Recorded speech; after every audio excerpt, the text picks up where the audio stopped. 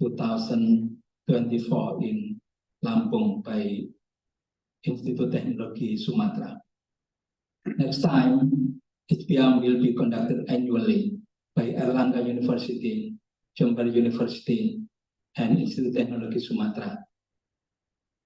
The main objective of this conference is to bring together students, researchers, and practitioners of physical instrumentation and advanced materials to share and disseminate the research.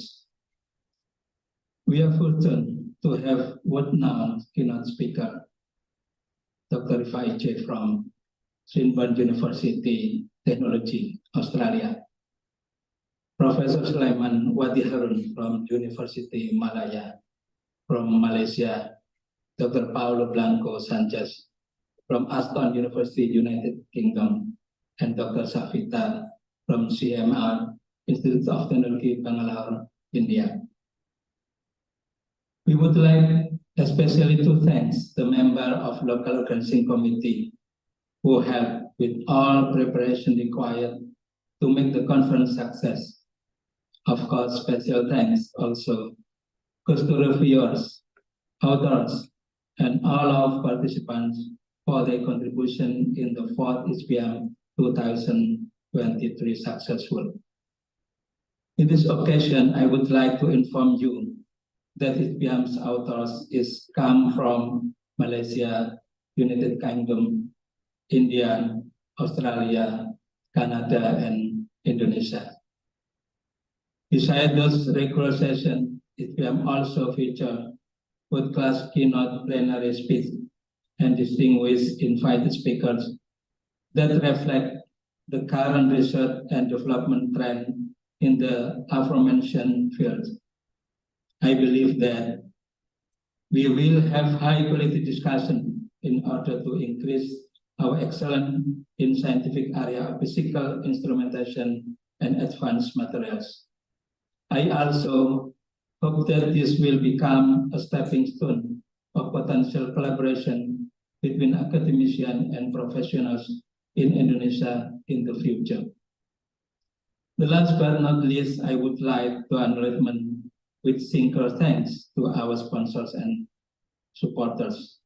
To all our delegates, I hope the 4th ICPIAM 2023 will be memorable not only from the scientific perspective, but in the joy of meeting with friends and making new ones.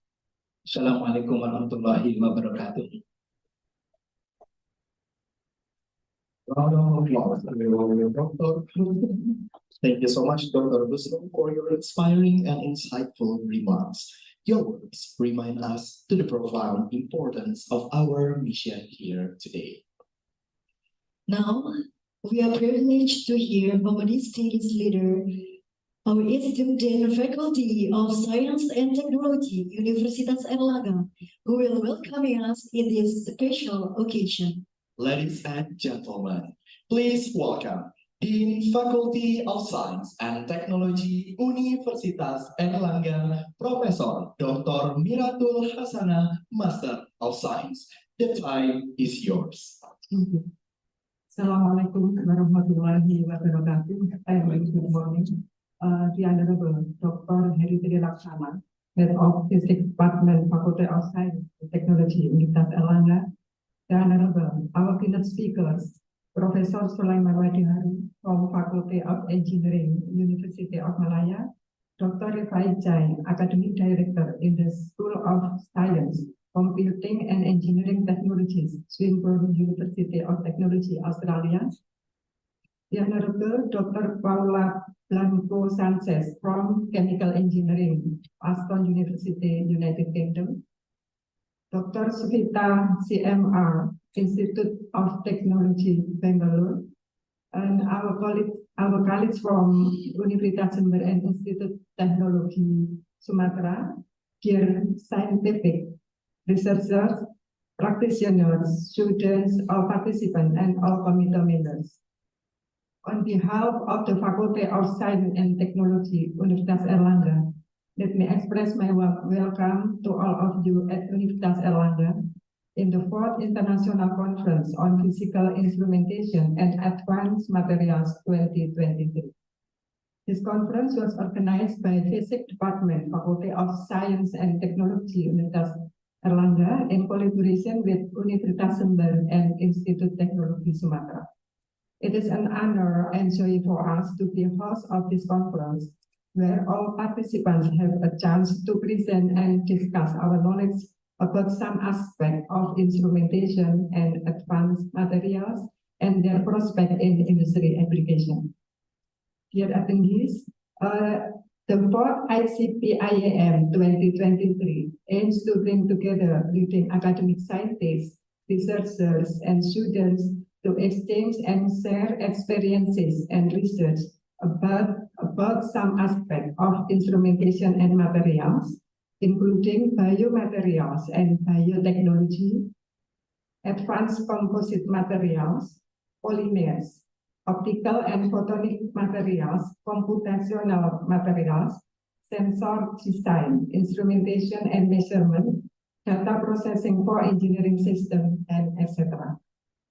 It also provides the premier interdisciplinary forum for researchers, practitioners, and educators to present and discuss the most recent innovations, trends, concerns, practical challenges encountered, and the solution adopted in the field of instrumentation and materials. Hopefully, this conference provides a great opportunity for lecturers, researchers, and industries to build better communication.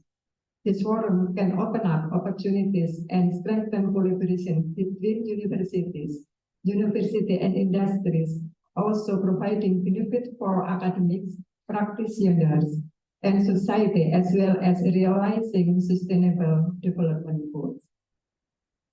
Finally, let me congratulate to all of you once again for organizing and participating in this conference.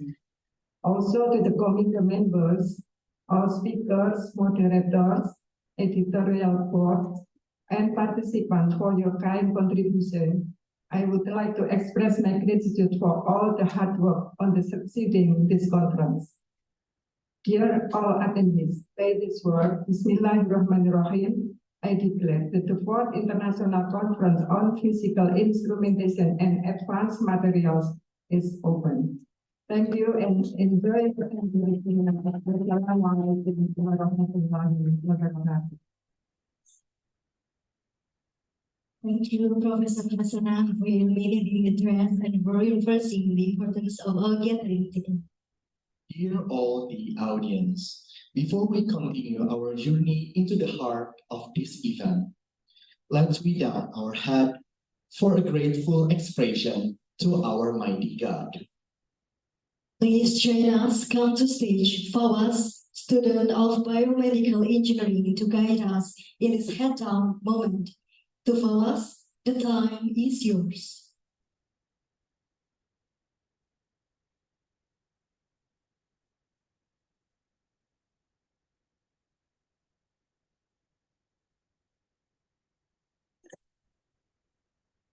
Bismillahirrahmanirrahim.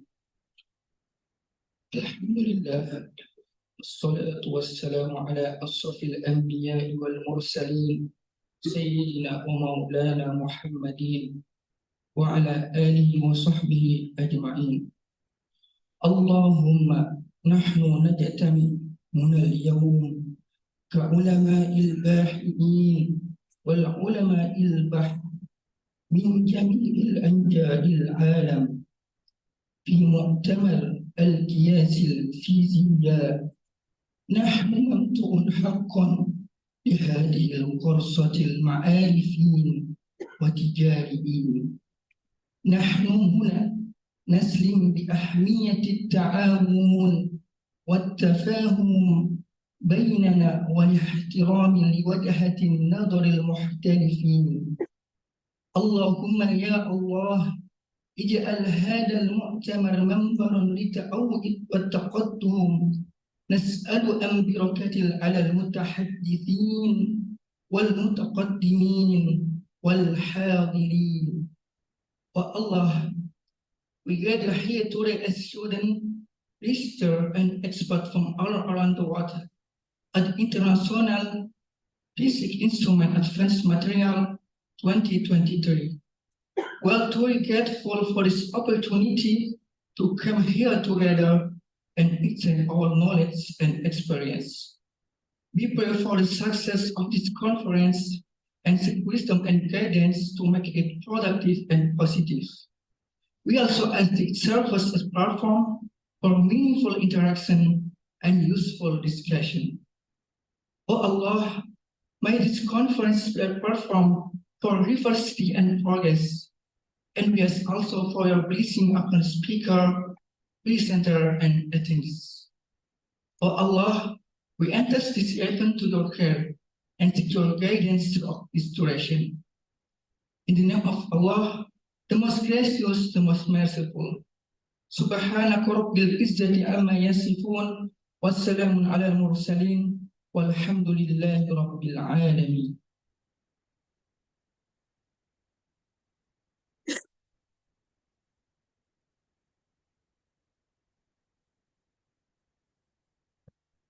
Thank you, Fawaz, for guiding us. May God bless us through the remarkable event. Ladies and gentlemen, as what Professor Miratul Hasana said before, the International Conference of Physical Instrumentation and Advanced Material is held by Physics Department of Faculty Science and Technology Universitas Erlangga is a prestigious event that will serve as a platform for scientists, researchers, and professionals from around the world. This event is held to share knowledge, innovation, and the latest research finding in the field of physical instrumentations and advanced material. This conference is a highly anticipated forum that will enable participants to network, collaborate, and discuss the most recent challenges and opportunities in these domains. Join us in this historic gathering that promises to stimulate thinking and drive advancement in science and technology.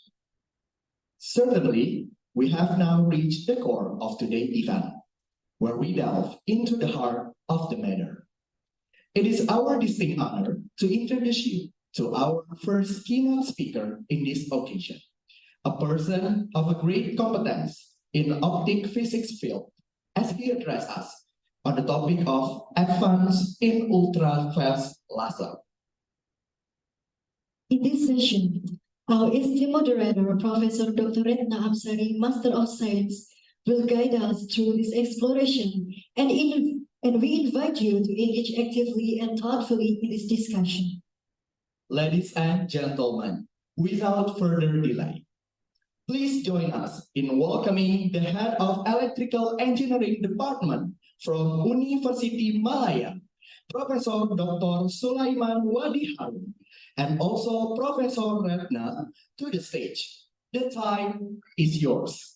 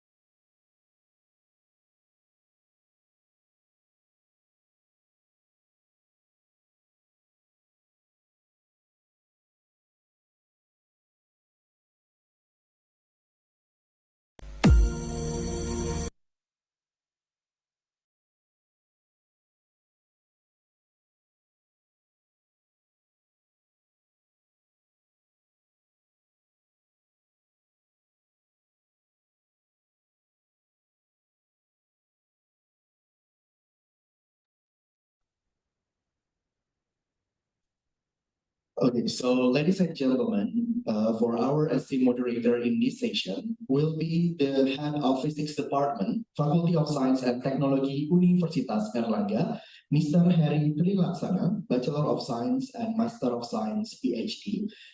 And then also our speakers will be guided by the moderator for around this session. So ladies and gentlemen, round of applause to our keynote speaker and our moderator. The time the speakers. Right, thank you very much, moderators and MC. So great working for us, and very gratitude to all of the participants and all of the attendants, as well as the committees, program committees. I would like to say thank you very much for your efforts and your contributions to the thoughts ICPIAM today. So without any further, we are going to have a very fantastic and very famous researcher, as well as the speakers today. We invited Professor Dr. Sulaiman Wati Harun. So he's actually the big guys in electrical engineering at the University of Malaya, Malaysia. And we are going to have a sharing session as well as the talk from him. And I hope all of the participants, all of them can gather and get some beneficial information, so you can have some intentions to ask some questions, open up the possibility to collaborate with Professor Sulaiman Wati Harun in any and anyhow. So you are going to be very welcome to join. So I would like to read all of the contribution from Professor Sulaiman Wati Harun so far. With any collaborations, it used to be collaborates with Professor Yassin, Muhammad Yassin, our former dean. Hopefully, we will be able to continue all of the contribution here together with Airlangga University as well as the University of Malaya, because it's been, I think it's been more than 5 or 6 hours, 6 years. I think maybe more than that. Yeah, I think there's more than that.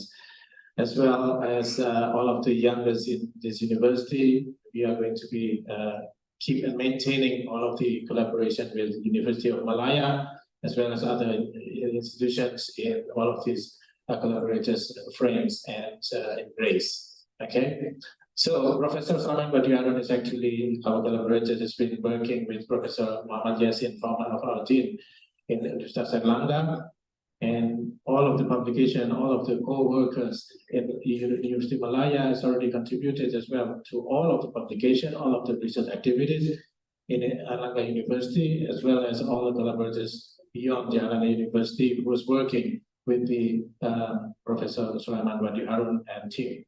So again, we are not going to be representing all of the members, all of the University of Malaya staff and guys, but we are going to be have the talk from Professor Wati Harun. So it's kind of about the ultra-fast lasers.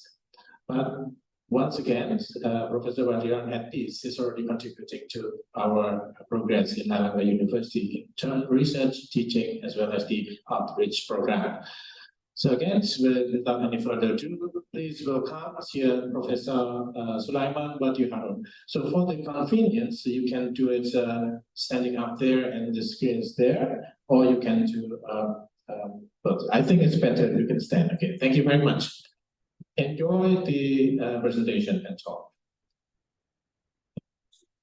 Okay, thank you very much, Pak Heri. Yeah. My good friend, Pak Heri. Okay, first of all, I would like to thank again Airlangga University, especially Faculty of Science and Technology, and Department of Physics, that actually become my second affiliation, second university. Besides UM, actually I spent a lot of time in Airlangga University. Okay, so today I will talk about the new advancement ultra-fast fiber lasers. I am actually from the Department of Electrical Engineering, University of Malaya, but I got my PhD and Master in Department of Physics, University of Malaya.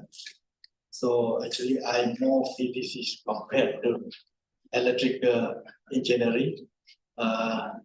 Even though I actually now head of Department of Electrical Engineering. Okay, so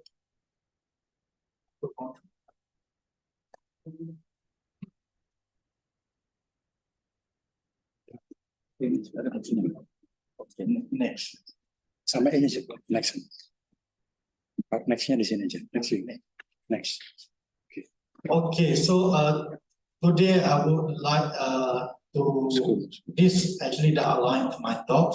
So first I will introduce about laser and optical fibers and fiber optic communication, and I will focus on the development of ultra short pulse laser, then the new work or the future project of the mid infrared laser with zipline and dot fiber, and talk about the applications of laser. I would like to focus on support generation.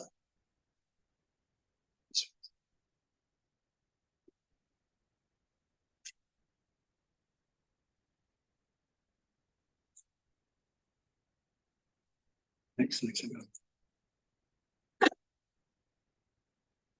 Okay, everything start from the first book of on optics actually in 1,000 years ago. Al-Hazim actually wrote the first book in optics, Kitab al-Manazir.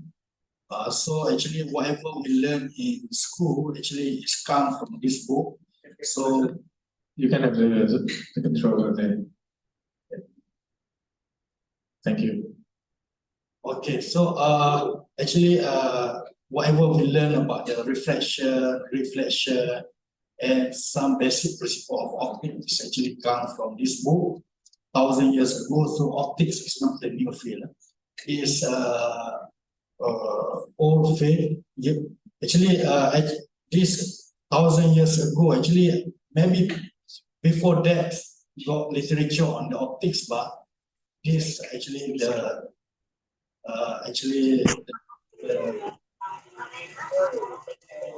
literature that people can found.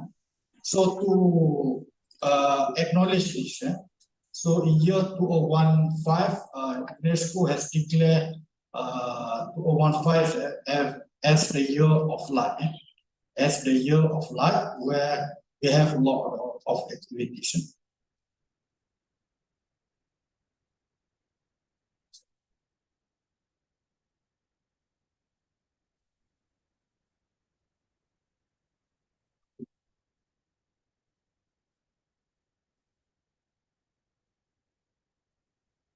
Okay, and then we have the first photonic revolution in 1960, when the Tito Maiman ignited the first laser, that is a ruby laser, on 16 May 1960. Even though the idea of laser is actually in 1916 by Albert Einstein, that gave a theory of stimulated emission.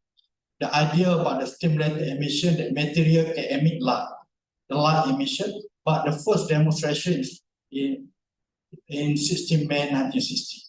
So ruby laser, it actually Tito Maiman used ruby rock as a gain medium, pumped by the flash lamp, and because of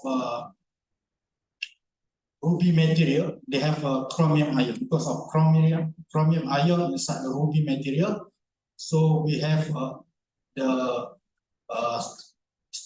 emission at 694.3 nanometer. So pumping by the flash lamp, so the ruby ion will absorb visible light and the green and blue. So about 400 nanometers and 500 something. So green and blue from the fluorescent light, and emit light at 694 0.39%. So to remember this, so every year we celebrate International Day of Light. Every 16 May, every year we celebrate International Day of Light or Hari Cahaya Sedunia in Malay language. And the discovery of laser has led a tremendous benefit to society. So today, laser is used everywhere in the healthcare, in the communication, and now we can have the hybrid conference because of the advancement in the communication technology. And a laser principle is because of the stimulated emission process. So laser is actually light amplification by stimulated emissions of radiation. So the main principle here is actually stimulated emission. So what is stimulated emission? Stimulated emission is actually the generations of the two identical photons. If you have one photon, you can generate two identical photons through the process of stimulated emission. So 2 we generate 4, 4 we generate 8. It's actually the process of multiplying number of photons. So the intensity of light is actually the number of photons. So the higher number of photons, the higher intensity of light. And they have the 3 components. So they have gain medium. So we need to have a gain medium. We need to have pumping, and then we need to have resonators. So resonator consists of the 2 mirrors in the bulk laser system. And laser diode is invented, I think 1962, actually is introduced in 1962, 2 years after the first ruby laser. And laser diode is actually a PN junction. It's made from the semiconductor material. So we have P material and N material. So we stack together. So by providing the forward bias, injecting current to this PN junction, so we can emit light. The wavelength of emissions is depend on the band gap of the semiconductor materials. But even though the inventor of laser in 1962, but actually the laser is not efficient. So there is no progress on laser diode until in 1970, when Alfaro group actually introduced new geometry, new structures based on heterojunction structures. There is to introduce not only the P material, they have P and P plus, N and N plus. So 2 hetero mean 2 layers, 2 different, the same material but slightly different layer. So they can make the laser diode very efficient. So previously, to operate laser diode is required maybe 20 amperes, large current. But by putting new structures, so we can have efficient laser that may be in the milliamperes region injection. We can generate maybe 10 milliwatts. 10 milliwatt laser can be available at the available price, $150. So because of that, we have the telecommunication industry advance. And the communication start after 1970 because we have efficient lasers as transmitter. And then another important component there is optical fiber. So the idea to use optical fiber is started by the Charles Cow, actually in 1966. And they propose to use optical fiber for telecommunication. And in 1970, Corning glass optical fiber produced a fiber with 20 dB per kilometer loss. So 20 dB means 99% loss for 1 kilometer. So it's not practical. But during a few years after that, they can reduce significantly the loss. So now maybe if you purchase fiber, the loss is 0.15 dB per kilometer. So to remember this, because of his contribution, Charles Cow received a Nobel Prize in Physics in year 2009. And the optical fiber internet is actually the greatest optical gift to mankind. That because of they use a silica glass, so it's made from the silica that is abundant materials. You can find sand everywhere to make the fibers, and the price of fiber is very cheap. It's cheaper than spaghetti. So it's so much cheaper compared to the strength of spaghetti, and they have the low loss at 1.5. So the important here, they have a very low loss at 1.5 micron region. And optical fiber, they have core and cladding. The core, we have the higher effective index, so that light can be guided inside the core through the process of total internal reflections. And optical communication, there is a second photonic revolution. So it started in 1980s, after we have a low loss optical fiber, and we have transmitter, practical laser diode as a transmitter. So we have second photonic revolution is optical fiber communication, and now you see the communication system is based on DWDM network. So we not only the optical fiber not only carry one channel, but they carry multiple channel. So this multiple channel operate at different wavelength, and they will be combined using the DWDM or the MAX device, or we use AWG, array wavelet tracking, to combine these all signals. So the optical fiber actually can carry a lot of information. Can be in the terabit per second.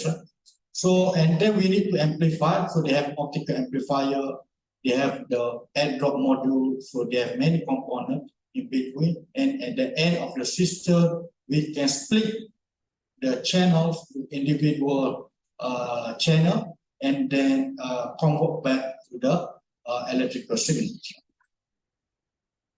And the key success of the optical communication may be contributed by the inventions of optical amplifiers. So optical amplifier was invented in around 1987, 1990s. So by a group from Southampton University. So Sir David Payne, here these three guys that contribute. Sir David Payne, we have Emmanuel Desouvé, and James. So these three guys that work on the optical amplifier. So based on erbium dot fibers.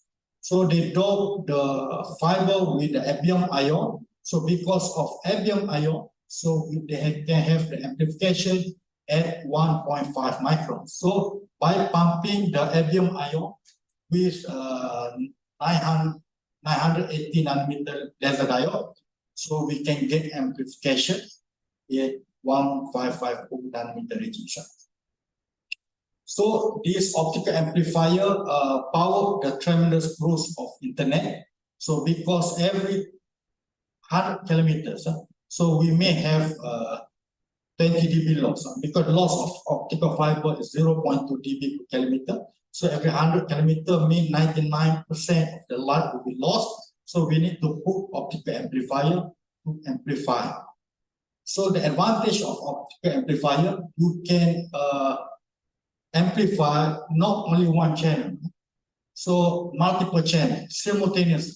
So this is the main advantage of optical amplifier. So it's actually the key component. So because erbium ion operates at 1.5, and Silica have the low loss at 1.5. They have a very good system for telecommunications. But according to the Moore's law, so the demand for capacity is doubling every 2 years. So increasing every year and double every 2 years. Keep doubling. So scientists need to work harder.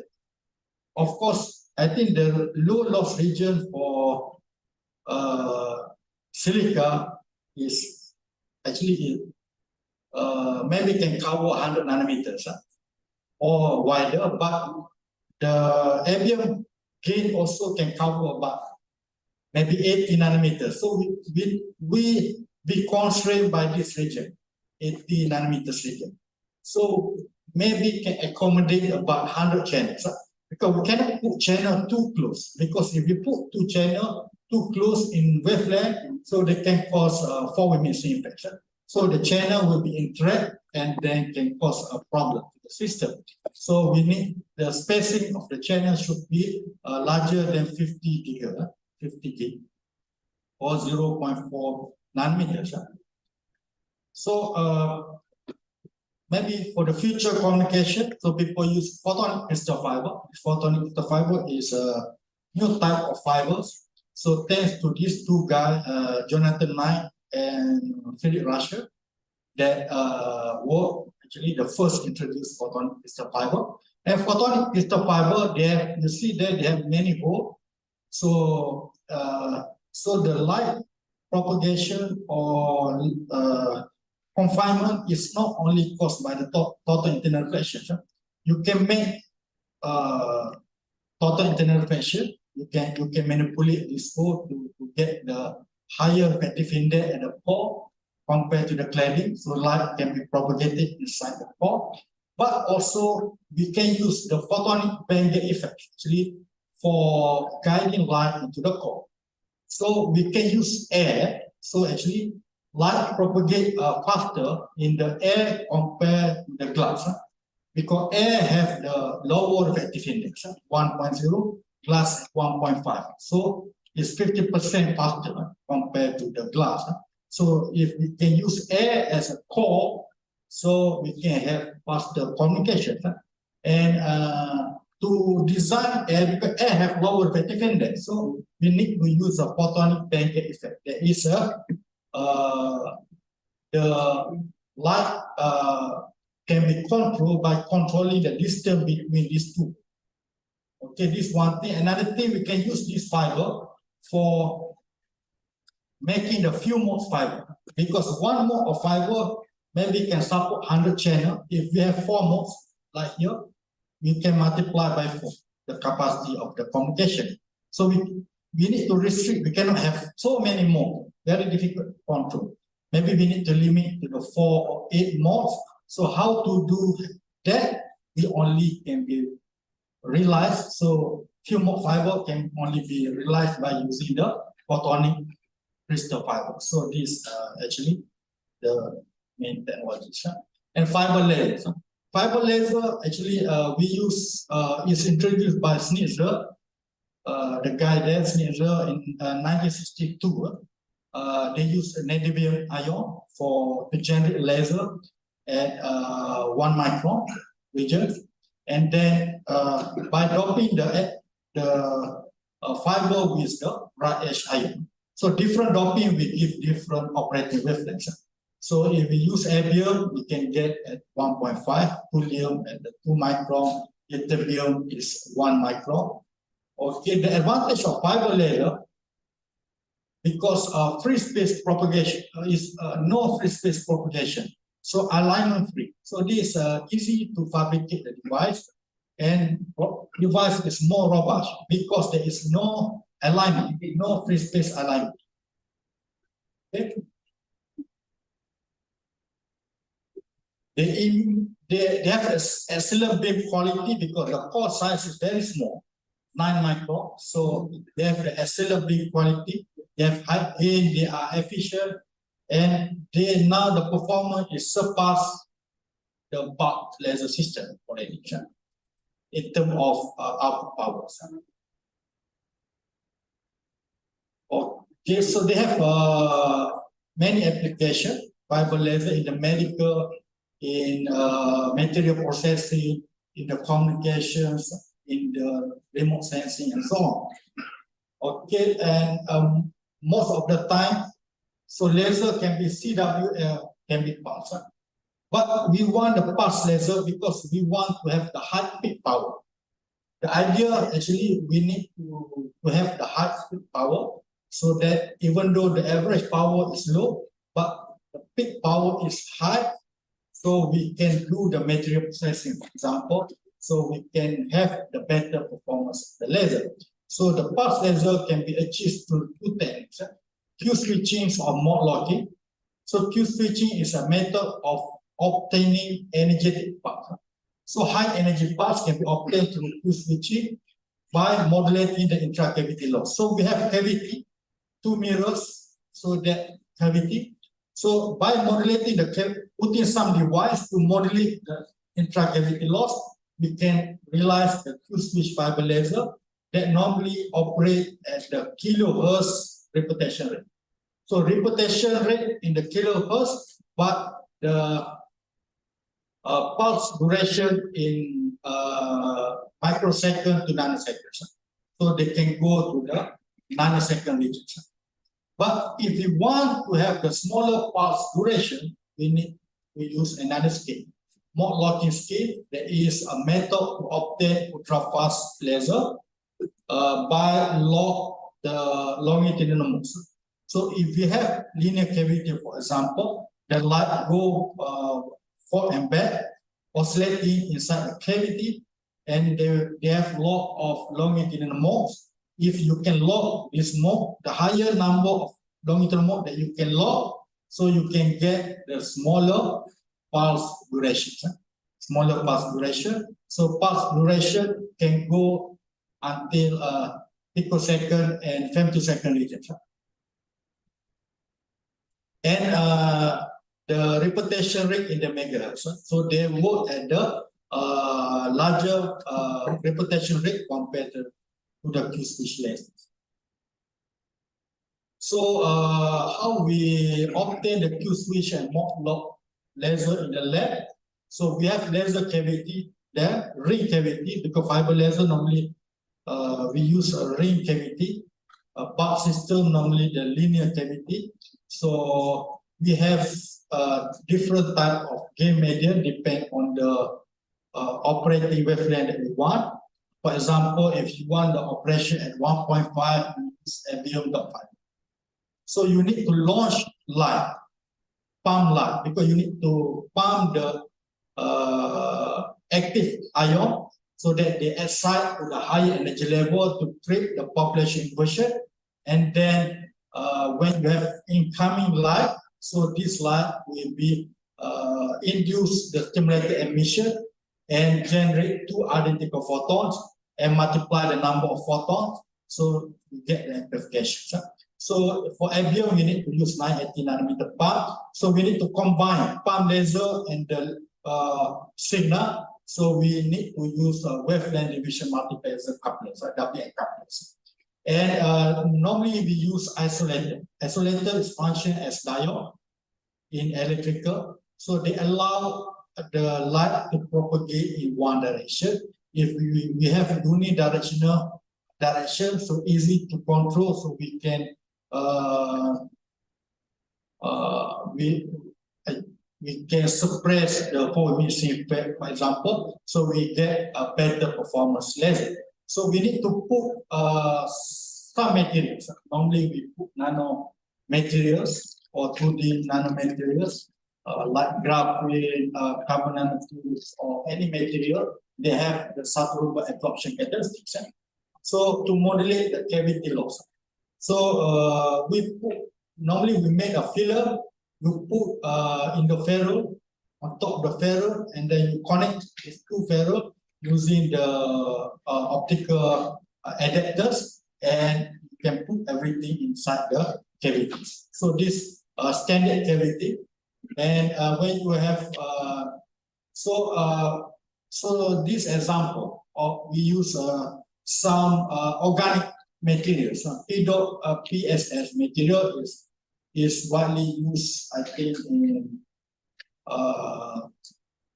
for solar cell maybe. These organic materials.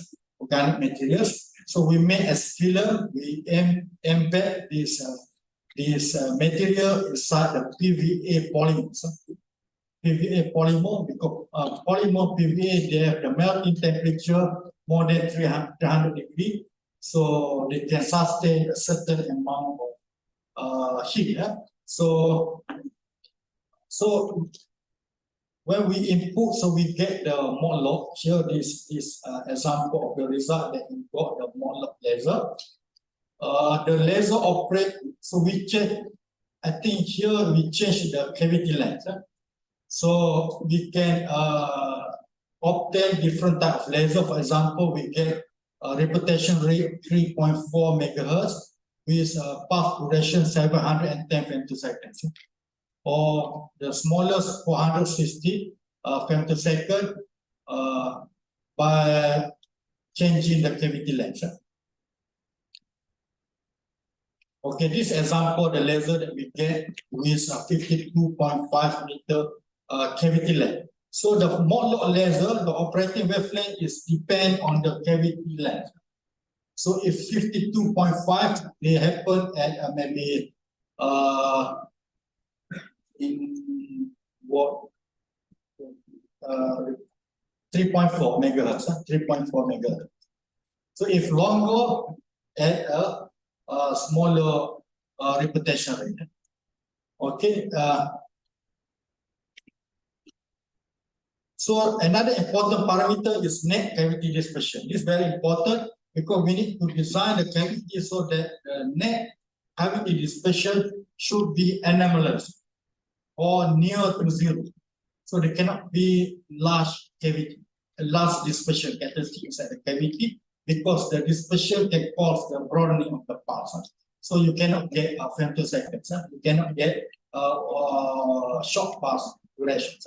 So another important is a time bandwidth product that should be 0.315 for normal second hyperbolic pulse. Okay, so if you get larger, mean the pulse is cheaper. So it's broader and cheap, so it's not. So this example for the soliton, you see the spectrum there, you have many Kelly sideband. Kelly sideband that show that the pulse is soliton, so it's a stable pulse. And the broader the spectrum, determine the pulse duration. So you see here pulse duration in femtosecond. 700 femtosecond is very small, so the spectrum should be very wide. See? Okay, you change the cavity, so you get different type of laser. So we reduce to 35 meters, so we get 510 femtosecond. Okay, we reduce further, so we get 460 femtoseconds. So to get lower than that is quite difficult, quite complicated. And this we put another materials. We use a mark face materials. Mark face material is ceramic materials. Ceramic material is, we know ceramic can sustain more heat. So it's important for the high power lasers. When you want to increase the energy of the laser, so you need to use ceramic materials. So if you use PVA filler, so they cannot sustain very high energy because they can burn. When the peak laser very high, so they can burn the thin films. So maybe we can do another technique here. We remove the cladding of the fibers. We side polish the fiber, we remove the cladding fiber, and we drop or we deposit the nanomaterial here, mark face material. Okay, so we use this technique to get another type of laser. We get the soliton lasers here with pulse duration 1.9 picosecond. repetition rate 1.8 megahertz because the cavity length is around 100 meters. 100 meters.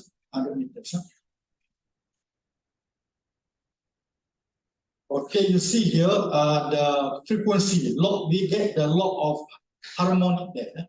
So for the mod log laser, actually we should get unlimited, large number of harmonic. So this is another technique. We don't use the physical essay. We use the Kerr effect of multi-mode fibers. So we have a single mode fiber. We make single mode fiber, multi-mode fiber, and single mode fiber structure. So we know when we light from single mode go to multi-mode fiber, it's become multi-mode. And then when they go to the a single mode fiber, so multi-mode will be, they can cause the light to oscillate within the multi-mode. So they can cause the multi-mode interference. So we can make the multi-mode interference. So Kerr effect of multi-mode interference we can use also for plot. So this example, the laser that we get using the Kerr effect of multi-mode interference.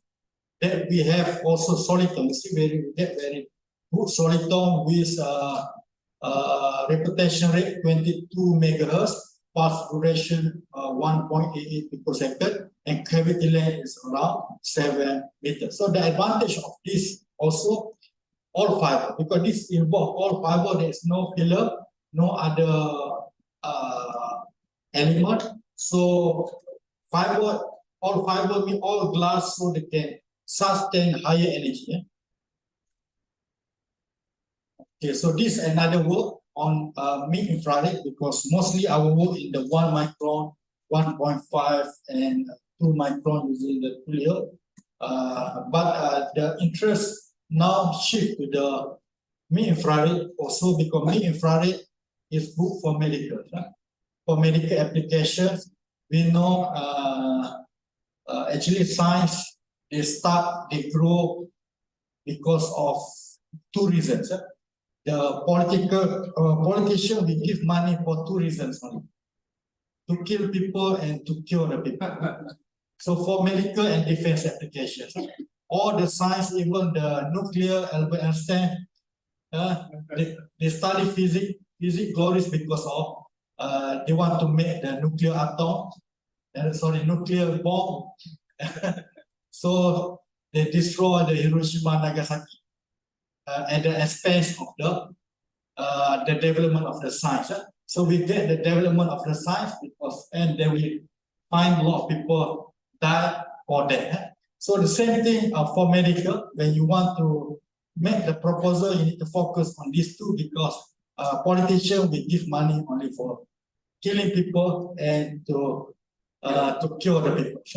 So Zipline, so mid-infrared laser is very important because our body consists of water, mostly water, 60% water. So mid-infrared laser, we absorb what will be absorbed by water very well. So if we want to do surgery, for example, so if we use longer wavelength, it doesn't damage the surrounding. It doesn't damage the surrounding. So it's cure very fast. So that's why we want at the 3 micron or 4 micron to 5 microns. So we can generate fiber laser with Zipline laser. Zipline is ambient Zipline. Ambient not only generate at 1.5, they can generate at 2.8 or 3 micron. But we need to use fluoride. Must be in the fluoride pore. Zipline is fluoride, and fluoride soft glass. It's not like silica glass that is have the higher melting temperature. Soft glass, they have the lower melting temperature. They are maybe 800 degrees melting temperature for soft glass. So the component will be different. So we need to do the bulk system. This is what we did in our lab.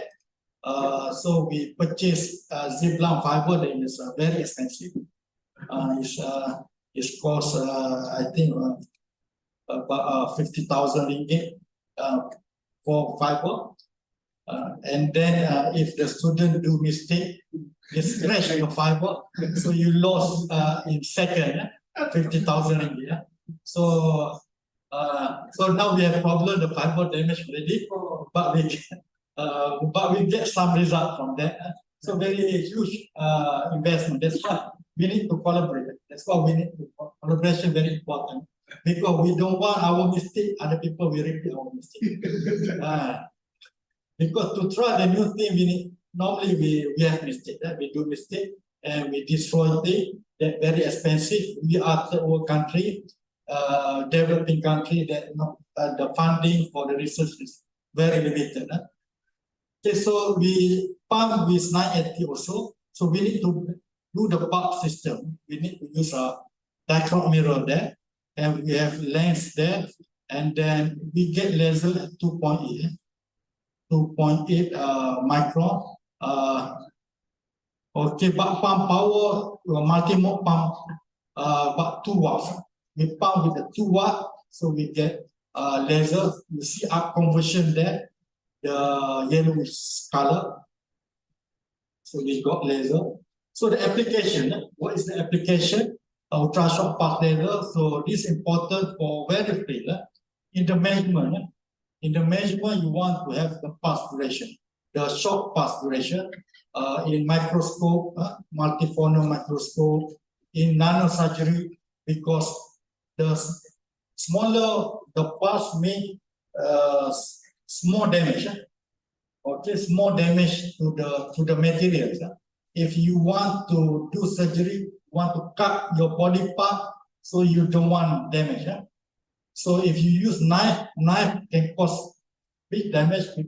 But if you use ultra short pulse laser, so they can cause very, very small minimal damage to your body part. Okay, so I will focus application now on the spore continuum generation that widely used in scientific, because we want the broadband light source, the high power. In spectroscopy, for example, in spectroscopy, in imaging, in OCT, we need to have a broadband source, laser source, coherent source, and high power. Normally people use white light source. White light source, halogen lamp source, that is one thing is not laser, so it's not coherent, and then the power is low. So how to generate high power broadband source?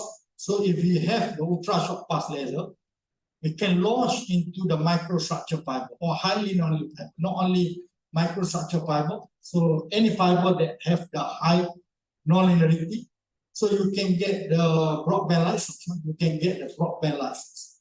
So this example, so we have here the laser, our laser that we make using the MOS2 materials. So we get solitone molar fiber laser, and we launch this solitone into the this 100 meter of photonic crystal fiber. But before that, we amplify. So because our amplifier is not really high gain, so we cannot amplify. So we have problem in the amplification. So it's not nice on the spore continuum. We can generate spore continuum, but it's not high power. So how spore continuum generation is generated using various nonlinear mechanisms.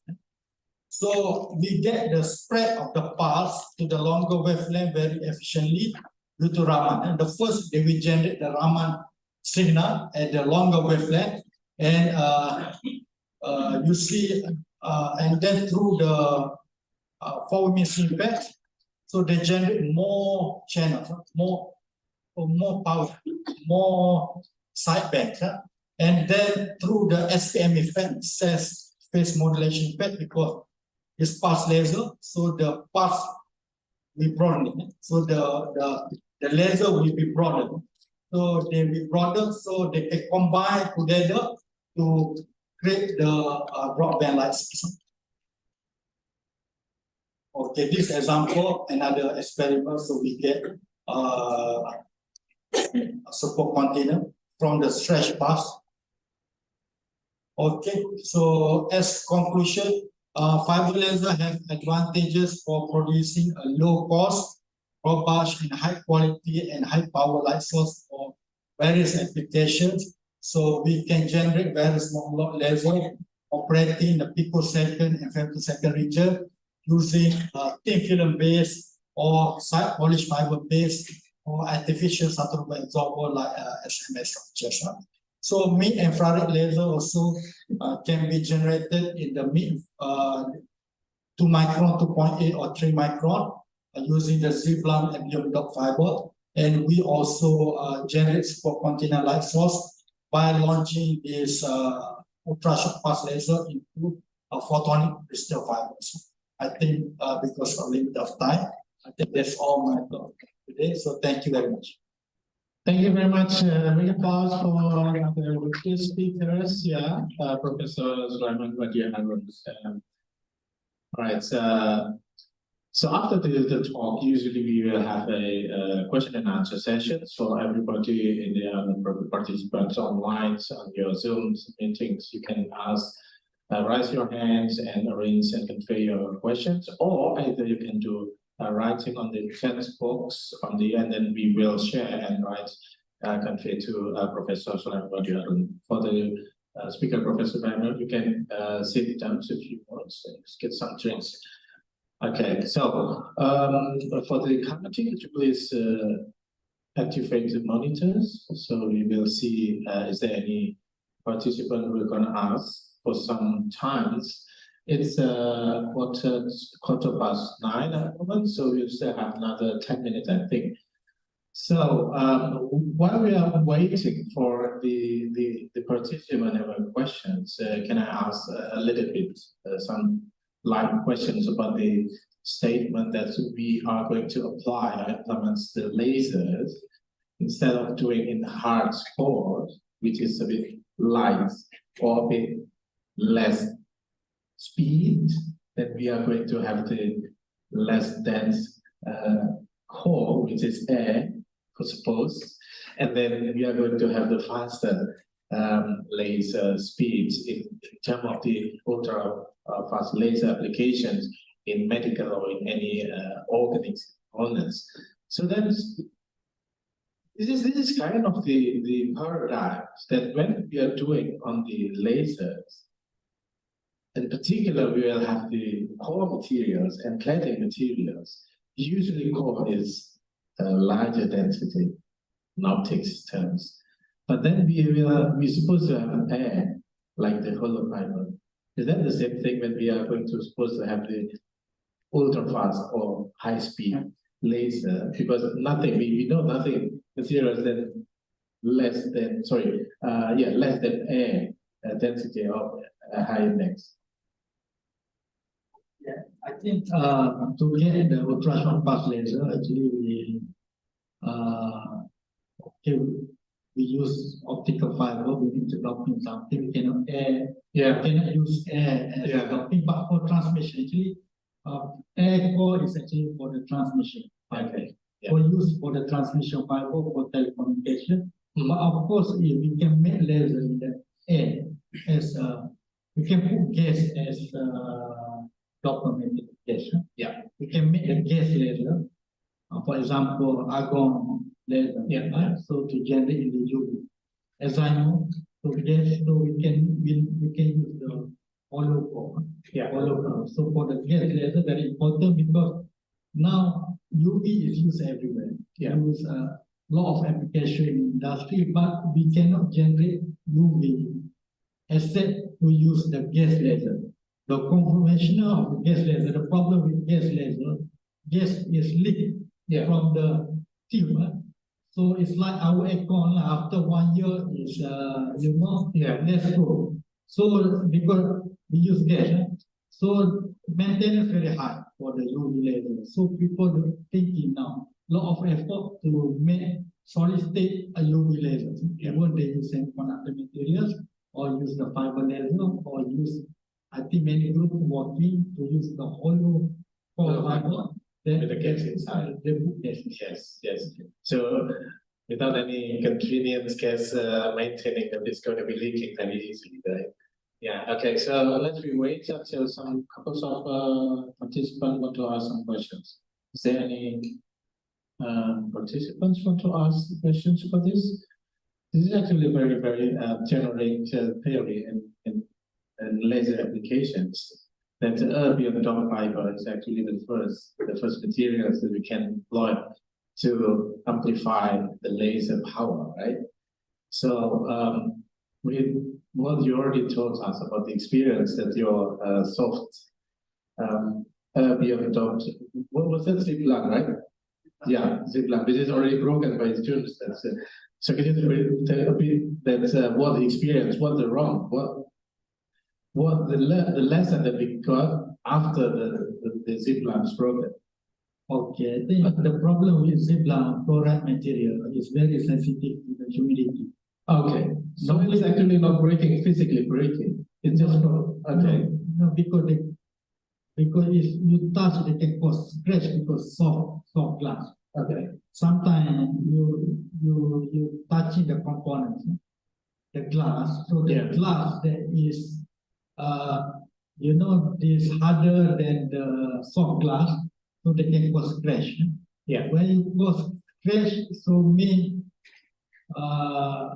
they're not efficient anymore because the idea to get because laser is very sensitive. Yeah. Alignment very sensitive. Yes. Because this is a part system. So to align from the mirror to enter the fiber, if you have a little bit scratch, so you cannot get the efficiency. Okay. So that one. So very critical. It's a surface, very smooth. Need to be very smooth, but when you touch it and then scratch on it, and it's affected to the sensitivity. All right. So let's have a look. That there's a questions from a participant there. Could you please make it a bit quicker so we can read it out? Dear Professor Sulaiman, I have the questions here. That's now. Oh, there are two questions right now. I can read it out. Okay, first, how to tune the bandgap? Yeah. Semiconductor. Okay, so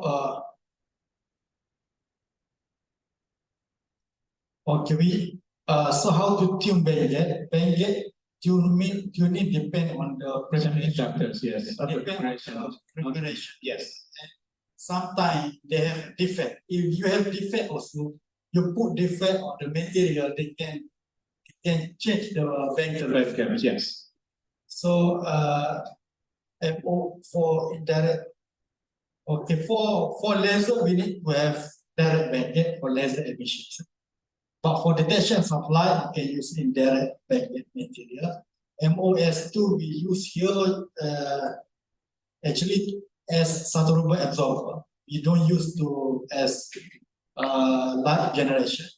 You cannot use for light generation because indirect you can use to detect. Photodetector you can use MOS2 material as photodetector, but you cannot use to generate laser because to generate laser you need to have a direct bandgap semiconductor. Yeah. And in our case, we because they can absorb light, so we can use as saturate absorber. They absorb light at a certain level, they will saturate it. So that's what this mechanism we can use to modulate the cavity loss. We can modulate cavity loss. Okay, so next question. Next question is about the cloud OS2. Is already answered? Okay, yeah. So is there any other questions? Oh, there's a. Oh yeah, Ravi Muhammad. Okay. Yeah. Just okay. Just to clear your questions, Ravi. Okay. Good morning, everyone. It's very interesting. My sound is clear. It's clear here. Yeah, you can go on. Okay. Yes, you can go on. Yeah. Yes. It's very clear. in the fiber laser is a very development system about the optical system. I often read about that, but I don't know what I don't know for the engineering side of the fiber laser to make a I Please continue. to make a tools that's a practical system. Okay, so fiber laser, why we use fiber laser? Because fiber laser we given to align, alignment free, easy to fabricate. Because the light only propagate inside the probe. So you can bend, you can robust, you can touch the fiber. Doesn't affect. It's a bulk system. So if you move little bit the mirror, vibration can cause problems. So sometimes you buy your femtosecond laser system, and then after you use after certain time, some mirror got oxidation because exposed to the humidity. So you need to send back to Europe. That costs half of the price to purchase a new one. So a lot of problem. So if you buy fiber laser, you don't need to worry. Yeah. You can drop the laser. Okay, this advantage of fiber laser. And now the power. People say because the bulk system have higher power, but now fiber laser for higher power we need to use larger core.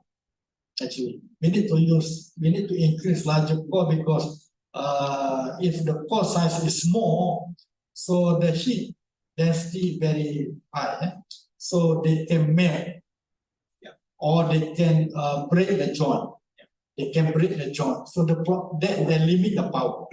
But now people they call large more area fiber. So they have the large core, but maintain the signal. So this can be done using photon crystal fiber. Okay. Yeah, so I think that's the engineering stuff that we can do really about how to modify, revise the technology, how to create the higher laser or ultrafast laser in the core of the dimension and size of the core. All right, so I think that's all. It's already 9:30, and so thank you very much for all of the attendees. This is the first speaker that has already done the talk and question and answer sessions. Before we are going to do the second sessions, we are going to have it's better for us to get the photo session first, before everybody will getting tired and ruins for everything for all of the day activities. So could you please back on the screens to the things plug in here, and then we are going to have a photo session. Please rise up and come forwards. We will have a photo session at the front. Thank you very much.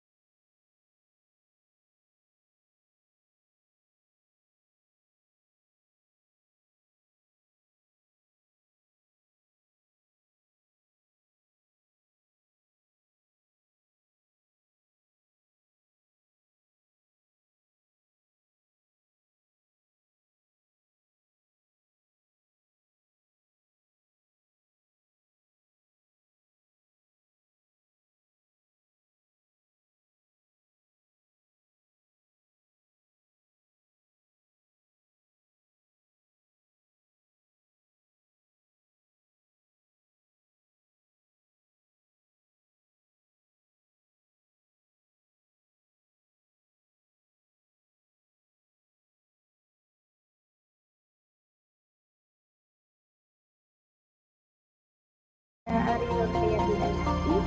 I'm Arina Hayati of the time is yours now. Thank you. Okay. So may I share my desktop?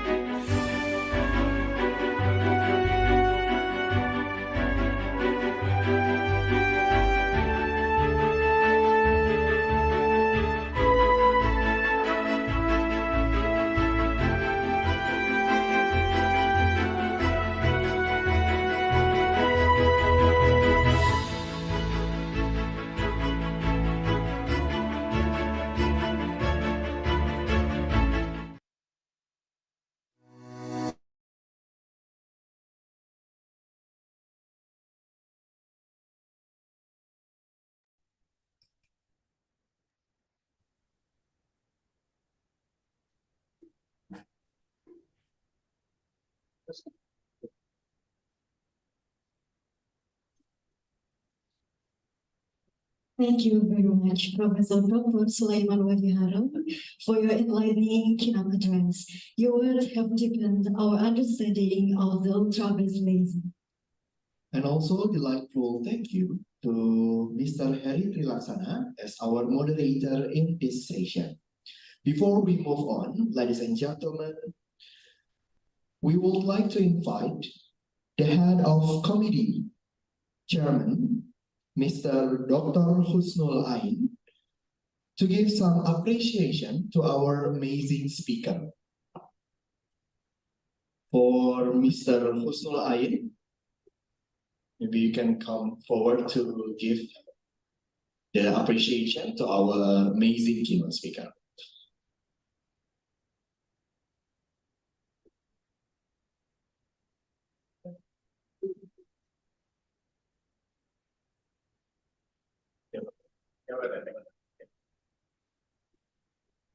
So round of applause, everybody, for our amazing keynote speaker.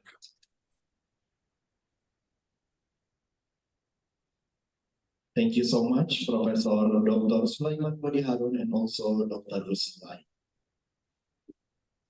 Now, as we prepare for the next segment of our event, we have gained a deeper appreciation to the first keynote speaker and also the first moderator.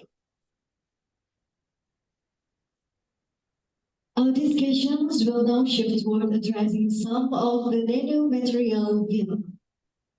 Our next topic delves into the nanomaterial for advanced instrumentation.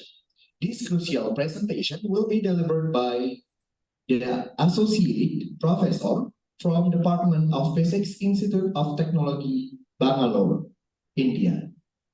To help us navigate through this complex subject, we are fortunate to have a knowledgeable moderator, a representative from the Faculty of Science and Technology, Mr. Andi Hamim Zaidan, PhD. Ladies and gentlemen, let us delve into the nanomaterial field as we welcome our distinguished speakers from Associate Professor in Department of Physics, Institute of Technology, Bangalore, India, Professor Dr. Sufita, and of course our amazing moderator, Mr. Andi Hamim Zaidan on virtual stage. The time is yours. Okay, thank you so much for the introductions. My name is Zaidan, and I'll be the moderator for this panel. As I believe last month, Apple, one of the biggest technology company in the world, released the new flagship phone, the iPhone 15. And I think this phone use the most advanced semiconducting chip using 3 nanometer technology. This is one of the contributions of the nanotechnology to the world. And I think we also have the similar contributions in the other fields. For example, in the medicine, we have many new diagnostic and treatment. We have new technology that combine the diagnostic and the treatment, so on and so forth. And I think this panel will emphasize the highlight of the nanomedicine. And we have a very prominent speaker for this panel. We have Dr. Suvita, Associate Professor in Department of Physics, CMRIT, and I think she will give excellent presentations about her insight in the field of the nanomedicine. So I think we can hear and get insight from her presentations. After that, in the last 15 minutes, we will go to the Q&A sessions and we can discuss about the nanomedicine. Are you ready, Dr. Sovita? Yes, Professor, yes. Okay, so you have 45 minutes for presentations. After that, we will continue with the Q&A sessions. Sure. Okay, the first screen is yours. Thank you. Thank you. Good morning, and all. I'm Dr. Suvita, Associate Professor, Department of Physics, CMRIT, Bangalore in India. I would like to express my sincere thanks to all the conference committee members, participants, and University of Eranga. Today, my presentation is related to nanomedicine, and I'm just starting my presentations.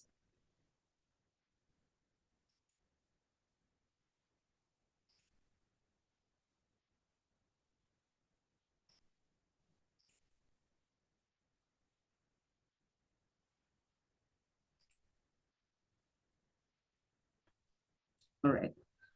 So the main outline of this presentation is introduction to nanomedicine, applications of nanomedicine, advantages, some disadvantages, as well as conclusion. First, I'll move on to what is nanomedicine, why we are using this nanomedicine. The disease and ill health are caused largely by damage at the molecular and cellular level. Today's surgical tools are huge and imprecise in comparison. So it is very important to develop this nanomedicine. This, which is very important in this nanotechnology, is nanomedicines and nano devices are promptly using in medical industry. This diagnosis, prevention, and treatment of diseases. Usage of nanoparticles to improve the behavior of drugs. If you are seeing this nanomedicines, there are different structures are available. So depends upon our treatment as well as the parts of our body. We need the different sizes of medicines. So they are similar in size, ranges, biological nanostructures. How these nanomedicines are injecting to our body and how it is curing the body, that we are going to see. If you see the structures, dendrimers, polymers, metal nanoparticles, nanocrystals are all different various structures are available.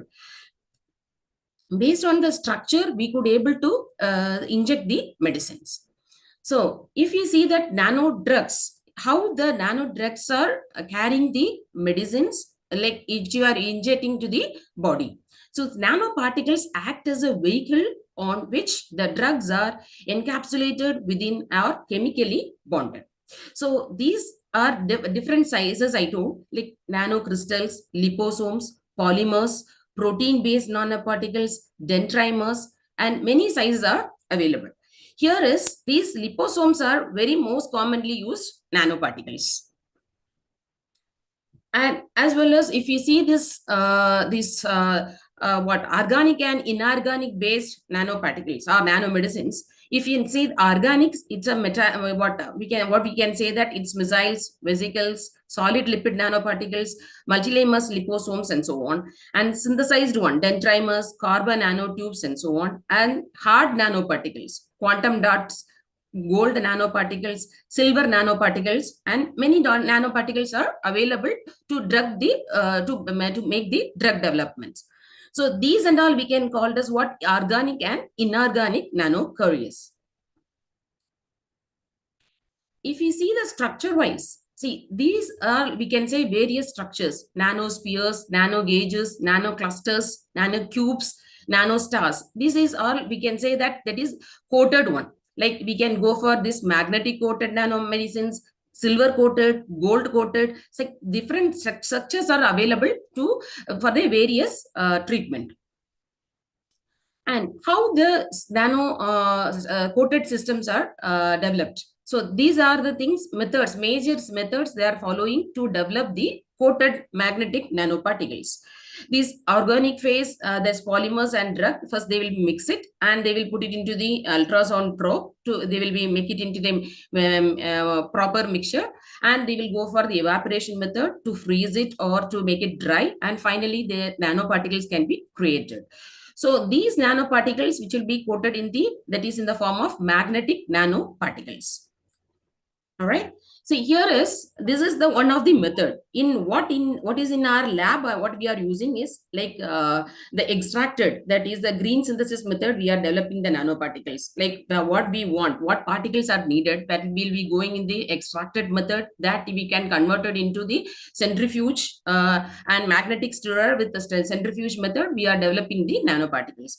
So these nanoparticles are huge applications in medical industries.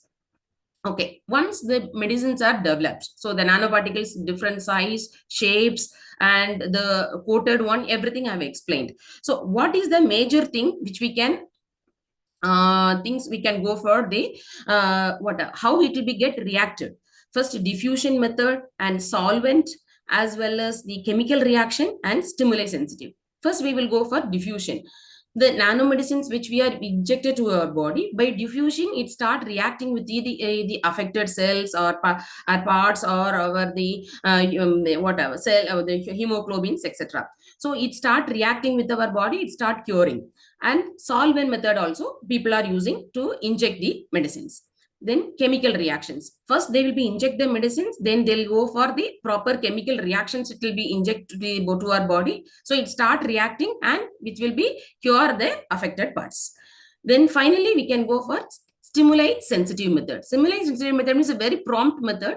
First, they'll be inject the medicines, then they will be moved to the the ultrasound or infrared rays. They will be inject to our body, so it will be start triggering the atoms or the molecules, so which will be cure the systems. So these are the main mechanism of controlled release of drugs using different type of nanocarriers. Okay. So once the medicine is developed, as well as how it will be start reacting in our body, we have seen. Now, what are the goals? So prolonged half-life is required, reduced toxicity, and better protections for degradation, improved anti-tumor activity. So these are the main advantages we are expecting in the nanomedicines. If you see these nanomedicines, the nano drug delivery system, we can say that like most commonly how it will be the drug can be injected, how the nanoparticles are injecting to our body. Based on the angle, we can use the medicines. See, in this, if you go for intramuscular, we have to use the injection 90 degree. I hope you might be knowing this, but these and all is the basic injections. They will be keep it to for the drug injections. And for the subcutaneous, less than 45 degree angle, we have to inject the medicine. And intravenous, again less than 25 degree. And intradermal, we have to keep it for 10 to 15 degree angle. So these are the most commonly used route, as the drug can be administered directly to the site, and thus it affects very more rapidly. So these are how the injections which will be the medicines of nanomedicines are injecting to our body, we can able to see.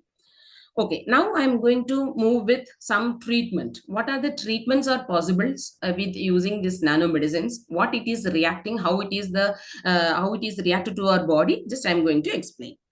Ormine, it's a drug made of nanoparticles which is directly injected to our body. See, this is the major cancer treatment. Just I'm going to explain. Just one or two examples we will go for that. Then we will go for the what is the main mechanisms or the devices based on the nanomedicines. I'll explain it.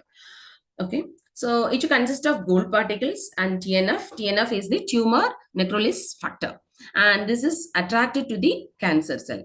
Also the PEG thiols, which is protected from this being attacked by the immune systems. Finally, which will be leaked to the blood vessels where the tumor site sits, where it is affected, that it will be injected.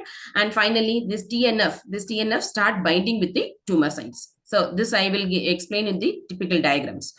Okay, this pink color one is the healthy cells. The green one is the cancer affected cells. Okay, so when the TNF, as with the gold nanoparticles, when it's injected to our body, it will be start spreading over the affected parts of our cell. So which will be start curing. Okay, so it will be first initially it will be set up in this system. Then after a separate proper time, then what happen? We will be inject the infrared light. So the infrared light, what happens? It will be start reacting with the these gold nanoparticles as well as in the what affected cells. So it will be start curing the dead cells. Okay, so like this only the treatment of the cancer or like the tumor cells and all, it will be get cured by using this therapy. Okay, and similarly we can go for this nano drug delivery system for tumor cells. So how the normal cell vessels and all it's look like, it's fully tightly bonded, so there is no gap in between it, the junctions and all fully bonded. If you go for the tumor vessels, see this, all the bonds, all the vessels and all the cells and all, it is breaked. So what will happen? The normal blood vessel cells walls are very small in sizes. So these nanoparticles can easily, which is injected. So the nanoparticles carrying drug is not able to enter, means we can the toxicity is less. Okay, these cancerous blood vessels, all the cell walls are dilated with the large gaps of around 200 to 1200 nanometer, compromised into lymphatic drainage, and this highly permeable for nanoparticles up to 400 nanometer, and this is what accumulate with the tumor sites. So it is start reacting with the affected parts of the cells and start curing. So the vessels, it will become normal. So like this only, they are the skin cancer treatment and all, they are curing by using this nanomedicine. Okay, this is another treatment by using this. This is a, I told you already, it's a magnetic nanoparticles. That is, see here, what we want, what we are like, what the people they will be doing, that two kind of nanomedicines they will be inject. So first medicines, it is which has the medicines, that is mesophorus silica nanoparticles, and that will be injected by using this drug B. The drug B is act as the vehicle, okay, vehicle of taking this nano drug A. So which will be entered into these enzymes or lipid layer. What will happen? It will be start creating the hole, that is due to drug B. Then the drug A can be injected to the affected part easily. So like this, the people are developing the designs of what a PED-related lipid layer, bilayer supported nanoparticles, which will be injected to our body. All right. So mainly, what is the important? Why we are doing this? If you compare with the nanomedicines with the traditional drug delivery, what are the advantages? If you go for this specificity, for example, if you are going for the traditional method, we have to go for the entire body, it will get affected. In a sense, if you go for the lung treatment or the heart treatment, what are the things? Entire things has to be injected. The medicine has to be injected by the entire parts, so that it will be all the parts gets affected. But if you go for the nano treatment, it will be more prompted, the targeted manner, it will be reached easily. So okay, and this dosage release, if you say that higher dosage, we have to initially we have to go for it when we go for the traditional method, there is no controllability. But if you go for nano, there is a able to control dosage by trigger method, the requirement, what is the time, as well as time release, how much time we wanted to keep it the medicine, that is also we can able to make it out by using this technique. And efficacy, this drug concentration is affected by site is very low if it in the traditional method. If you go for this nano, and this which is very optimized one, as well as side effect. If you go for side effect, this people they'll be using for the normal treatment of the operations and kind of this, that we will be affected the entire body, it will be take long time to cure, right? So for this nanomedicines, which is the time also very less, as well as what are the side effects is also, it is very limited.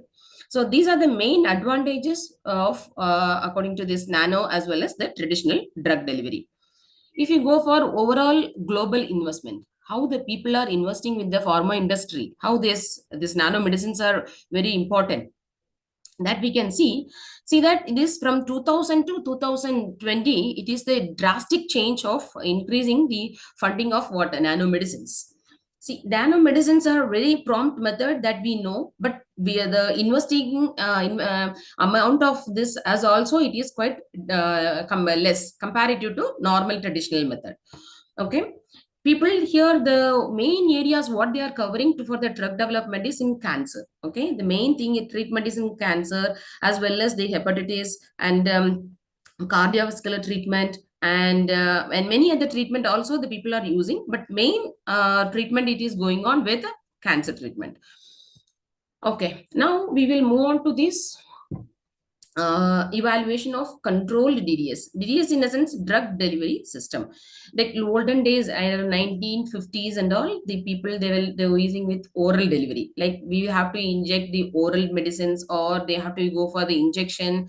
We have to inhale the system in medicines, and they start curing the affected parts. And if you go with 1980 to 2010, zero order release, like nanotechnology started to develop, but we are given in the form of medicines, and what like even the form of oral also they have started to injecting. And if you are going with the 2010 to 2040, that drastic change with the nano devices. So the nano devices are the very important method. So we no need to we are checking with in vitro in vivo studies correlations, that is enough. So we can make it into the targeted delivery. We can move on to that by using nano techniques. Okay, so this nano drug delivery systems is mainly based on these structure based, electrically based, as well as vehicle based and target based. So the structure based is the microneedle arrays through the skin painlessly, and electrically based which is controlled by the electrical nanocomposites of graphene oxide deposit inside the conducting polymers. Vehicle based is the nano sponges are optimizing the vehicle in treatment of cancer, releasing the medication at the tumor site at the steady controlled rate. And targeting strategy, that is the plant virus nanoparticles that can be target prostate and cancer cells. So these and all the people are using for the drug delivery system, that is the nano drug delivery system. Nowadays, what are the medicines all available in the market? Just I have given some brief examples. Doxorubicin, this is mainly which is used for the AIDS as well as the cancer treatment. And here the nanoparticle is using as the vehicle, that is the PG-lighted liposomes are using as a vehicle. And these are, which is main features is the passive targeting accumulate in the tumor sites due to the small size. Okay, and these are very very less side effect. And so this is the major drug treatment people are doing nowadays. And 2006 they have developed the polymer based protein nanomedicines. 2005 and the various cancer treatment of this nanoparticles by using this paclitaxel methods, as well as the these medicines which is using for the tumor progressions. And these are the some more examples I have given for the cancer treatment, as well as the various diseases. And this kidney disease, there people are using serrano gels, and all these are the some type of medicines I have given here, so that which are the year they have developed, and what is the major advantages, which are the medicines are using as a vehicles, and which one is the using for the treatment. Those things and all we can categorize by using this method. And so that overall advantages, if we say that, we can say that drug delivery is a major impact method for the exact locations, and this which has less side effects, molecular targeting by nano engineered devices, and detection is relatively easy, and no surgery is required. Diseases can be easily cured. So all these are major advantages of these nano medicines. So these and all we can say that the major advantages. If you go for this nano medicines more impromptu into that, what are the with what industries here they are using in tissue engineering, antibiotic resistance, immune response, visualization, detecting disease at molecular level, surgery, drug delivery, and many places they are using as this nanomedicines. Okay, so far we have seen only the medicines and how the medicines are injecting, how it start curing the affected parts, and what are the advantages. Now we'll move on to the nano devices. That is the using these nano medicines. These what are the advanced technology nowadays the people are using in all over world. The diagnostics, if you say that's imaging and identifications, and therapeutic, delivering the medication to the exact location, killing the bacteria, virus, and cancer cells by using this nano devices also possible by these techniques. Okay, first we will move on to this nano robots. Okay, so here, what is this nano robots? Nano robots are very important nano device which is very small in size and dimensions. It start repair and detect targeted damages and the infections. First, what they will do, this is kind of camera that will be injected to our body. Which part gets affected, the tumors or the brain, so those things and all, it's a minute damage if it is there, that also can be detected by using this nano robots. These nano robots which first initially injected and it will be start detecting the affected parts. Okay, and the next one is, here is what it will happen exactly. This microscopic machine roaming through the blood streams, which will be injected to the samples, and identification and determining the concentrations of different compounds. That is for here is it's happening in the nano devices. And as well as this nano robots, what again it's doing, it's which is in reaches deeply, it's inspired into the lungs as well, and it is attached to the tissue surface and start injecting the what medicines and start curing the affected parts. So this is the major beautiful techniques nowadays. This is a nano robot. Okay, then this is the another technique of the nanotechnology is the minute surgery also it's possible in the by using this nanotechnology. This surgical instruments are like robots. It can be made up of, which can be used to perform the microsurgicals on any parts of our body. So which parts it gets affected, that is the micro injection it will be injected, and which will be start curing the surgery, the microsurgeries forms, which will be start curing the affected cells. Instead of damaging a large amount of the body, these instruments are which is very precise, accurate, as well as target reachable. So easily we can which parts and which cells are get affected, that it can be removed and which will be cured by using this microsurgical systems using nanotechnology. Okay, now we will move on to this new process of nanoparticles. Okay, this is the people, Israel researchers, Institute of Technology. They have developed this propels called boats. Okay, this is boats are it's a kind of nano swimmers. It's in the range of 10 micrometer.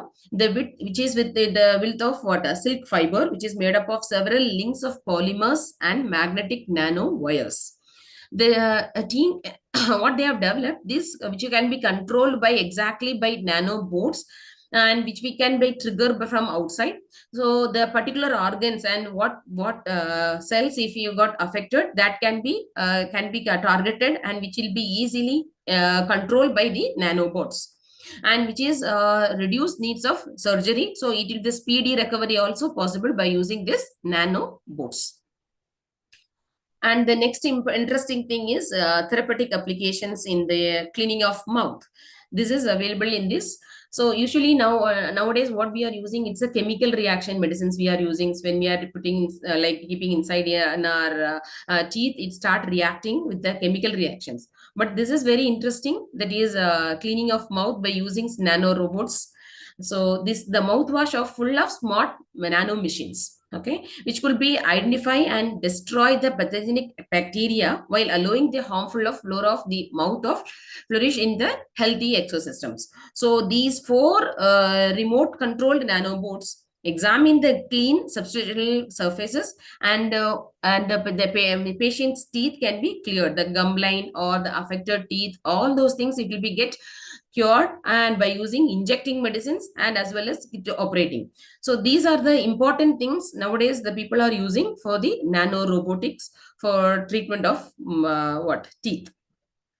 And the next one we can say about this creating of new materials, that is exploit phenomenon, like nano capsules, that is the smart capsules. This can be manipulated where we can use it. Okay, and this can be fully this is made up of what, programmable, which with the capsules which is reaching the organs, the magnet one on the patient's hip, and it will be start triggering the electrical components in the device to release the medicines. So where we have to inject the medicines, the first initially it will be get examined, and initially when the capsule get injected, the proper organs it will be reached. So using the magnet we can trigger the systems, like how we are using the UV rays and infrared rays. Similarly, the magnet we are triggering the systems as well. We are doing, and we are start injecting the medicines and start curing the affected parts. So which is mainly manipulated by the magnet. Okay, and the next important thing is IPIL. Okay, this IPIL, the Philips like intelligent IPIL can be programmed one. See this here, it's a which we can control from outside, where it has to reach, how long it has to stay, and all those things it can be programmable, which we are using. This is what mainly useful for the brain tumors and those things and all. They are curing by using this IPILs. FDA approved this camera pills. FDA is, we know that it's a Food and Drug Administration. It has to we get the approve. It has to approve means we can able to we can go for the in vitro in vivo studies, and finally we can come to the market. So it has approved this IPILs, and this is mainly used for the patient's conditions, how much we can release, and the customized things we can able to make it out by using this IPILs. So what is the beauty of this IPL is, like normally if you are drug development, what the people they will do, they will check this ADMET, that is absorption, metabolism, discretion, and toxicity. These things and all this first they will check, right? So these things it has to it has to obey, how long the medicine has to stay in our body. So everything it is based on that only the drug can be developed. So these IPILs and all which can be programmable one. Even the excretion also possible, how long it has to stay and when it has to come out, everything can be programmed by using this triggered method. And the next important thing is moving nanoparticles. See, it's MRI kind of that. Then this is the proposed local electromagnetic steering system that we called as LESS, that is which is using a small electromagnet that is attached to the robotic manipulator to steer the nanoparticles inside the blood vessels. So the main advantage of LESS is that this significantly reduces the cost. So even a few $1,000. So normal operations, if it is more than $500,000 means it is very less. Okay, and it is the smaller systems. That is the magnetic resonance imaging. It's a major main technique they are using in this. Okay, the using MRI based drug delivery, they are injecting the medicine and start treating this cancer therapy. So this is very cost effective, as well as size is very less in reduction in size. Okay, and this is the main important thing is how the diagnose the the patients, the sugar patients, how they'll be injecting the medicines by using this, that we called as what is insulin patch, that we can say in the left hand side, the first figure which shows the smart insulin patch, which will be just attached to our skin, where we where we wanted to inject the medicines, just inject the medicines. So it start reacting with our blood vessels, and it will be inject to our body. It start curing the diabetic patients. And if we go for red dot, The red dot in a sense, like this is the it's the smart insulin pen that is also which will be triggered by using this even the which will be app kind of that. So that also it's a very interesting thing which they have developed for the diabetic patients. And for the smart dose systems, that is the that is which will be injected, how long we wanted to inject the medicines, that is can be the which we can control by using this smart dose system method. So these are the important things which we are using for the nanomedicines and nano devices. Nowadays, what we are using is the very interesting technology for the drug treatment. Okay, so what are the challenges and issues nowadays? Still, after long last 20 years, the pharma industry people facing a lot of issues for the developing a drug. So they have to spend a lot of money. According to the pharma to industrial research, they have to total cost. They have to development for the drug development is they have to spend more than $800 million, as well as the if you see the years 12 to 15 years. First, you have to go for the drug discovery, then we have to go for clinical testing, clinical trials, and we have to go for the in vitro, in vivo studies. Finally, it has to come to our market. So approximately 6.5, 7, 1.5, approximately 12 to 15 years we have to spend for the drug development. But if you go for this very prompt method, this method, it is quite easy for the drug. It is everything, it's a computerized base. That is what we are telling, computerized drug development systems, CAD systems we are using for the treatment, developing the medicines as well as for the devices. Okay, we can say some small disadvantages also available for this techniques. This is like all the techniques are not practically possible. So smart capsules and nanobots, this they have developed, the researchers, the people, they have developed this, and they have to implement it in the soon. They have to go for the various preclinical, clinical testings. Then only we can go into the market. And comparatively, this if we go for that, these some systems and all, it will be quite costly, and the implementation difficulties also is there for these nano devices. So overall, if you go for that, this nano drug delivery has the lot of improvement in nowadays, mainly for the cancer treatment or the for the AIDS treatment and many treatments. These in technology is very prompt method. 95% of the this drug delivery the systems are very targeted site one and very prompt method. 5% of 5 times is more effective than that of normal traditional techniques. So if you go for the normal traditional techniques with the operations and kind of that, minimum 6 months we have to go for the rest and the other things we have to spend. But for if you go for the nano devices, we can most probably we can within a 2 weeks we can able to cure any harmful disease. So these are the main advantages of the nano drug delivery for this improvement. Okay, so finally we can go for the conclusion. Although the realization of the full potential nanomedicines may be year or decades away, recent advances in nanotechnology related drug delivery, diagnosis, and drug development are beginning to change the landscape medicine. These nanotherapies could in the long term be much more economical, effective, and safe. It could greatly reduce the cost of current medical procedures. So these nanomedicines are future medicines. So which is very important thing for in the upcoming researchers. They have to spend more time with these medicines so that it will be which we can develop many areas we can able to cover. So just have given some citations and publications, some book chapters which is related to this nanomedicines and optical electrical properties of biomolecular molecules, as well as CAD techniques, computer aided drug designs, and so on. In our research lab, we are using this, we are developing these nanoparticles, and which we are using for many projects So the upcoming researchers also, I'm requesting to go into these research topics so that we can able to get the good environment and the development we can able to produce. Yeah. Thank you. Thank you so much, Dr. Sofita. Now I open the Q&A sessions.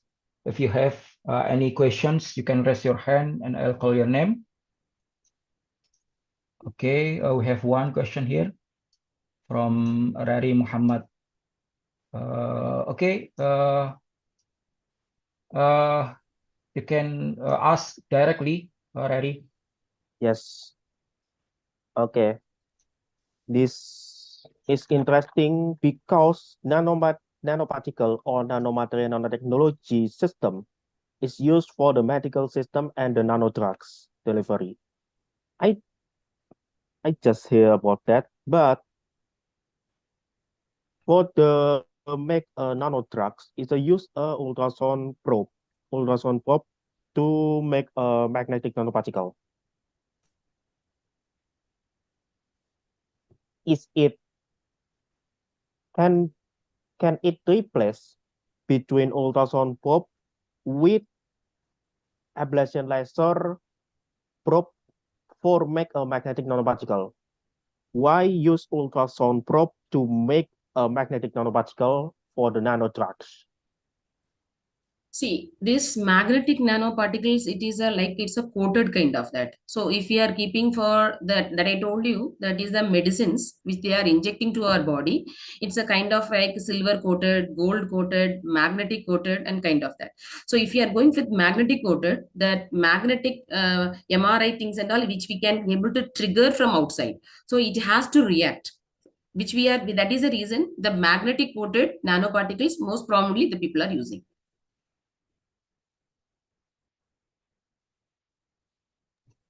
I hope I have explained about your questions. Wait, it mean it's a very safe to the humankind for the therapy treatment. It's like that. Yes. Okay. Okay, thanks for the answer, and I will search again about that. Okay, thank you, Rari. Any other questions? Or you can ask by write your questions in the chat area. It's also possible. If you have any questions, please raise your hand. No? Okay, Dr. Sufita, I'm curious. I know that India is one of the biggest pharmaceutical industry in the world. I know many active pharmaceutical ingredient currently manufactured in India. Also, I know India also one of the center of the vaccines manufacturing. And I'm curious about how the adoptions of the nano medicine or nano technology in general in India. Is there any, I don't know, maybe drug or vaccine or product that adopt the nanotechnology in their product, for example, manufacturing currently? Yeah, there are some medicines they are developing in our pharmaceutical industries. So if you go for in Biocon and if you go for in Netralia, in many pharmaceutical companies nowadays they started to develop the nano medicines. So as I told earlier, like nano medicines are the prompt one which we can easily, which will be inject and start curing the affected parts easily. Right. So that is if the side effect if you go for that, or if you go for with the targeted range, what we want to go for it easily we can able to approach it.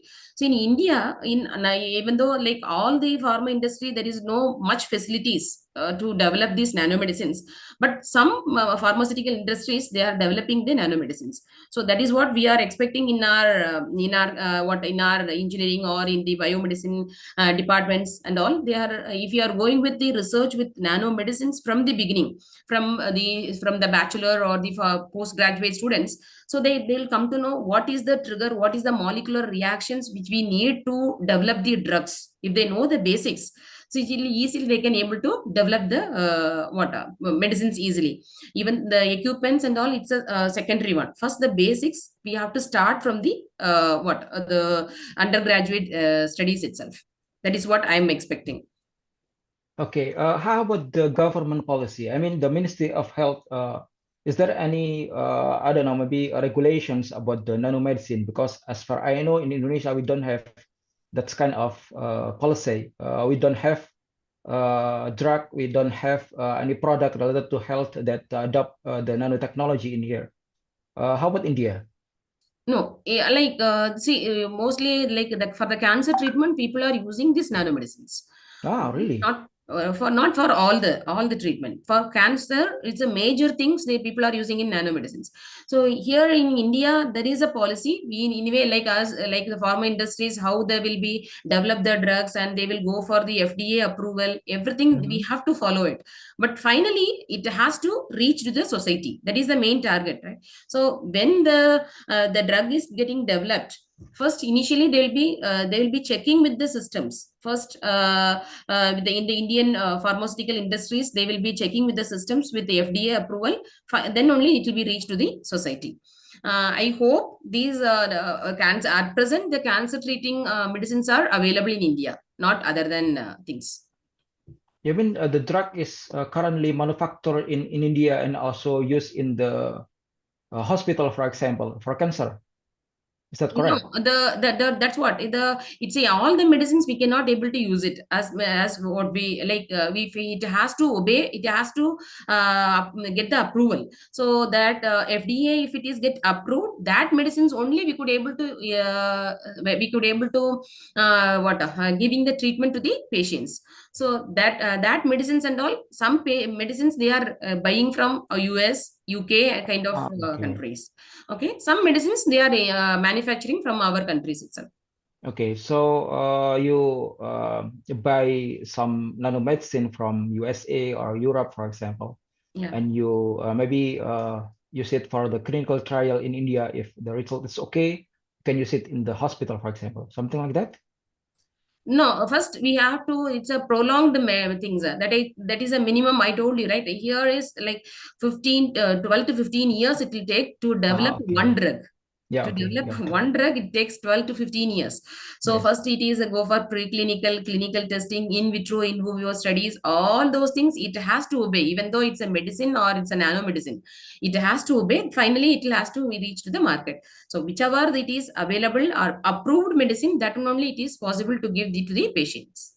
Okay. In your experience, is there any collaborations between industry and academia, for example, to collaborate together to develop this kind My of research I have technology? done. I have done my master degree and a PhD in physics, but my research is very interesting in all the areas: biological, chemistry, maths, as well as physics. So, like I'm very much interested to do in the biomedicines. So what I have in my project, I have collaborated with the biocon industry people. So I have started developing the nanoparticles from extracted a green synthesis method. So by using centrifuge, so these nanomedicines I used to give to the people for the biocon industry people for the for the checking process. After that, we will go for in vivo studies. Finally, we will go into the next process. So this is what it's happening in our project. Okay, that's very interesting. You mean that actually industry believe that academia can help them to develop innovative product. Yes. So is it difficult to, I don't know, maybe collaborate with industry in your experience? Yeah, in this see they like funding. If you go for it, no, like there is no much funding for the college side as well as for the in the industry side. There is very less amount only they are spending for the any kind of development. So I'm thinking like if you go with other universal kind of like the outside like outside industries, like as well as with world over universities, if you go with the collaborations, we will be getting more equipped technology plus developments we can able to reach. That is what I'm expecting. So here is the what I can say in Indian the technology and this developments and all, it's quite less due to the cost or the funding or the project evaluations, those things, it is quite less. So what we are expecting is more collaboration is needed for overall industry plus educational institute. Okay, so you mean although you collaborate to develop new product, for example, is it difficult to get funding from industry? Is that correct? Yes, correct. Okay. I think I think we have the same conditions, similar conditions here in Indonesia. How about the government support about this kind of collaborations between academia and industry? Is there any government support to Yeah. maybe accelerate the collaborations Yeah, between true. these two entities? Very good question. Actually, like where we are working, that is very important. Like if you are working in government related institute, we can say ISRO, or we can say that Indian Institute of Science kind of institute and all. That is a government based. So we are if you are collaborating with the government based institute or the industries, we will be getting funding is very easy. But if you are going with private institute or private things, the usually the government they won't fund. Okay, so funding system is everything. It's based on the industry or the institute where we are working. In that only they will be selecting. So usually they will give least priority for the private sector. Okay, yeah. I think the trend is also same. We also has the same trend here in Indonesia. We have one question, Dr. Sovita, from Intan. Okay, I'll try to read the question to you. Okay, I have questions in regard of insulin transdermal delivery using microneedles. How the insulin delivery can be controlled and insert to the microneedles itself. Can you give a comment or answer about this Yeah, question? that is that is what it's a patch kind of that. That's a kind of sticker.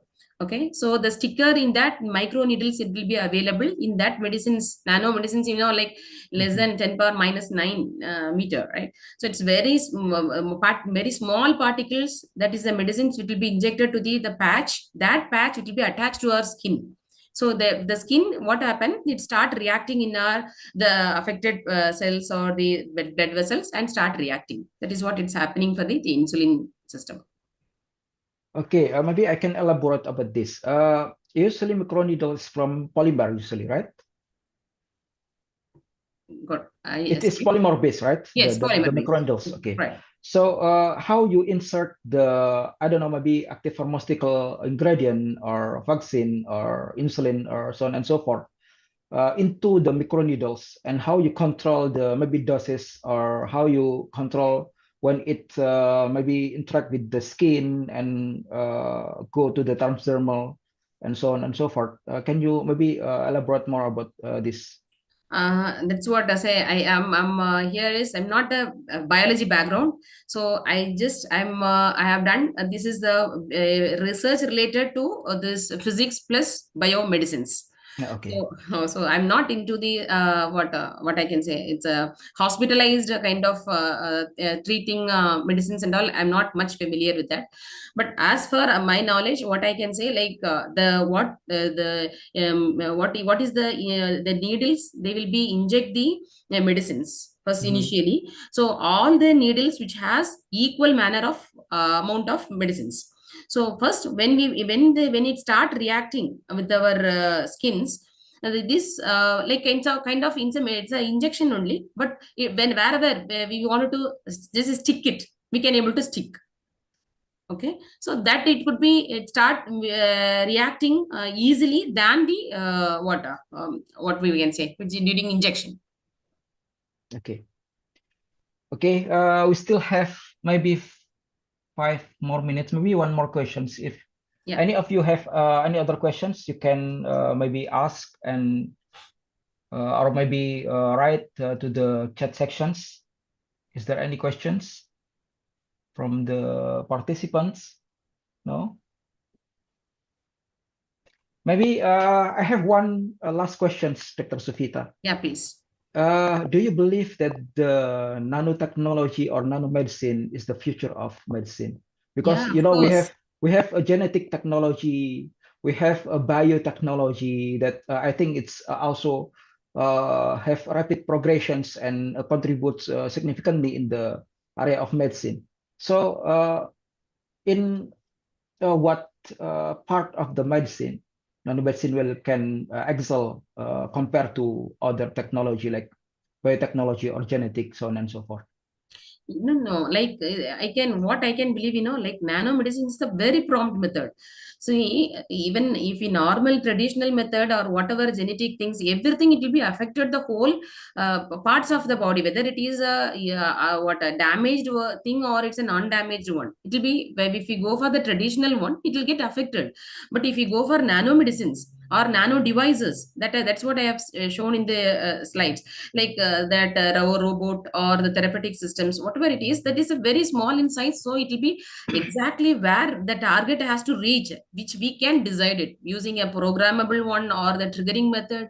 Any methods we can use, but that is the major advantage of this technique. Where we wanted to reach, that can be reached and easily can inject the medicine, start curing the affected parts. That is the major beautiful techniques in the what I believe here. In all the techniques, yeah, what I can say, all the techniques are very useful, but this is very prompt things where easily the people can cure with the less cost, with less side effect. That's what I can say. So I believe this is the future. Okay, thank you so much, Dr. Sufita. And I also believe that nanomedicine will have significant contributions in the field of medicine in the future. Yeah. And I think in our country, in Indonesia, we are starting to adopt more and more nanomedicine. So I hope that we'll see in next maybe 2-3 years from now, we have many new diagnostic tool, we have many new treatment that are using nanotechnology or nanomedicine in particular to help us get better in the medicine area. Thank you so much for the insight, Dr. Sofita, in this morning. And we close these sessions, and I hope all of you get also insight from this panel. And if you are interested in the nanomedicine and nanotechnology in the particular, you can, I think, contact Dr. Sufita to maybe discuss more. Thank you so much once Thank you again, so much. Dr. Thank you so Sufita, much, and Professor Brian. get back the event to the MC. Thank you. Yeah, thank you so much. Thank you.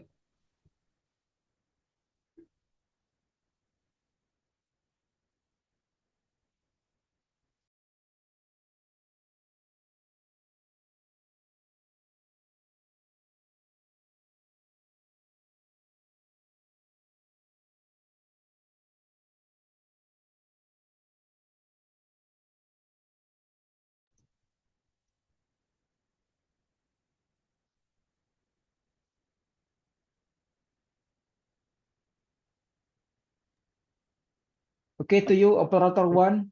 To Dr. Sumita for her enlightening presentation and amazing speakers on the topic of the nanomaterial for advanced instrumentation. Your expertise and also insight have provided us with a deeper understanding of this crucial aspect. And also thank you to Mr. Andi Harim Zaidan, PhD, as our moderator in the session, who has facilitated us throughout the discussion. Ladies and gentlemen, it is now time for a brief intermission. We kindly invite you to join us for a well-deserved break. During this time, we encourage you to engage in informal conversations, network, and recharge for the stimulating session that lie ahead. And also, we will be accompanied by some of amazing students that will perform some of amazing traditional dance, the Surabaya Sparkling Dance. Please enjoy your break, and we will reconvene at 10:40 Western Indonesian time for the next session. Thank you, and we look forward to seeing you in the upcoming segment. So, ladies and gentlemen, please welcome Ilma Yunar Hapsari and Shabira Alia to the stage. The time is yours.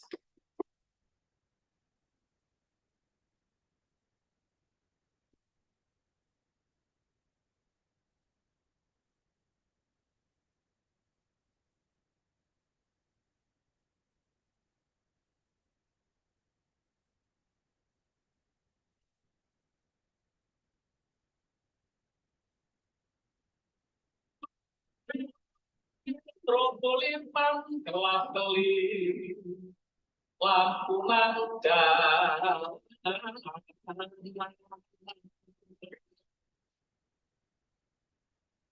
Ayo konco, rendang wisatawan, laku-laku tujuh bunga.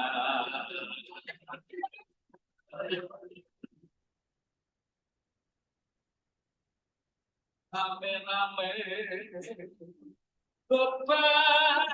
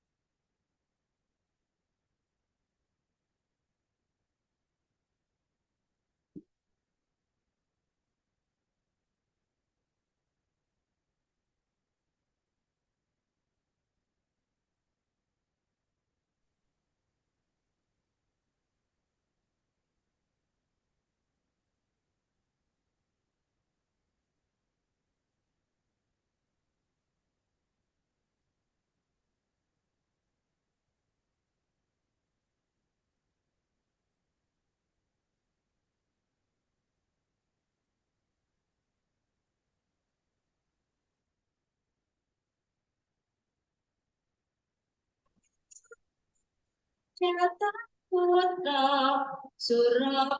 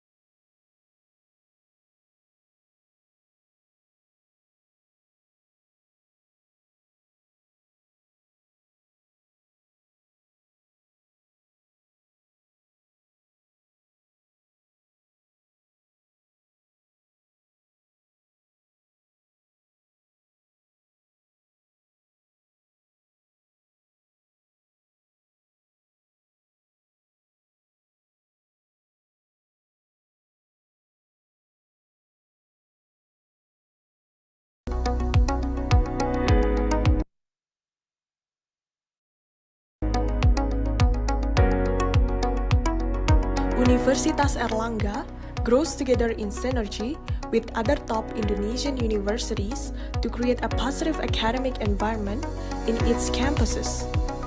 Universitas Airlangga is situated near to the public facilities such as sports centers, shopping centers, hospitals, police stations, and other public places which greatly support the educational process. The main campuses are located near to the city center of Surabaya, the vibrant city that also allows Universitas Airlangga to pay attention on its greenery. It is shown by an extensive concern on public parks and cleanliness. It creates a comfortable and refreshing atmosphere for the students during their studies. Despite living in modern and advanced city, students of Universitas Airlangga always uphold humanistic values and live in harmony in the surrounding communities. The students also make positive contribution to the communities. For its contribution to the world, Universitas Airlangga continues to make efforts and take a more significant role in global civilization's development. These are conducted through collaborative researches, international partnership, teaching session, and various community services. All of these efforts are derived from the spirit and the values from Universitas Airlangga motto, excellence with morality. It acts as the foundation for every element of the academic community in Universitas Airlangga to achieve the just and civilized global society.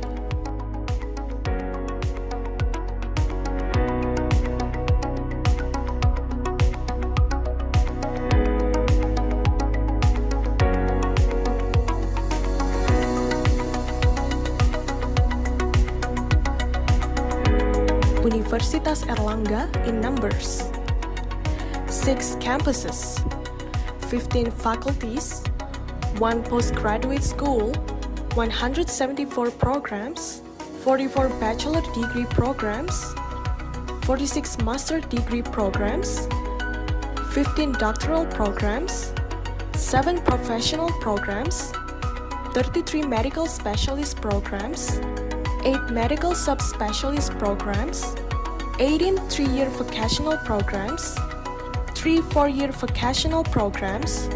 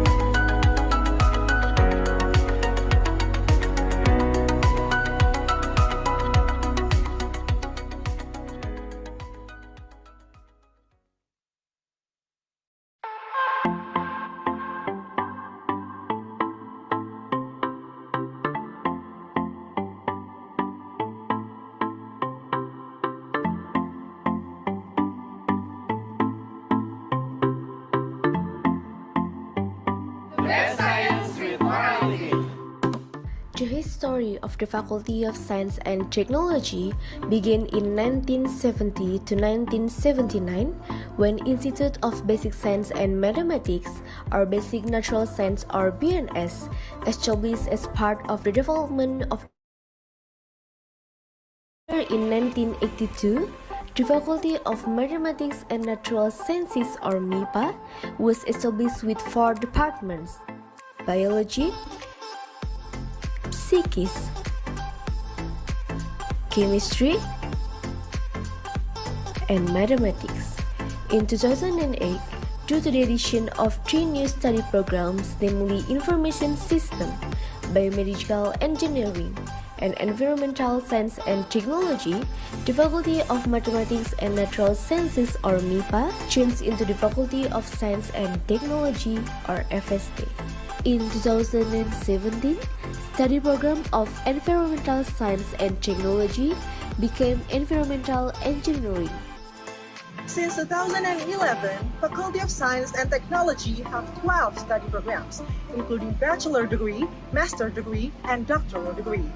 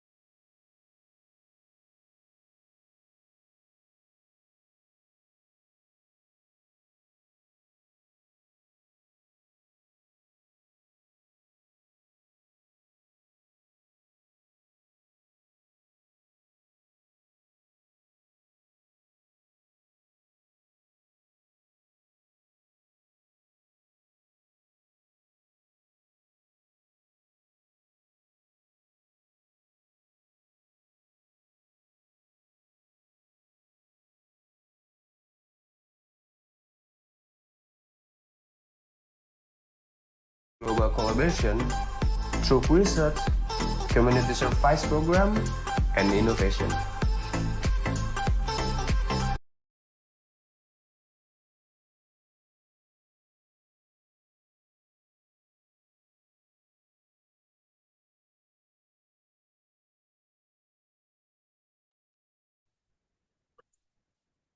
Ladies and gentlemen, welcome back to our engaging event after all well-deserved break. We hope you had the opportunity to review and network during this intervention. Our journey continues with a focus on the advanced materials. It is with great anticipation that we introduce our next presentation, which will be delivered by the use of materials in biomass conversion and products upgrading that will provide us a valuable insight into the advanced materials. Guiding us through this session will be our distinguished moderator, the head of Department Physics, Universitas Airlangga, Dr. Heri Trilaksana, Master of Science. So ladies and gentlemen, without further delay, let's delve into the broader national perspective in materials in biomass, conversion and product upgrading, as we welcome our next speaker, the senior lecturer in chemical engineering from Aston University, United Kingdom, Dr. Paula Blanco Sanchez, and also Dr. Heri to the stage, virtual. And for that, everybody, a round of applause to our special keynote speaker and also our moderator. So the time is yours. Thank you very much again. We meet on the third speakers now.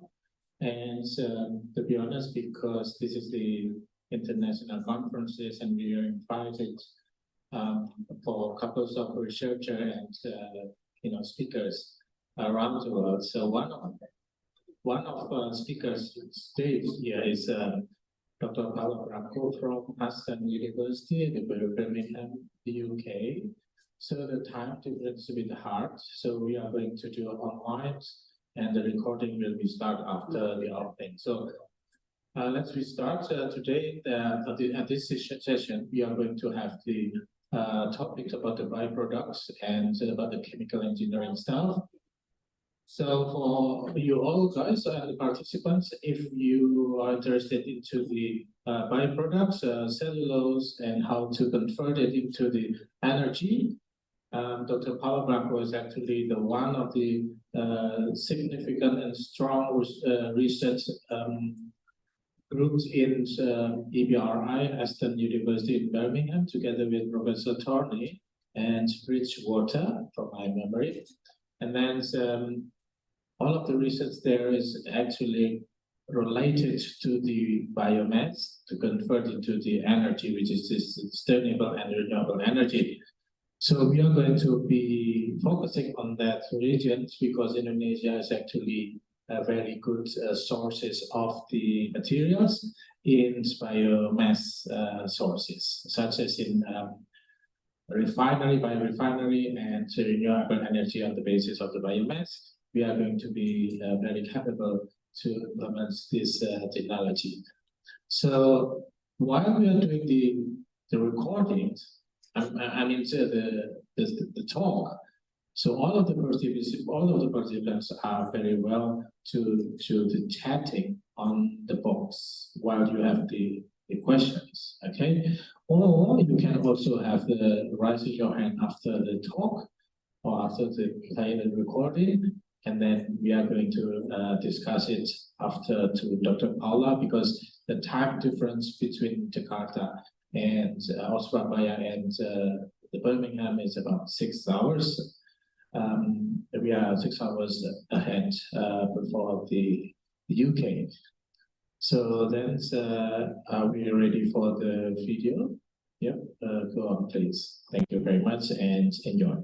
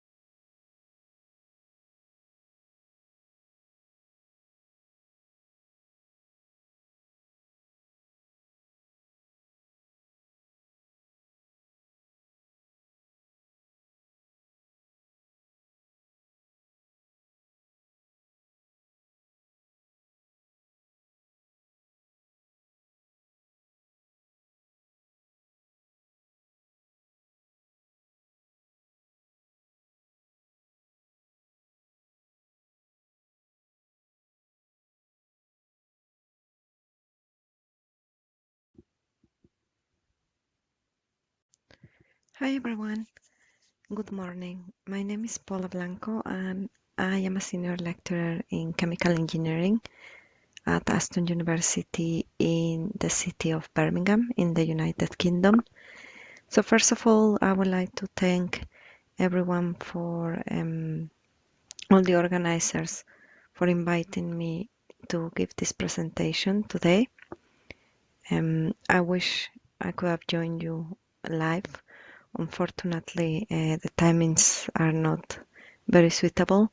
Here in the UK will be around 4 in the morning, so it's a little bit difficult for me to give this presentation live. However, as I said, I'm very grateful with the organizers for extending the invitation, for considering me to talk to all of you and to share a little bit of my research with everyone attending this very interesting event today.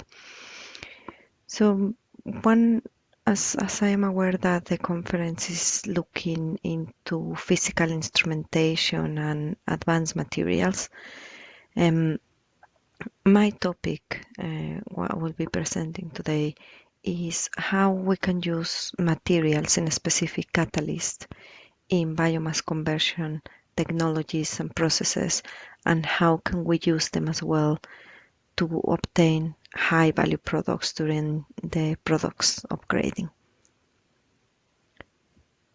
Just to give a little bit of an outline of the presentation that I have prepared, I will introduce my institution where I work and the research institute where my research is undertaken.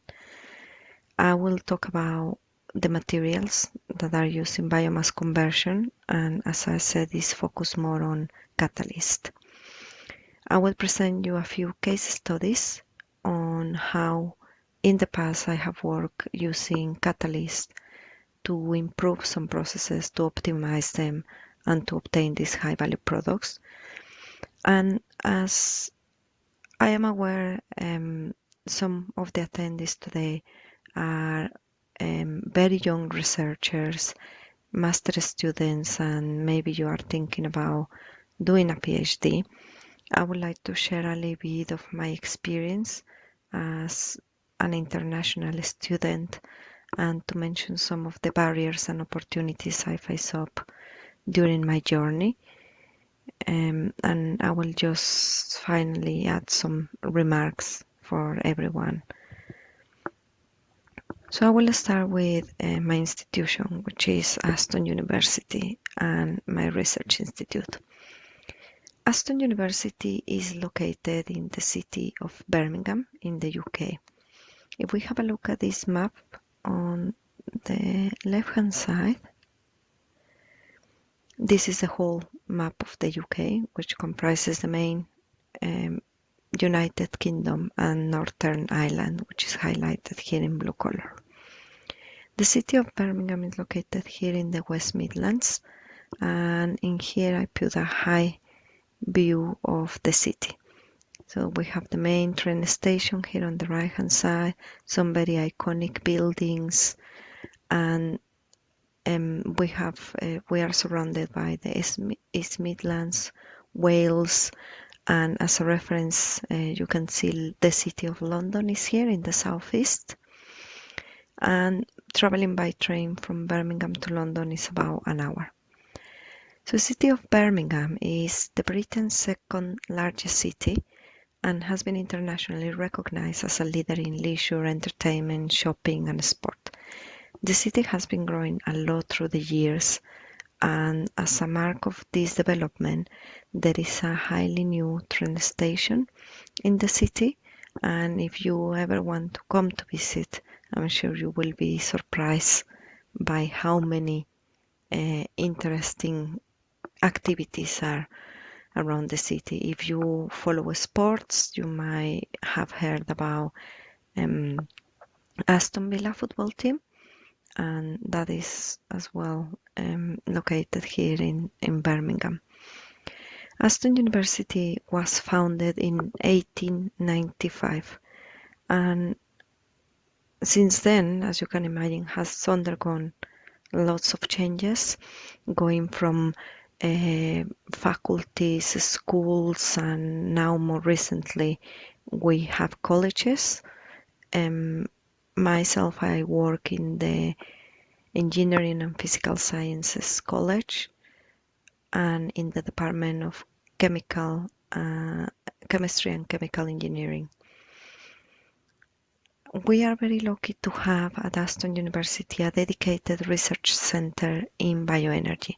So everything about biomass conversion takes place at the Energy and Bioproducts Research Institute. And in this image in here, you can see a high-level view of our campus. On the left-hand side, we have the business school. Here we have some student accommodation. More recently over here we have a new building, which is the Students' Union. We have more accommodation in here, and this building in here is the library. In the Energy and Bioproducts Research Institute, we have a wide range of research areas. So you can see in this diagram on the right hand side, we have bioenergy and bioproducts. We have different conversion processes, including thermal conversion. You can see in here we have catalysis embedded, and this kind of Venn diagram we can see how catalysis is involved in characterization, biochemical processes, thermal conversion, and biomass and waste. Also here at the bottom you can see we have different areas for modeling tools, systems, which comprises environmental assessment, technoeconomics, modeling, socioeconomics, and also policy and regulation. We undertake fundamental and applied studies looking at how we can transform biomass and organic materials into valuable solid, liquid, and gaseous products. At the bottom you can see two photos. On the left hand side is our pilot plant. I will talk a little bit about that in a minute. And in the right hand side there are a couple of students undertaking conversion studies and experimental work. The integration of these conversion technologies in the whole biorefinery concept is looking at delivering sustainable bioproducts that are relevant to industry and the modern society. So we are looking at how we can use, in terms of characterization, different analytic equipment, and I'm sure some of you are familiar with some of the techniques used for specifically for characterization of catalyst, but also we have analytic equipment for analysis and characterization of gaseous samples and liquid samples. In terms of process equipment, we have a wide range moving from very small scale, batch, semi-batch systems, fixed bed, fluidized bed, and processing capacities ranging from this lab scale, let's say milligram or to gram scale, up to the pilot plant, as you can see here, which is capable of processing 300 kilograms per hour of biomass resources, and mainly looking at combined heat and power applications. So moving a little bit more into the topic of materials in biomass conversion and how this can be applied in this particular topic. If we think about a high-level view of the catalysis and how it's embedded, we will have on the left-hand side the biomass that we want to convert and fractionate. And then we have all the catalysis application. So we can use homogeneous catalyst, heterogeneous, enzymatic, or combinations of those to mainly divide all the components present in the biomass and obtain high-value fuels and chemicals. And we have some examples in here, such as bioethanol, formic acid, levulinic acid, and biodiesel. If we think about the main components that form biomass resources, we will, here in the right hand side, we have biomass. So biomass can be all the different trees that we see or different biomass resources, and through the photosynthesis they are absorbing the CO2, water, and using the sun to convert all this and to form the main components that keep the plant cells together. So if we have a look and zoom in the plant cell wall, we will see that the individual components comprise cellulose, hemicellulose, and lignin. If we are looking at how we can fractionate this, we can use different chemical, thermal, and thermochemical approaches or processes, but also we can use different pretreatment. So pretreatment can include mechanical processes or combination of these thermal and thermochemical approaches to precisely divide these three main fractions and being able to obtain or to process them downstream to get and extract the high value products, namely fuels and chemicals. However, even when it sounds quite straightforward, there are different challenges involved. Which are the challenges? We are looking at obtaining efficient processes. We are looking at having a green and sustainable approach, making sure that the materials that we are using are reusable, that the processes and approaches that we are using are easy to replicate, and that we can apply these approaches not only to a single and particular type of biomass, but to a wide range of biomass types. As you can see from here, the challenges are multiple. However, the role catalysts play in making these processes more efficient, greener, and so on is fundamental. When we think about biomass conversion processes, this diagram is one example that summarizes all the different strategies. As you can see in there, we have thermochemical or biochemical approaches, and for both of them, we can even have an intermediate step between the biomass and the thermochemical or biochemical, looking at pretreatment. So pretreatments can include aqueous, namely using water and high temperature. We can use microwave or thermochemical approaches such as hydrolysis. Downstream, you can see we can use combustion, gasification, pyrolysis, liquefaction, even high pressure approaches are used as well now. High pressure gasification, high pressure liquid conversion. We can obtain different outputs from combustion, mainly heat. From gasification, the main output is a syngas that can be further processed downstream, such as Fischer-Tropsch synthesis, to obtain synthetic transport fuels. And from the pyrolysis liquefaction, we can obtain liquids products mainly to obtain transport fuels. A high level percentage in terms of how much of the biomass that we are putting in for gasification and pyrolysis converts to either gases or liquids is an efficiency of about 70 to 80%. So about 70 or 80% of the biomass that we introduce into these thermochemical processes will yield either gases via gasification or mainly liquids via pyrolysis or liquefaction. On the right hand side, we have extraction, we have hydrolysis that can yield to fuels such as biodiesel and bioethanol. But other processes such as hydrolysis can also be done via acid catalysis and can be used combined with some of these strategies to upgrade some of the products, and I will provide you some examples later.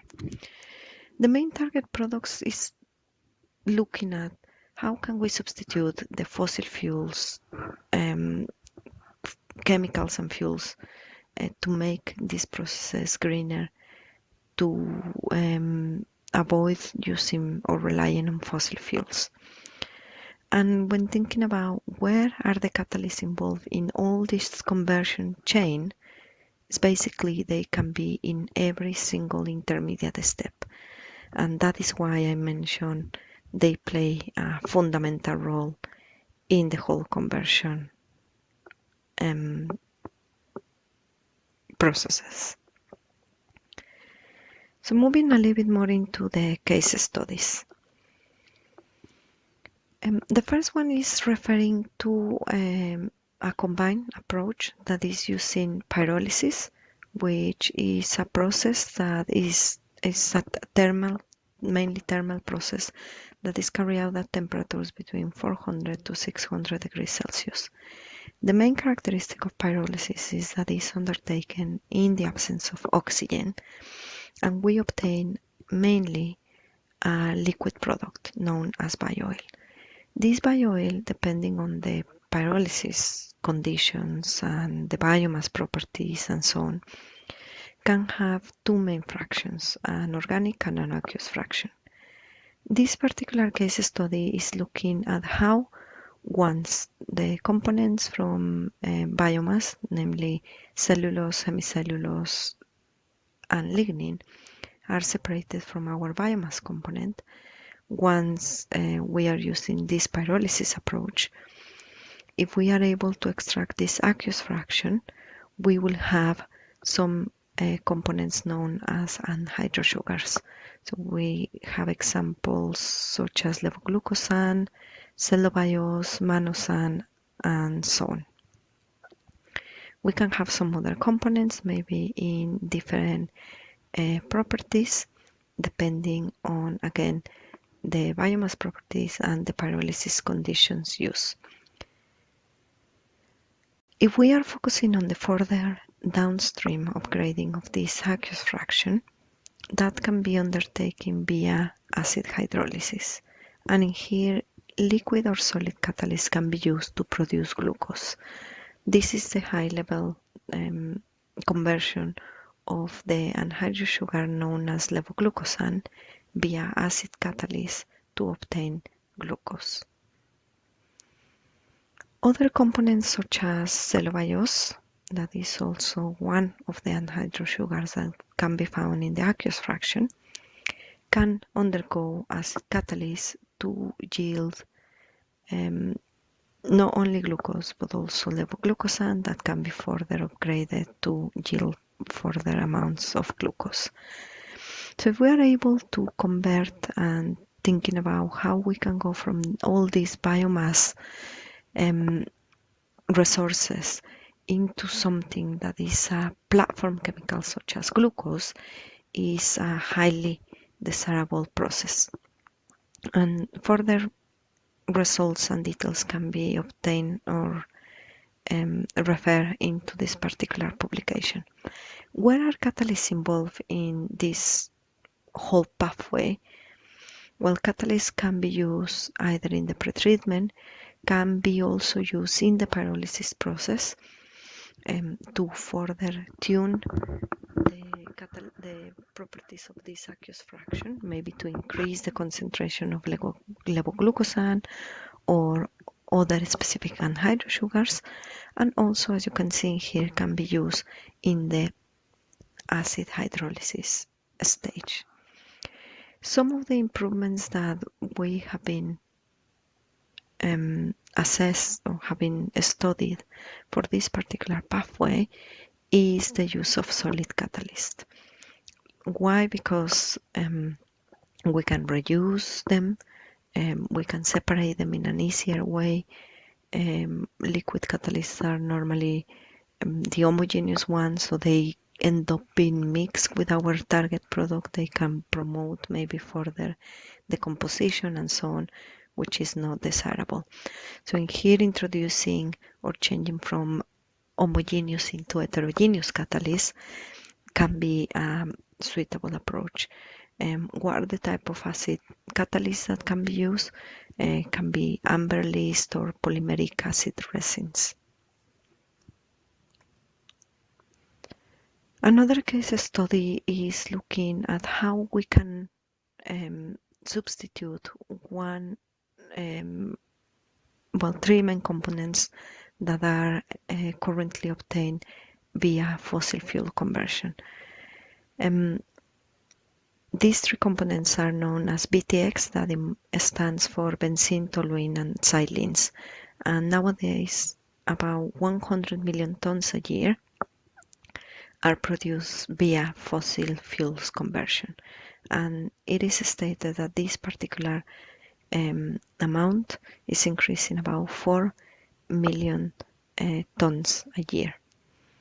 Why are BTX important? Because BTX can be used to produce clothing, solvents, or plastics. So again, are kind of a staple or platform chemicals that are highly valuable, and as you can see, is a high demand market. However, as you can imagine, fossil fuels are non-renewable, contribute to greenhouse gases, and are currently experiencing a reduced availability. As such, looking at this scenario, we need to look for alternative renewable resources. One particular case study is looking at the conversion of a non-edible oil known as jatropha oil. The seeds of the Jatropha curcas can be processed or undergo a specific process for oil extraction to produce this non-edible jatropha oil. What is the main composition of this particular component? Well, it has about 43%, or it contains about 43% of a component known as oleic acid, about 33% of linoleic acid, 12% of palmitic acid, and the rest are stearic acid and other acids. In this particular research, which we are currently drafting the paper and hoping it will be published soon, and actually this is a work as well carried out in joint with Dr. Harry. They help us to undertake some characterization of our catalyst. And in here, if we are thinking about how catalysts can be used for the production of these aromatics, on the top graph we have analysis using pyroprobe, that is the pyrolysis lab scale or analytic scale without catalyst. So we introduce only the jatropha oil at 500 degrees Celsius and went with fall. Okay, let's see what happens. And basically, as you can see here, the main components that form the jatropha oil, that are oleic acid, linoleic acid, and palmitic acid, were mainly identified. However, when we introduce a zeolite ZSM5 catalyst, we could see in here that there was a drastic change when using that catalyst. On the left hand side, you can see lots of peaks were appearing in our chromatogram, and peaks 1, 2, 3, and 4 are related to benzene, toluene, and silenes respectively. We had other components such as propylbenzenes and mesethylenes, other mix of aliphatics, components and aromatics, polyaromatics, and also we can see small peaks that represent the oleic, linoleic, and palmitic acid components. So this is showing that there is a major reduction of these components, and then we have a potential to produce these BTX components. When we are looking at the functional groups and then using not only the ZSM5 catalyst but also doping that catalyst with different yields of nickel, on the left hand side we have the results at 500 degrees Celsius, and on the right hand side at 600 degrees Celsius. We can see that the maximum aromatic yields was about 76% here, using the 1% nickel ZSM5 catalyst at 500 degrees.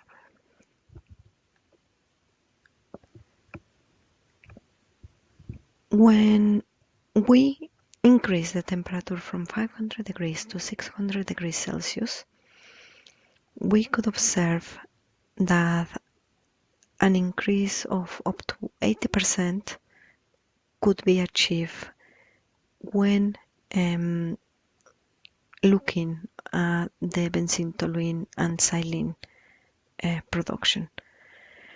Breaking down a little bit this BTX, we could observe that for this 76% that it was achieved, that is in the case of 500 degrees Celsius, we could observe the distribution of benzene, toluene, ethylbenzene, silenes, and other aromatics. We could see that about 30% corresponds to toluene, and about 31% for silenes, 21% for other aromatics, 10% for benzene, and 8% for ethylbenzene. So not only the overall yield of aromatics is important, but also we had to break down those aromatics to identify and to understand a little bit more about the benzene, toluene, and xylenes compositions. Another case study is for biomass conversion via gasification. Biomass gasification is looking at the production of mainly a gas product. So this can be a high hydrogen content gas mixture that is also known as syngas. What other components are involved? So we have hydrogen, carbon monoxide, carbon dioxide, methane, nitrogen, water steam, and other tar components. Gasification is taking place at temperatures between 700 and 1100 degrees Celsius, and we can use different gasifying agents such as air, steam, carbon dioxide, or nitrogen, or mixtures of those in order to tune and change the final composition of our syngas. How catalysts are used in this process? Well, they can be used in situ or ex situ. If we were to have biomass, that normally for most of the processes that we study nowadays is looking at biomass waste resources. In the case of gasification, we can use fluidized bed gasifier, and as I mentioned before, we can use different gasifying agents, nitrogen, steam, carbon dioxide, and so on.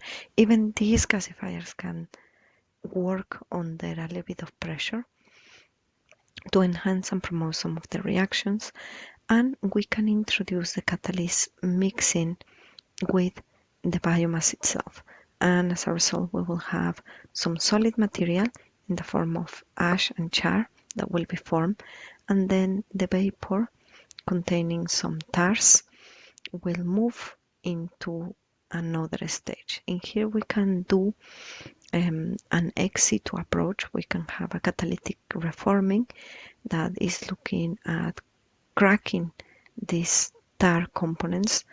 Tars are a mixture of polyaromatic hydrocarbons, and one of the major issues of having tars in the syngas that is produced from gasification is that as the temperature is reduced, let's imagine biomass in here is, we have room temperature, then gasification taking place around 800 degrees Celsius. Our output syngas will come out around 600, 500 degrees Celsius. If we were to reduce the temperature of the syngas below 350 degrees Celsius, we will observe some condensation and some issues in the clogging of different devices, creating mechanical issues, attrition, and so on. So ex situ approaches are normally used, or can be used as well, to promote these polyaromatic hydrocarbons to be broken down into other components, or maybe performing or increasing promoting water gas shift reactions by adding some reforming agents such as water steam, and then cracking the stars, breaking down the carbon hydrogen bonds and producing more hydrogen in the output gas. If we have a syngas, then it can be used in diverse applications for ranging from power generation, transport, industry, and so on. If we have a high hydrogen content, we can look at hydrogen vehicles, synthetic fuels, upgrading oil, biomass, and so on. So another sort of applications we can use, depending on the composition of the syngas, are ammonia, metals refining, and other uses and applications. The final bit I wanted to mention to you is we have recently been awarded some capital funding to procure and buy some equipment. So this equipment includes a high pressure pyrolysis gasification unit, a membrane reactor, and a fuel cell. And these three pieces of equipment will form the Wilson Center for Low Carbon Hydrogen Production and Utilization. When we are thinking about, yeah, we can produce hydrogen, yeah, we can use biomass, one of the main components is ensuring that this hydrogen is low carbon, meaning it's not contributing to greenhouse gases production, and that will ensure the hydrogen that is produced is high quality. We will be looking at process optimization, assessing feedstock variability, catalysts, hydrogen yields, and how this can be used in the whole chain. This center will allow us to link it to the newly as well awarded SuperGen Bioenergy Hub. So here in the UK, we have a hub that is dedicated to studying bioenergy conversion processes, and we will be able to use and access this Wolfson Center for Low Carbon Hydrogen Production and Utilization and link it to the activities of the SuperGen Bioenergy Hub. So we will look at the production of biomass via production of syngas, via biomass conversion using gasification, and this lab-scale pressurized system. Then we'll look at upgrading approaches using catalytic membranes. So in here we will look at maybe not only doing a separation of the components in here that are coming from the syngas, but also looking at upgrading of the products via water gas shift reactions. And finally, we will use and assess the potential final use of the high hydrogen output stream into fuel cells. This will allow us not only to do experimental assessment, but also we will use modeling approaches to ensure this low carbon hydrogen nature, and also developing digital twins. One of the main things in here is that we can also incorporate an approach known as bioenergy with carbon capture and storage.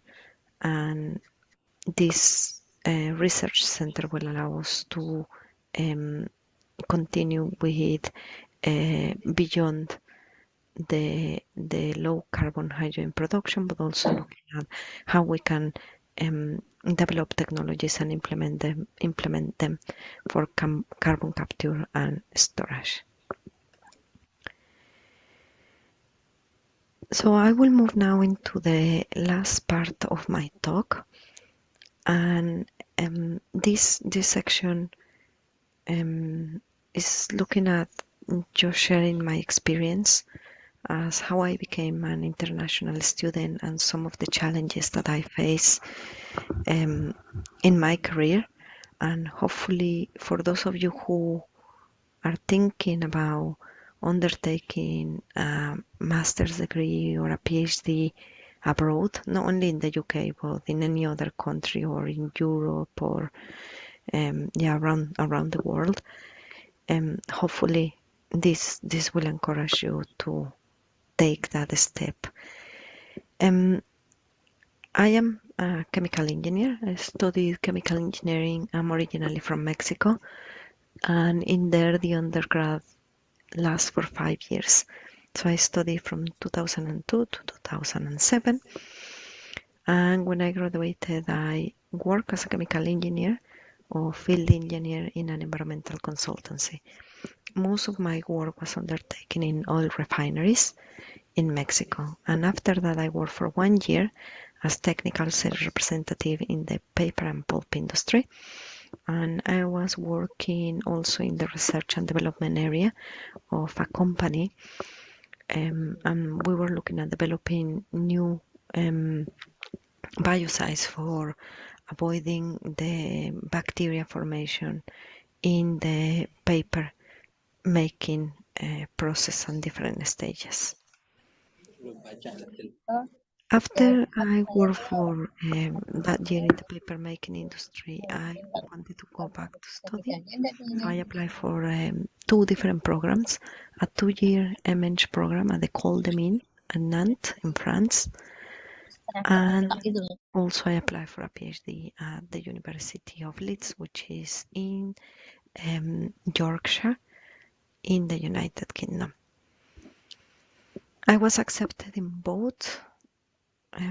Actually, I also applied for a PhD at the University College London, and also I was accepted in that program, but London is very expensive, so I had a very limited scholarship from my country in Mexico. And yeah, I decided to go to the University of Leeds, which was a great decision. So I did my PhD in chemical and process engineering. Started in October 2010.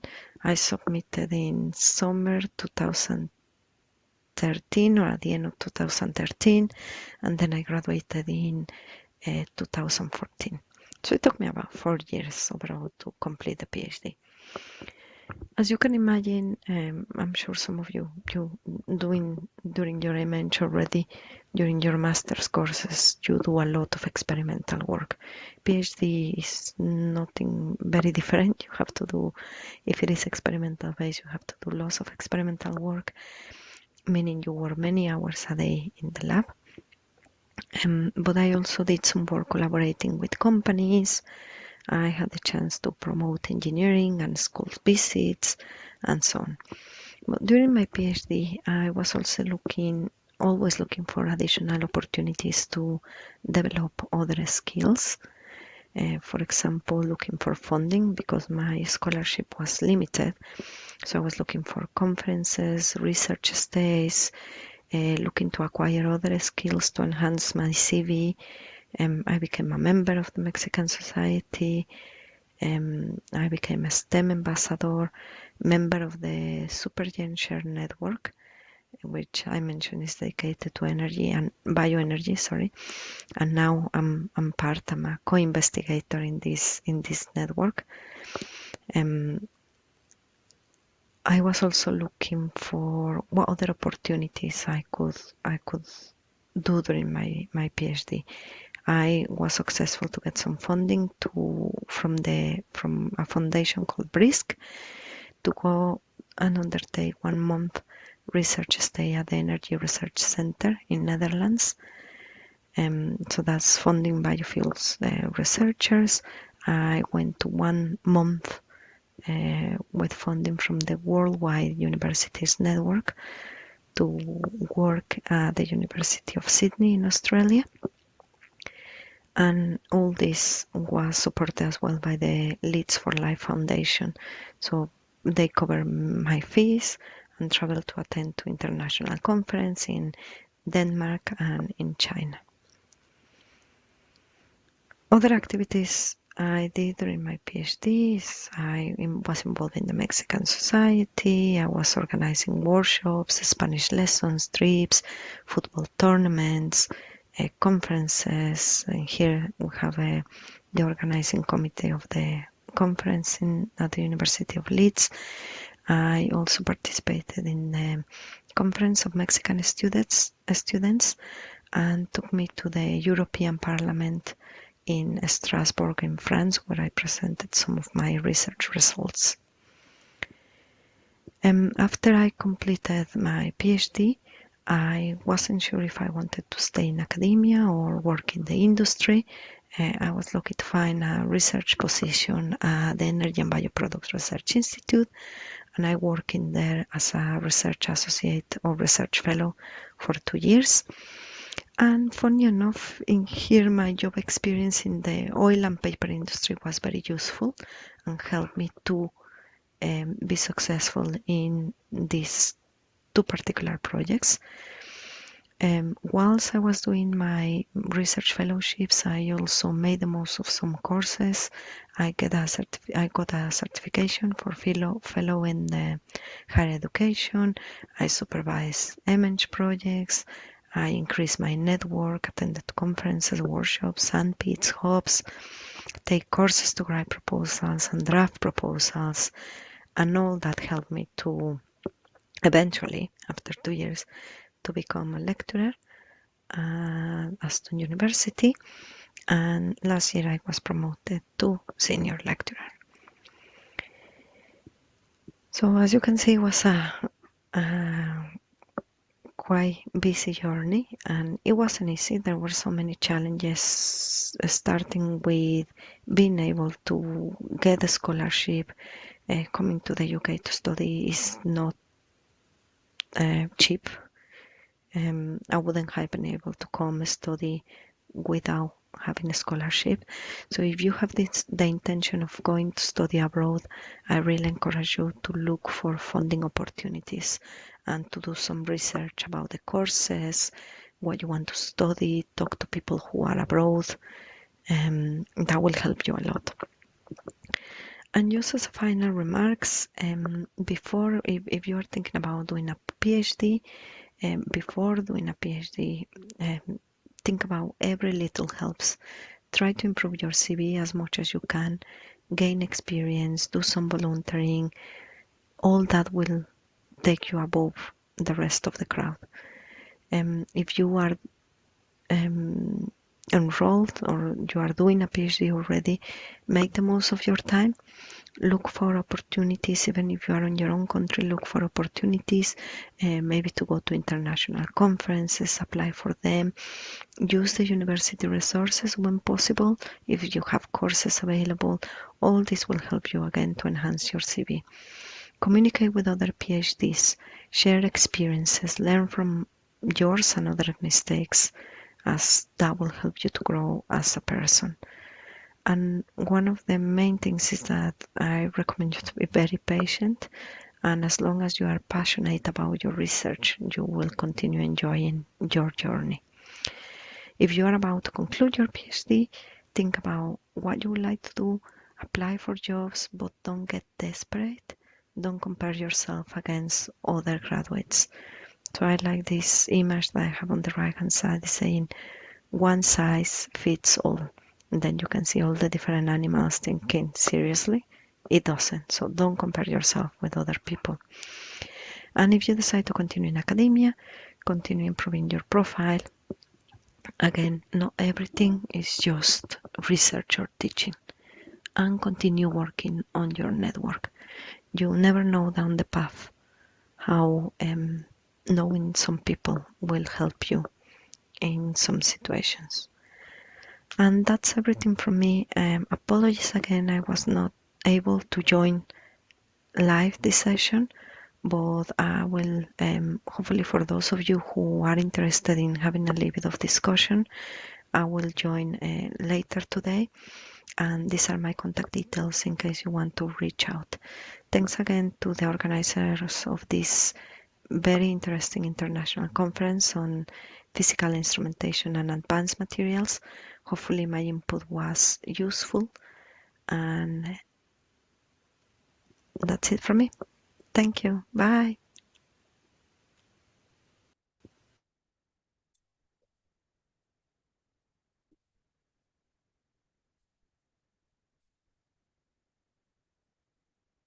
All right, that's the presentation, online presentation. I mean, from Dr. Paula Blanco as the third speakers.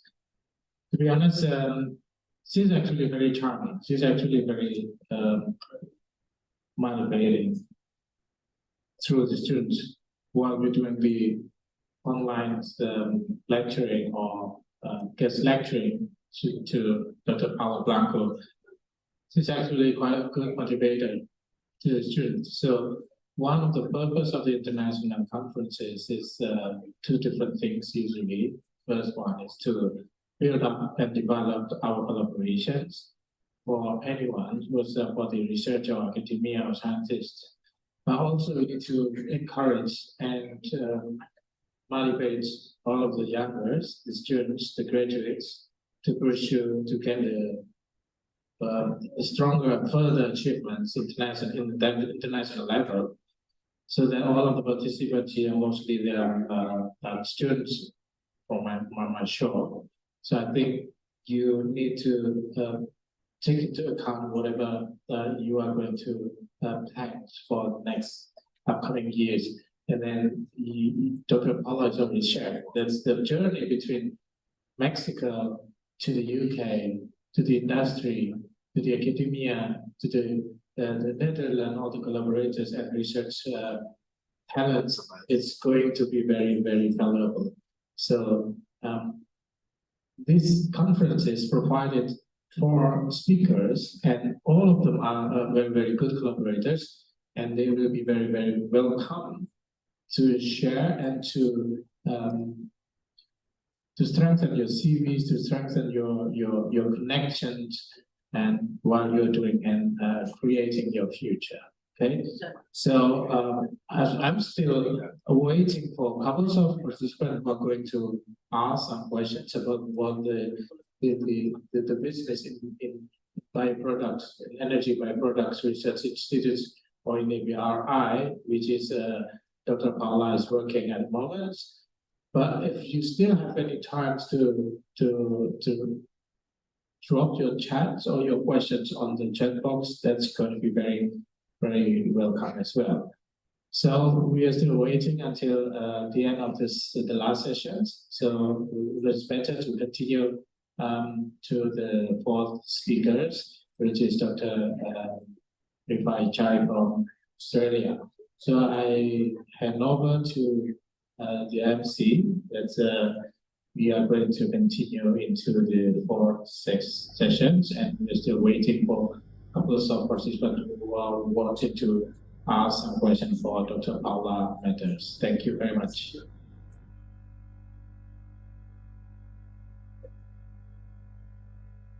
A big thank you to Dr. Paula Blanco from BSN University and Dr. Heri Trilaksana for the insightful session that provided us with valuable insights into the material in biomass.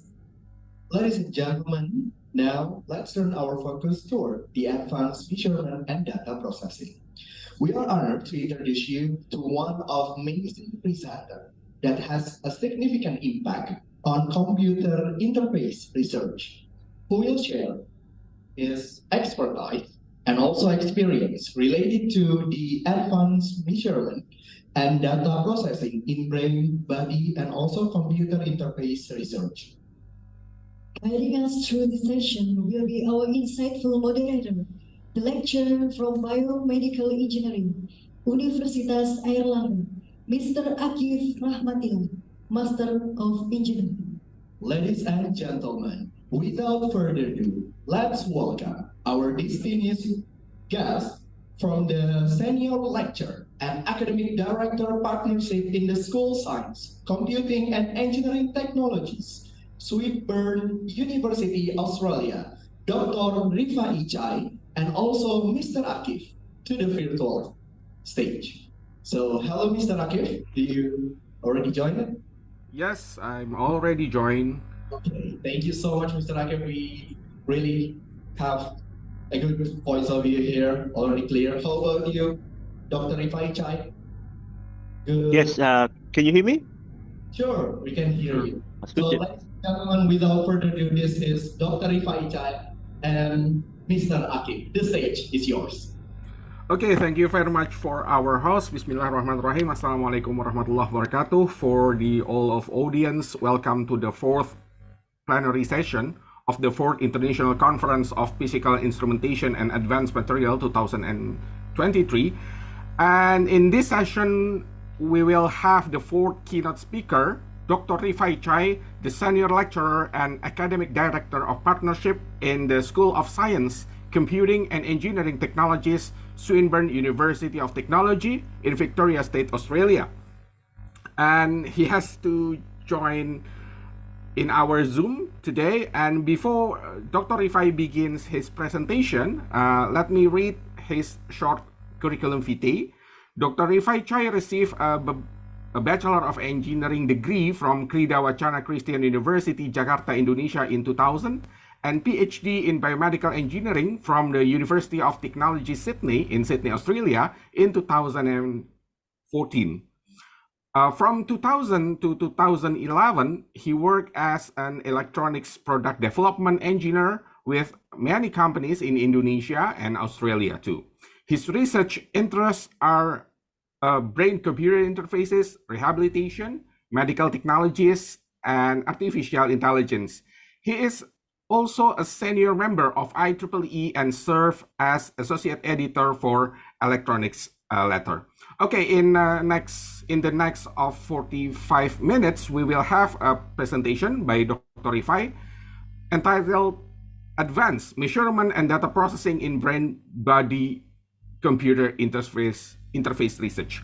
And don't forget, for the audience, you are welcome to write questions in chat column on our Zoom application if you have any questions to Dr. Rifai for effectiveness of time. And then later I will read your questions in Q&A session. To Dr. Rifai, time and screen are yours. Thank you, Pakif. Let me share my screen.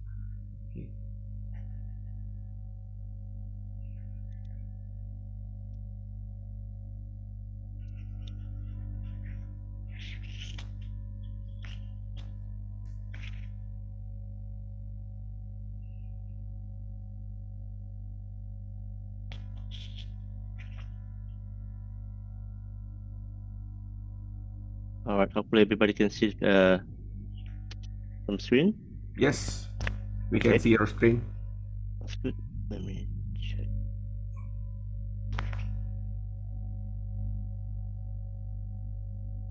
First of all, thank you, everyone. Thank you, Patrick, for the nice introduction. I would like to thank you, first of all, for the Department of Physics and Faculty of Science and Technology University Erlangga. I think I've been invited a few times already. I think maybe since 2019 or something, but a few times already. But thank you very much for the invitation again. This is this is for the fourth of our international conference, Physical Instrument and Advanced Materials. Very interesting conference, physical instrumentation. But today, I saw the topic, maybe one or two topics related to my one, which is the advanced measurement and data processing. Because my research in few of the research, mainly on biomedical engineering. So the topic of research is actually the brain-body computer interface, but we can talk about the signal processing or data processing there as well. I think that based on the active introduction, maybe you were aware that I'm actually from Indonesia as well. My hometown from Borneo. I'm from West Kalimantan, Singkawang. But now I've stayed in Australia. I become academic and do a research and teaching as well with Swinburne University of Technology. So let's start into the topic of discussion, the data processing, the advanced measurement. So the block diagram, you can see here how we get the data from the measurement and also how we process the data. So my research about the original research is a brain-computer interface. So we measure the signal from the brain, okay? But then I extend the research not only from the brain, can be other part of the body, can be normally for the brain, I use a non-invasive, we're using the EEG. Okay, in here as well, I'll present about the EEG, but there can be other sensors as well. For example, muscle sensor can be EMG, can be came from the camera as well. You can measure the movement.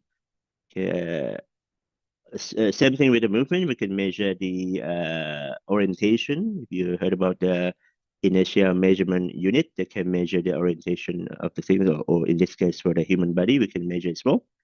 That's in terms of the measurement, okay? So if we want to combine all together, it can be a hybrid system as well. That's why I can call it a brain-body computer interface, but in this discussion will be a separate sensor and separate project as well. Then after we collect the data, okay, and we have to go to, because at the end it will become digital data, okay. Of course, in the signal measurement here, they have mainly from the human body and the brain is an analog. Then we have to use a particular sensor. For example, brain is EEG in this case, muscle is EMG. They have that proper instrument that do analog. It depends on the signal. EEG is a very tiny signal in terms of the microvolt. They need certain amplification, probably I won't talk that too much in the hardware, but that's it. That's the idea for the brain is measuring very tiny signal in terms of microvolt. Muscle can be micro, can be millivolt, but most of the brain is very tiny signal. So if you can measure the brain signal, if you can design the hardware measure the brain signal, I mean we can measure the other kind of the human body signal, and then plus the camera as well. So we have those things. Is still an analog, but through the computer, the instrument, they can be converted into a digital signal, because now we are the era of the computer, where everything that we do, we play with the digital data. So we have to come to the data processing. That's the advantage of the data processing. Now with the era of the AI as well, we can involve with the AI. We can use that one for prediction. We can use that one to other purposes as well. Prediction, classification, clustering, for example, that can be used in AI as well. So, but before that AI, that there are other process that need to be done. Okay, the signal sometimes is very noisy. We have to go through the signal pre-processing. For example, EEG data, the movement signal, the eye blink signal, even the electrical noise as well that need to be cleaned out as well in the EEG. Then that's part of the signal pre-processing. Although in the hardware they do have the digital filter, I mean the hardware analog filter, but we can implement a digital filter or any kind of we call it noise filter or artifacts as cancellation. So that will be done in a pre-processing. There are different tools that can be used, whether we can do it online, it can be offline as well. Okay. Then the next process is, because the brain signal, the EMG signal, and any kind of the signal as well, sometimes the signal is not clear. Okay. So in that case, in order to make it clear, we have to select further features. They need to be processed, what we call a features extraction. Okay, that's the next data processing. So there can be a different algorithm. Sometimes we have to convert it into a time domain, or if it is already time, we can use time. Sometimes we can use a frequency domain. Sometimes it can be combination time and frequency. Or in this brain signal that I'm going to present later on, there can be a networking as well. There can be possibility inside that they have a lot of algorithm to process this EEG data instead of the brain network. Okay, and after we get features, then we can use the artificial intelligence to classify that is a machine learning. Okay, so basically, so if I want to explain a machine learning in a general term or in a physics way, is the AI is like a mathematical explanation. Okay, people call it a black box. It's basically a mathematical. So do you have the input data, and after that you use an algorithm to train, basically try to learn whatever input data that you have, provided the output. Okay, and try to map it out to the output. At the end, we have the formula. So that's an AI. Another one, if we can actually use the purely mathematical as well. So AI maybe is a black box kind of modeling. And there's a mathematical model. We can use a white box. It's the same thing. It's processed to model between the input and output. Okay. That is one of the AI they call supervised learning. There are other kind of AI we can use as well. There's unsupervised. So we can use to cluster. So some of the advanced tool as well, the deep learning, we can use as an unsupervised learning. Okay, and the output we can use for the application. We can use for any kind of purpose as well, and we can use for the feedback to the human as well. It's depend on the application. So few application, I'm gonna go through it. Today I think 3 application only. There are more application, but today I think we just cover 3 application. One of them is the low back pain assessment and rehabilitation. So this is ongoing research. So I have a few research students working on this area.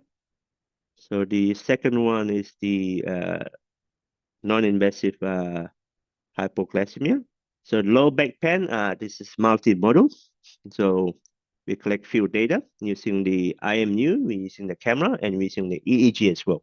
Okay, and the non-invasive hypoglycemia, I'm going to present here using the EEG. So we can measure using the brain signal for the low blood sugar detection. Okay, and the last one here, the same thing with the brain signal, we can use to detect mental fatigue. One of the application is for driving. So driver fatigue, and also actually there's another one, I didn't put it here, driver distraction as well. So not only fatigue, we can also detect the other kind of distraction. Okay. And let's start with the first one. So few publication have been published already. You can have a look here.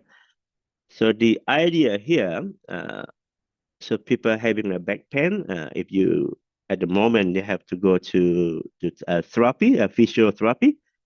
But the problem now, if you go to the physiotherapy, they don't have a proper measurement yet. Okay, they do have manual measurement. Sometimes they ask question. They ask question directly to the patient, but they don't have any of the tool of the sensor they can use to quantify and qualify the measurement. So that's in there means we can contribute to this kind of the project as a biomedical engineering, or as an engineer, we can actually use a biosensor and can hopefully help to get a proper measurement.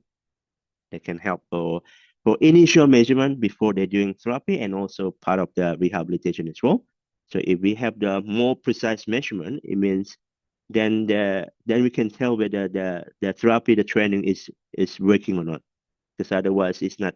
If the measurement is not proper, so sometimes they have to take few more training to adjust. I mean, the training adjustment need to be properly done.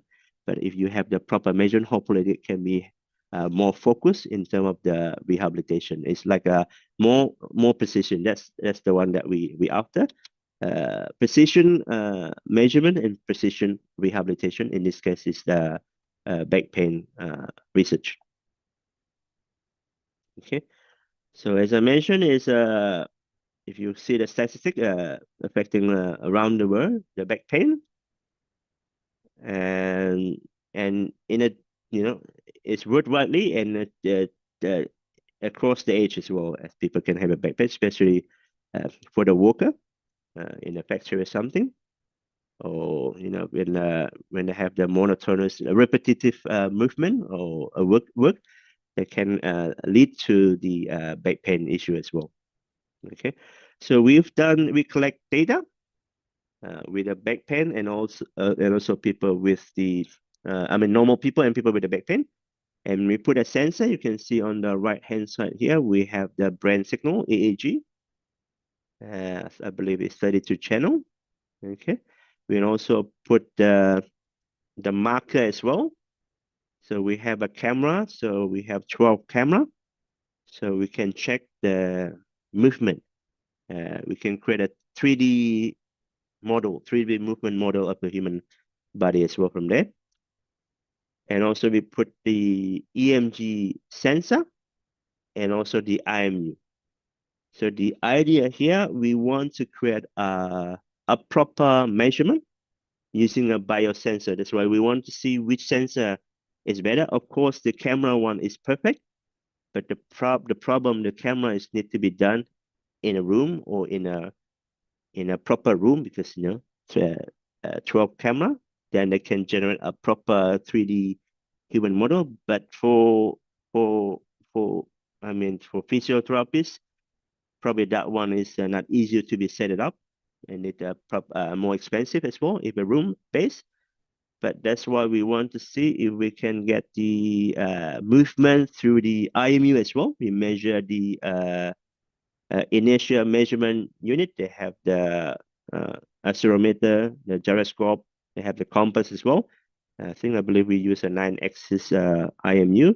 So hopefully we can create a 3D human model as well, and much more portable in that case. Okay. And of course, in this research, one of the research students actually considered on the AI base for the back pain. Okay, we published paper as well. I'm gonna explain that one a little bit. One of the publication for the AI-based back pain assessment, and also another student actually working on non-AI. So we're working on the modeling based on the biomechanics modeling. So there is a tool as well, OpenSim that we can generate a biomechanics modeling.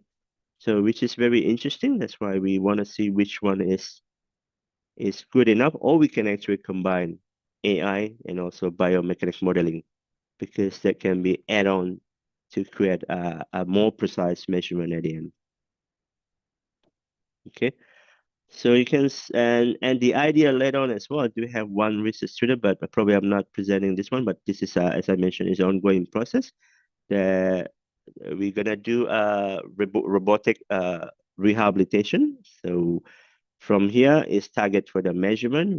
We do target for the rehab as well. Hopefully, there can be, if we can do this one, it can be help with the home-based rehabilitation. Of course, they have a clinical measurement. They can, people with physiotherapists can prescribe the training, get more precise. But at a home base as well, we have we plan to do a robotic exoskeleton base for the rehab for this low back pain research. So you can see the sensor that we use at the moment. We collect the data, camera based, IMU based, EMG for the muscle, and AG. So at the moment, the one that we publish, I think the camera and also the. So I believe it's only camera and also the AI, and few publication on the conference on biomechanic modeling. But we haven't published for the IMU, and EMG and EEG we haven't published, still ongoing. So this is one of the publication we're using the AI. Okay, not for the classification. This is initial as a journal publication. So we try to use the AI to cluster the movement. So we collect the data. There are different people with a back pain. And first thing, I think when we go to the back pain, maybe they just have had two scenario, whether you have a back pain issue or they have a non-back pain basically, and they try to prescribe different training, but they don't have as I mentioned, they don't have a proper measurement. So we publish paper. We try to look whether we can use the AI to see can we group them into different movement, because later on, based on that one, the physio can prescribe different scenario as well. That's the idea. So we use an AI. We able to actually with the people with the back pain, we cluster them into a 4 cluster. It's quite distinct, and hopefully in each cluster later on they can prescribe different training. That's the idea. So initial publication, so for this data collection, for the data for the back pain that we collected, we are able to cluster them into a 4 cluster. From there, they are quite distinct, and hopefully later on we can prescribe more more precise training. Okay, and the next one is the biomechanics modeling as well. We do have one research student. So the idea here for biomechanics modeling, we want to model and we want to predict the muscle activation. So there's a medical modeling use the OpenSim. Okay, there's a simulation software as well. It's a biomechanic modeling analysis. So this is a part of the OpenSim block diagram, how we do the thing. So this is we use modeling. So they've done a lot of research. We use existing modeling as well, and we use the experiment that we done there for this camera system, and from there we applied the OpenSim as a biomechanic modeling with this condition, with the ground reaction force as well, this is part of the biomechanics modeling tool that we can need to optimize. But at the end, we can actually see the reaction force, which is very interesting. And this is the way we put the marker, because we need to marker is important for the camera, because we can capture the movement from there. And from there, we input it to the biomechanic modeling, and we can see how the muscle activated. So this is based on the modeling, okay, because this is a prediction. This is the model, and it's actually quite accurate as well. We can see that one we published a conference paper on this one, and we can see from the model we can compare the spinal loading as well. People with the back pain and people with the healthy, and they are different. So it means that we can see which area is affecting. Okay, and so from here we can see the muscle activation, which is at the end from this table we can tell which of the peak resultant forces as well, between comparison between healthy and people with back pain. And hopefully, if we can identify those muscle, we can go more precise. It means those area need more training, for example. Okay, so this can be interesting too. Hopefully, we can later on we can combine with other tool like AI based, then become an auto system as well. Because at the moment, in a biomechanics modeling, it actually takes time. It's still an offline analysis, but we're planning to make it into real time and can be used as a tool for initial measurement as well. People where they instead of questionnaire or by asking question, or they're using a measurement ruler to check picture with the physiotherapy. If we have this kind of measurement, use a biosensor, we use modeling, and we use the AI as the initial measurement, and hopefully we can generate a proper assessment at the beginning as well. That you can see if we can identify, if we can predict which muscle is affecting to the back pain, then of course then that the physio can train that one properly. Okay, so that's for the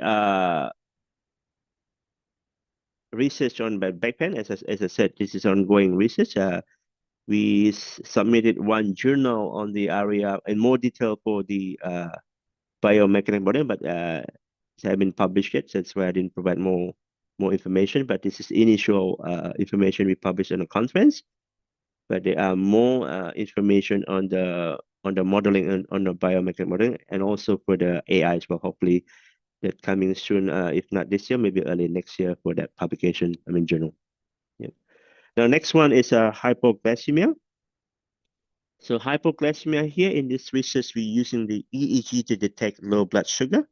Okay, and this is the condition for diabetics. So diabetic normally they need to inject insulin, but the problem now, if you have to inject insulin, you can have the condition for the low blood sugar, and it's quite dangerous when during the sleep. Okay, during the sleep, if the low blood sugar, I mean, they can turn into a coma. You can just keep sleep forever. So it means it's very dangerous. So we need a proper detection, and have to be currently, I think the easy way, you have to take the blood all the time to check, which is not very convenient.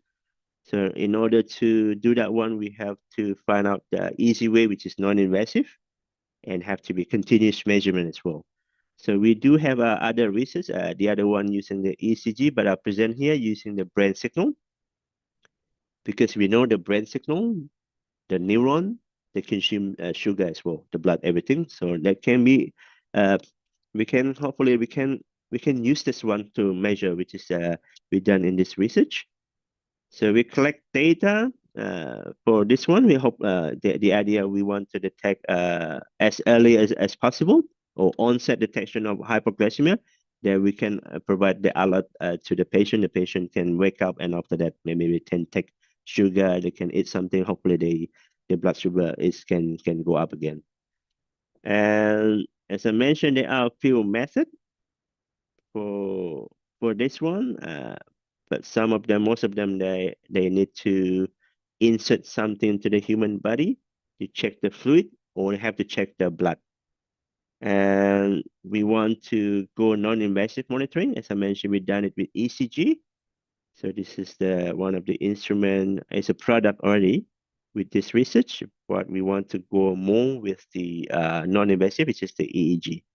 And we already published a few paper using a few journal in our ICPIA transaction for the EEG X-ray. So this is the data collection side. We collect data patient with the hypoglycemia.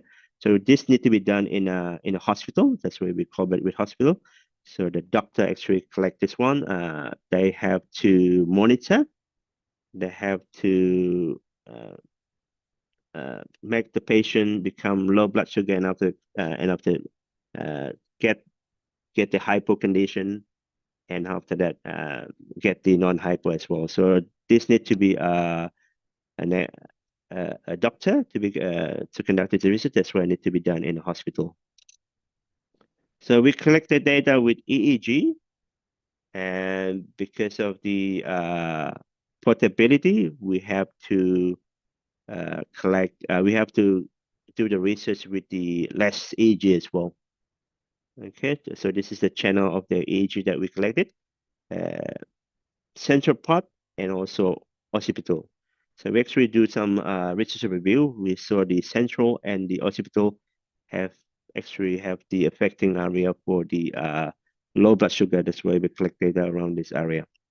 And also, we want to put this area because, again, EEG is affecting with the noise. Most of the noise affecting on the closer to the frontal area. That's why we put the data around, in the middle and the back of the head. Try to avoid that noise matter as well. Okay, and in here as I mentioned, we use pre-processing. We have to clean the data, and after clean the data, we have to go through with the features extraction.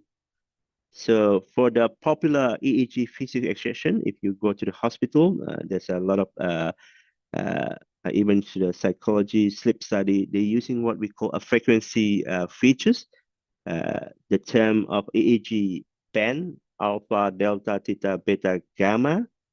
As normally for hospital, we use that even in a clinical. Most of them they use frequency wise for the features extraction. So if you go psychology will use that term as well. They want to see your alpha level, delta level. Sleep study the same thing. So this is a very traditional features extraction for the EEG. But we want to see other things because we are engineer. We can develop different algorithm. And in a research as well, we want to see whether other kind of features that can be better. So in here, I think in hypoglycemia, we found out using the still frequency, but not directly with the frequency band, but we can use the centroid frequency and the spectral entropy. That's another kind of features. Instead of the frequency band, we can use the centroid, the center of gravity of the frequency, and also the entropy of the frequency. They can actually have improve the classification. So in this research, we want to classify between the hypo and non-hypo. So you can see here after you apply the features extraction. So we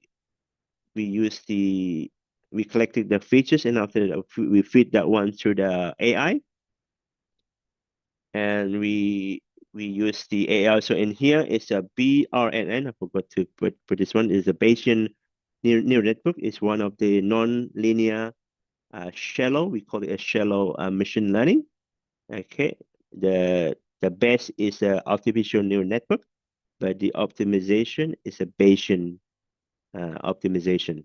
Okay, that's why we can call it a Bayesian neural network. Okay, There's a one benefit if you want to learn a bit more AI with the Bayesian neural network. We can produce an optimum parameter. That's benefit of the Bayesian neural network. That's the idea we use here. So because sometimes one of the issue with neural network is during the training, they can be easily to trap into a local optima.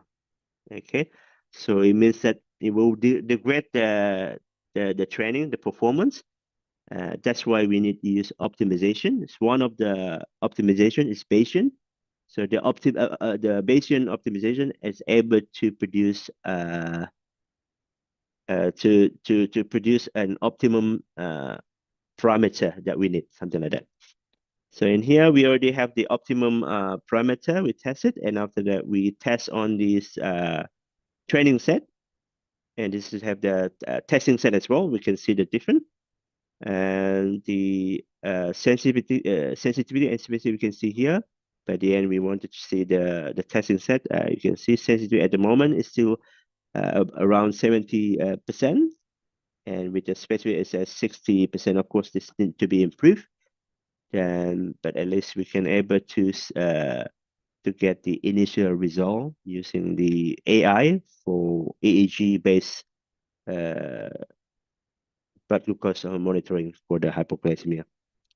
Okay, and we want to see different time window as well, because EEG classification they can be applied to certain time window.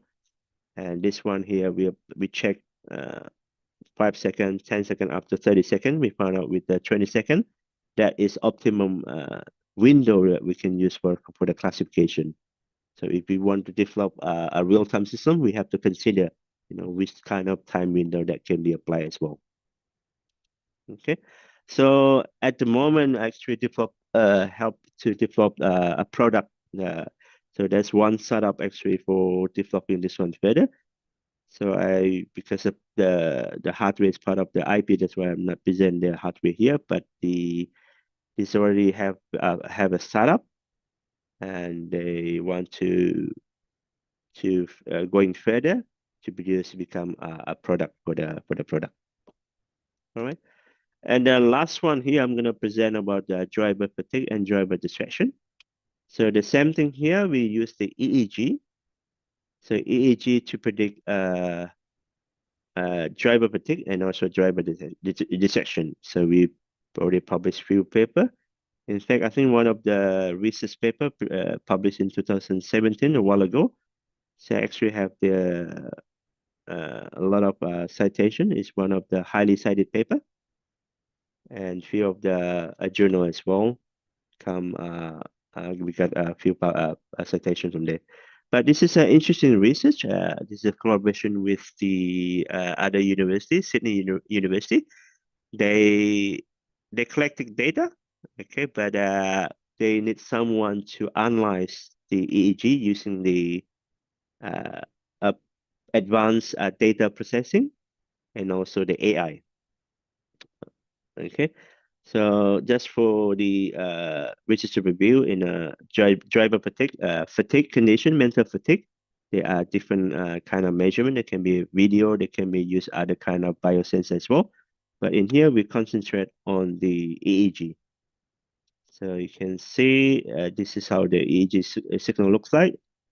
And again, as I mentioned, the EEG signal, it's a time series. So we can't see clear the features. We have to employ the features extraction. The traditional method is a frequency. We can read this one into a frequency wise, and we see the EEG band from there. But in this study, and we collect the data collected with a few healthy participants using the driving simulator.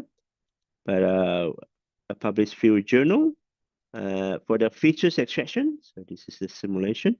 For the features extraction, I use a non-band, non-frequency wise. Actually, I use the so this is a pre-processing to clean up the EEG data. But I use the AR. So in here, I use the auto-regressive modeling. It's a time domain signal. The power spectral density is frequency wise, that the one that we discussed before is we can use the band of AG, alpha, delta, beta, gamma. This is a Fourier transform. If we go more specific in terms of the algorithm, but we put it here because it's for the purpose of the comparison. But for the classification, I think I've published few journal, one of them using the Bayesian neural network, again, Bayesian neural network for the optimization. But the other one as well, we developed a deep learning base called sparse deep learning belief network to improve their classification accuracy. So this is the structure of the deep learning that we propose. Okay, so deep learning is quite different than conventional shallow machine learning. Okay, the Bayesian neural network is still a shallow machine learning. They have only the top structure here, but deep learning, they have the combined, they have the generative, they also have discriminative. The generative, they are unsupervised, and the discriminative, they are supervised. So that's the benefit of the deep learning. They combine unsupervised to learn the features, and also supervised to classify the thing. Okay, and this is the result of the classification accuracy. So the metric is sensitivity, specificity, and accuracy. You can concentrate on the accuracy here, and on the different classification method. So artificial neural network, Bayesian neural network, deep belief network, and the one that we proposed as sparse deep learning. And you can see the one that we propose is improved a lot with the features auto-regressive.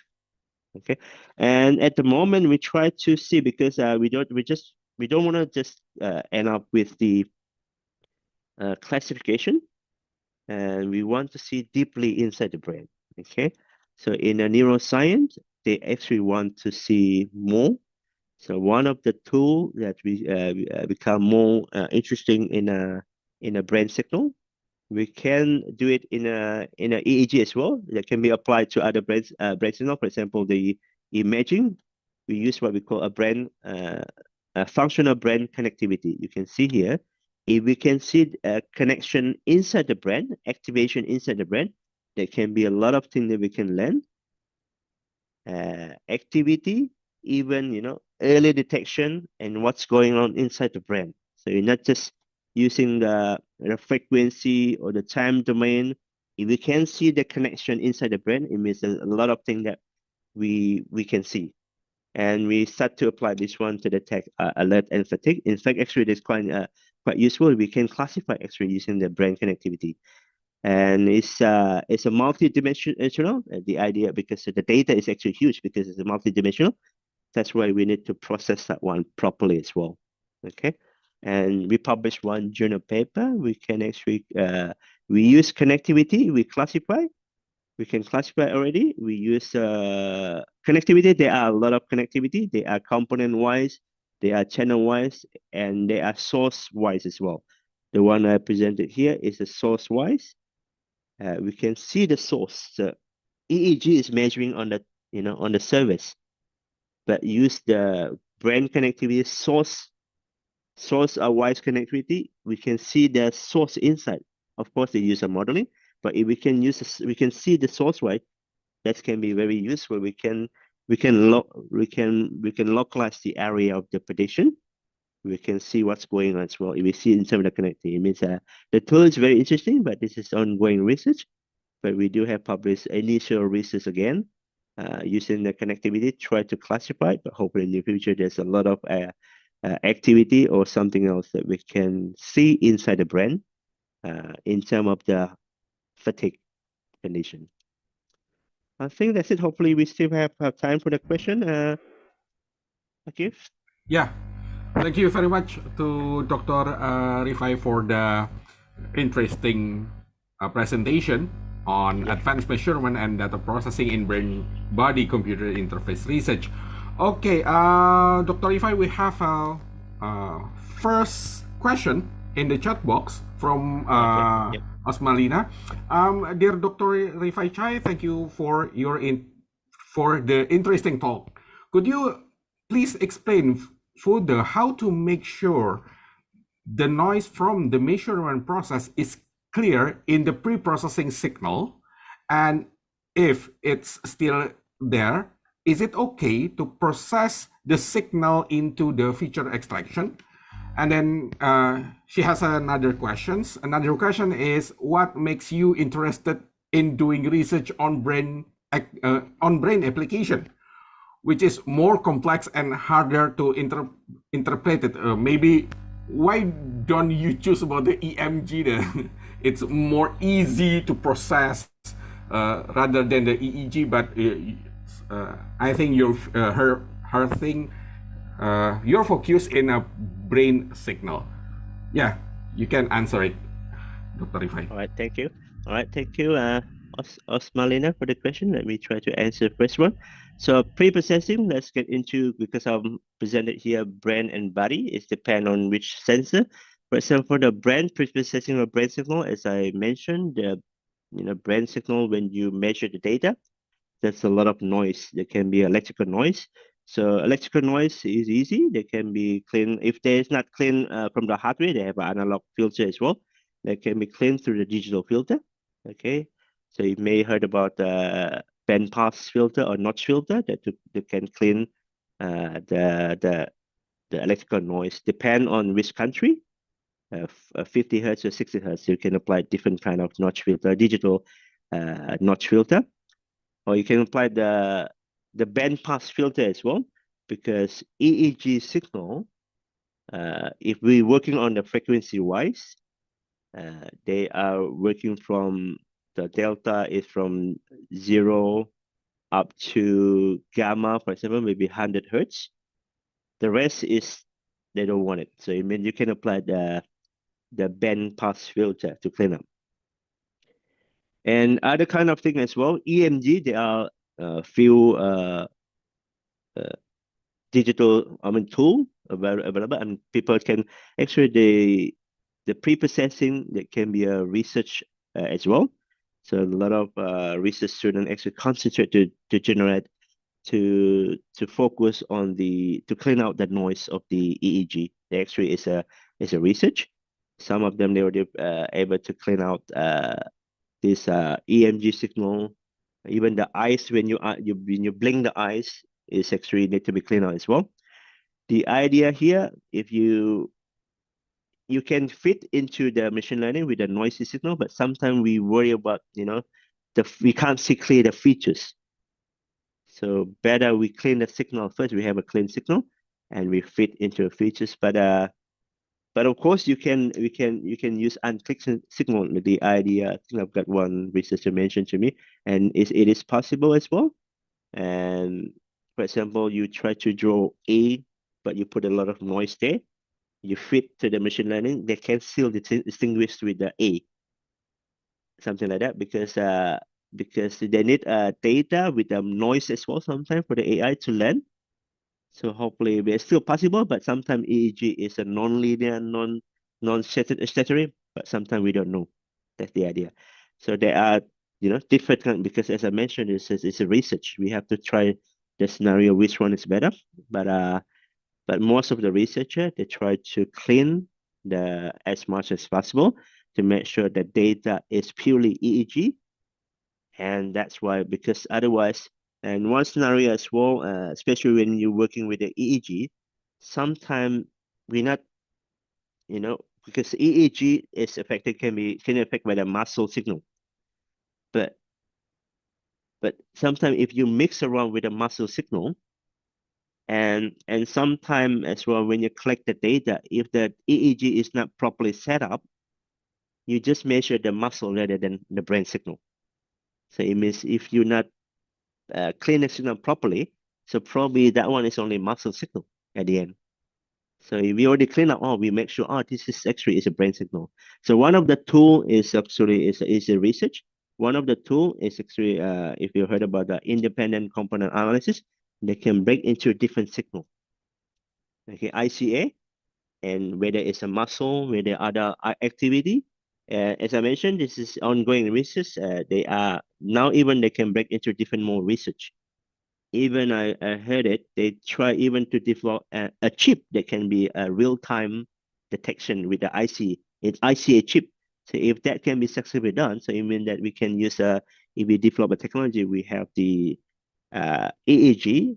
If we want to make into a real-time brain computer or brain body computer interface, then we can incorporate the ICA chip to real-time clean out the signal, and we have a clean EEG that we can use further processing that become better. So I believe maybe clean signal is better because we make sure it's EEG.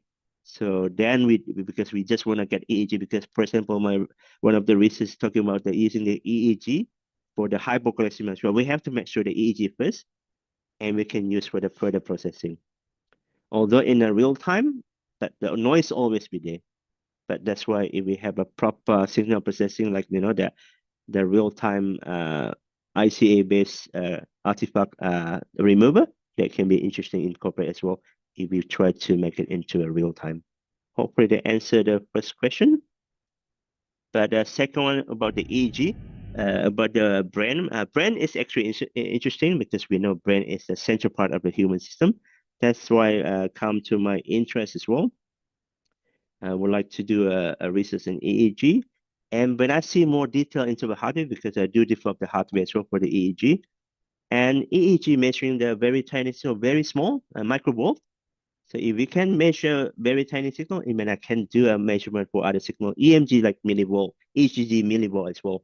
So that's why when I start the research, I target to develop a hardware to measure very tiny signal, and after that, very easy to measure the other muscle signal. I mean muscle or muscle EMG, ECG, even EOG I signal is a millivolt. That's one of the reason. Another reason is if we see even if you see the one of my research that I present, I didn't present the EEG part, which is the back pain research. So I do collect with the EEG as well, because sometimes the training, the rehabilitation, most of the people that doing the rehabilitation, they just focus on the muscle training. But I believe because brain is part of the central part, so we should combine brain training and muscle training together to optimize rehabilitation. That's why my research always started with the brain, but of course now become a multimodal. But the brain is always need to be there to try to maximize the whole thing. But hopefully they're answering the question. Yeah, I think Osmalina, yeah, enough for the Osmalina's question. And Dr. Ifai, the second question from Dr. Sugianto Sulistiono. I have two questions. How much is your data? And the second one is, how do you connect the result with the brain theory in your presentation? Maybe it's related to about the EEG and the brain concept in your presentation before. All right. Yeah. That's from Sugianto. Okay. Yeah. So how much is your data? Is it in terms of the price? I'm not sure. So we're talking about the data collection. So it depends on the project. For example, the hypoglycemia is quite expensive actually. So we need to pay. We even need to pay the patient. We need to pay the doctor, and the research is not easy to be conducted because we have to get a diabetic patient, and the diabetic patient need to be turned into a hypo, so have to be carefully done. So that one is more expensive, but driving is easy, they're healthy. And if we're talking about the instrumentation EEG is easy. But even we can develop our own EEG as well. That's what we're doing. So hopefully answering the price. It depends on the project actually. For the price. But how do you connect the result with the brain theory in your presentation? Brain theory. At the moment, because brain theory is more towards science, okay, it's still in the research. There are a lot of theory, because I'm working on more engineering. So normally my research, I don't go very deeply into the science, although we have to do it at the end. I'm more into more practical. Okay. At the moment, I try not to answer the science question because that's another field of the research. So you can see I'm using a lot of technology tool is try to improve. Okay, for example, the back pen is try to create another assessment and using signal processing, and or maybe we have to try different kind of the signal processing, or we have to redevelop signal processing or AI. But in terms of the science part, I haven't go very deeply. Try to be honest here, it's a little bit not my scope of the engineering, but hopefully in the future I can contribute as well. But it means I need to collaborate more with people in the science, like neuroscience. But that's why I have more interest with the brain network, because part of the brain theory is they need a tool, to understand the brain theory. One of the things is the brain connectivity. Hopefully we can see deeply inside the thing as well. So hopefully, because I probably just not fully answer the question, but I'll try to answer. Yep. Okay. Dr. Rifai, there is a third question for you. Thank you, Dr. Rifai Chai, for the very interesting presentation. Sorry, it's from Mr. Alfian Pramudita. Okay, I also have an interest in biomechanical modeling using OpenSim for the model itself. Do you think the model should be from specific patients, or can we use generalized model to study disease or condition classification?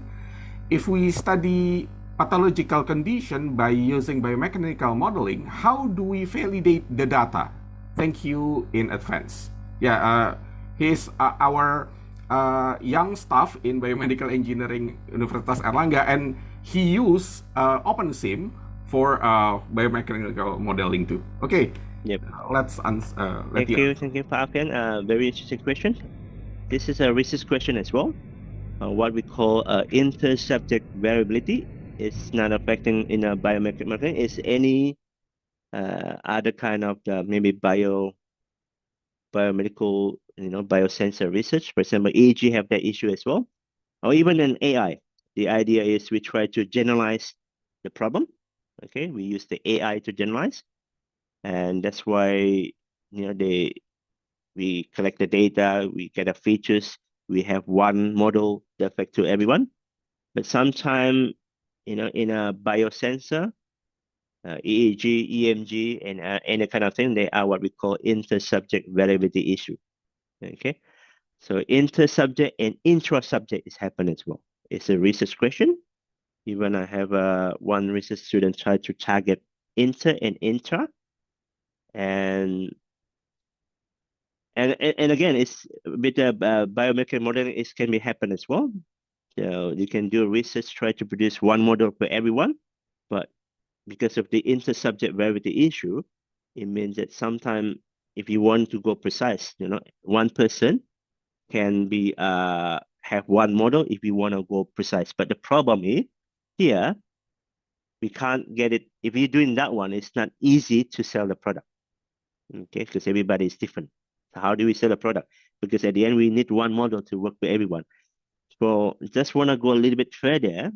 Okay, there's one research very hot topic for the inter-subject, and what we call a transfer learning as well. The same thing when you apply to your biomedical modeling, brain connectivity, same thing as well. They try to do a group connectivity rather than subject specific. And also for the AI, to improve the system, is not we're not trying to produce every person have different model. It is very, very hard to differ those product. And another thing is what we call a transfer learning as well that can be done. So transfer learning, you can search the topic. So transfer learning, the easy way of transfer learning is we try to provide a fast calibration. So, and I mean, this is in terms of the AI, but that can be applied to any kind of research, method as well in terms of this one here, the features called biomechanical modeling. But the idea here, the reason behind is subject variability. But hopefully they answer the question. Okay, thank you, Dr. Rifai. And there is another question from Dr. Hari Septanto. Dear Professor Chai, thank you for your very interesting talk. Many people experience that what they think is not synchronized with what they do. How to compromise the situation based on the measurement data from EEG and EMG in BBCI, brain-body computer interface system? All right. So there's a two model here. One is EMG, one's for EEG. Okay. So what the thing is not what they do is actually reflecting to the EEG, but for the EMG that should be directly because a muscle signal. So if you just, I think there's already in a research, if you have the amputated person, you can put EMG signal. If you don't want to move into a different way, we can detect the signal directly. I mean, what the action on the EMG signal, it should be what's really happened. Okay, what the thing I mean is the EEG signal. I mean, what is inside the brain probably is not directly to represent the action. This is topic in the brain computer interface, which is true. So at the moment, we can't directly get the features. So whatever you think, we can get exactly representation into a features yet. So this is a topic of brain computer interface. If you try to follow that research, BCI, okay, that's why I didn't present here. The one that I present is a passive BCI. It's a mental fatigue. There's another topic called active BCI. So it means you just imagine something, okay? But the problem here is you can't imagine what you think. So in a BCI, it's a big one of the BCI topic is a mental association. Okay, so in one research is you can use you can think about the movement of the right hand or right hand and left hand. We can distinguish that one. So they call it a mental motor imagination. Okay, and they can detect as well other kind of mental tasks like mental arithmetic. Mental you think about the Rubik rolling, or you count your mathematics in the brain, we can detect inside the brain. So it's not the direct action of what you think. So hopefully that can answer the question.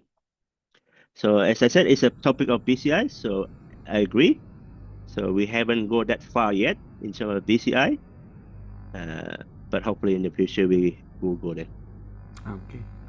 Maybe the last questions comes from me, Dr. Rifai. Dr. Rifai, some of our students try to make a research in real-time medical signal processing using artificial intelligence. That our research before, artificial intelligence always used in non-real-time system. We collect the data and maybe process the data not as soon as we collect the data, and they think that in the application, or if they want to make some products, they need the real-time artificial intelligence system, like how to make a artificial neural network or machine learning works in real-time condition. In your opinion, is it possible, and what is the difficulties or the challenging issue in real-time AI for signal processing? Yep. All right. Thank you, Bakib. Interesting questions. I presented previously at Erlangga about the wheelchair control, but it's actually real time. So one of the scenario, let me try to make it short here. So we have to make sure it's real time from the measurement. So if we're talking on measurement, the EEG need to be send the data in real time. That's why I designed my own EEG, because I have to make sure that data it's real time at the beginning. And if you use the hospital AAG, they don't have real time data. They just use a software that's offline, so we can't do it in real time. So that started from the beginning, data measurement have to be real time, and after the pre-processing need to be done real time as well. Depend on your pre-processing. For the wheelchair, I just go straight. So I use a simple pre-processing in a brain control wheelchair. First thing I use the mental task, PCI, for the control of the wheelchair. So the data is real time, the pre-processing, because from the offline study I learned, depend on your features extraction. So if you have the precision wise, then you have to make sure your Fourier transform, the frequency band need to be real time as well. Okay. And now with the AI part, because for example, if you use artificial intelligence, you train your data, you can train your data offline. That's the process of the training, and you get the optimum training, optimum result, provide the highest accuracy, optimum accuracy at one. Then after that, you already have the weight, the final weight. If we're talking about the artificial intelligence, you go with the formula, I mean the equation of the artificial intelligence. They have output, they have the hidden layer, they have the input. The formula is straightforward, and if you develop the program yourself, I mean you just need to, the process of training is just update the weight based on the new input data. But the process of training, but at the end, when you want to classify, you have new data, your weight is the final weight. Okay, you just need to output using the whatever data that you have, real-time data. You just doing the output. It means you just need to provide an output, update output, and the result will be a real-time classification. So that's the AI part. So at the end, the AI part is only one formula, one model. The input is a new data, is a real-time data. The weight is final weight, and you provide the output. So it should be very quickly done. So you don't need to do offline training anymore, unless you're doing adaptive training. That's different story. That maybe is a subject with the transfer learning. That another kind of research. But this one is only updating weight. It just only updating weight based on the new data. So they can be real time. So it's a real time. So that's why you have to make sure every process is real time. So EEG real time. Your features extraction need to be real time, and your AI real time. It just need to update weight if you use artificial neural network. Same thing with you can apply to the for vector machine learning. They have model, the input. You just need to classify. The idea that we just need to classify. It's just one model. You just put a new data in. You provide your output. That's it. It's running one equation. That's a real time. That's a real-time AI. They produce the output. The output there can be 1 or 0, something like that. Okay. The important part is, if you go with the EEG, sometimes it depends on your window. For example, if you want to use because previously I tried to do it very fast actually, but I should not do it because I tried to make it because the EEG have a transfer rate around, for example, 250 hertz. So it means 4 milliseconds. But I tried to do classification in that 4 milliseconds as well, which is done it already. And the features extraction need to be quick. So that's why if you want to do real time, so every process, you should not miss anything. So if your classification every second, so as soon you get the data, then your pre-processing needs to be done within that 1 second. The AI needs to be that 1 second. Otherwise, it's not real time. Because the data keep coming, and it depends on the way you classify as well. You can apply sliding window the data, or every window. It depends. But normally, sliding window is better. Which is I've done for the wheelchair, because I think in the past already presented. I have a video as well that I classify in real time. And I actually put the AI into the embedded system. We can do it because it's only one single formula. The important part is the weight. We have to create a variable if the weight is a floating number or double. So we make sure we have enough memory to cover that. Hopefully that answers the question. Yeah, thank you very much to Dr. Rifai for the presentation and Q&A. It's really interesting. And then, once again, thank you very much. And I think we are on the end of the fourth plenary session for this day. And once again, Dr. Rifai, thank you very much for your extraordinary and valuable presentation on scientific development in biomedical engineering, especially in signal processing, medical instrumentation, and biomedical computing. Thank you very much to Dr. Rifai. Thank you, everyone. Okay, and thanks to the all audience member to joining today for plenary session. I apologize if I made any mistakes during this session. Good afternoon, wassalamualaikum warahmatullahi wabarakatuh, and I return the program to the Master of Ceremonies. Thank you.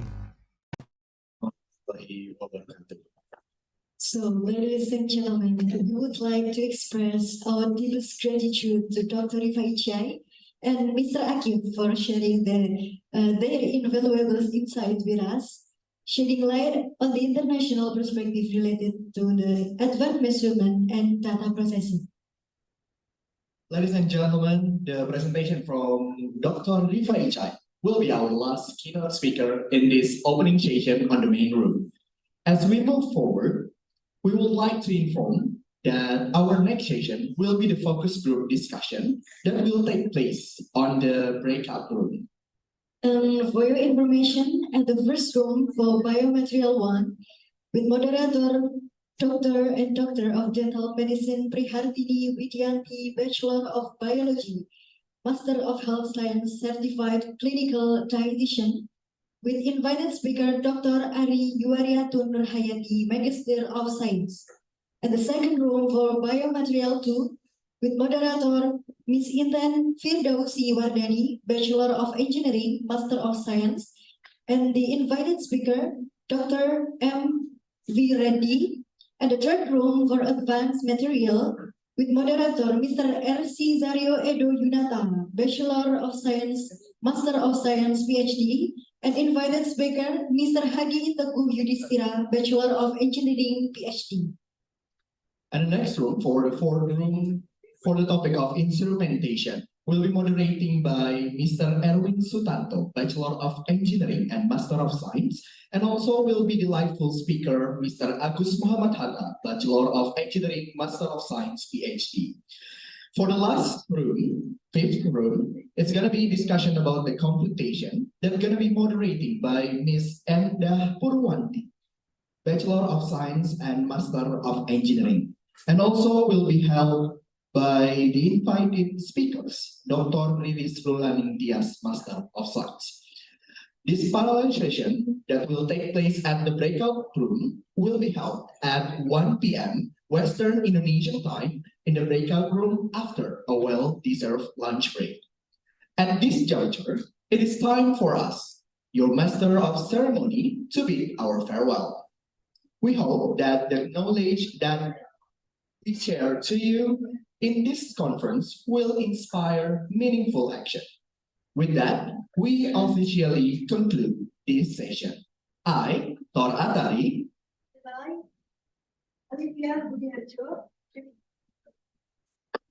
and I, Alivia Budiharjo, representing the organizing committee, humbly extend our heartfelt apologies for any mistakes during this event. We truly appreciate your passion and understanding.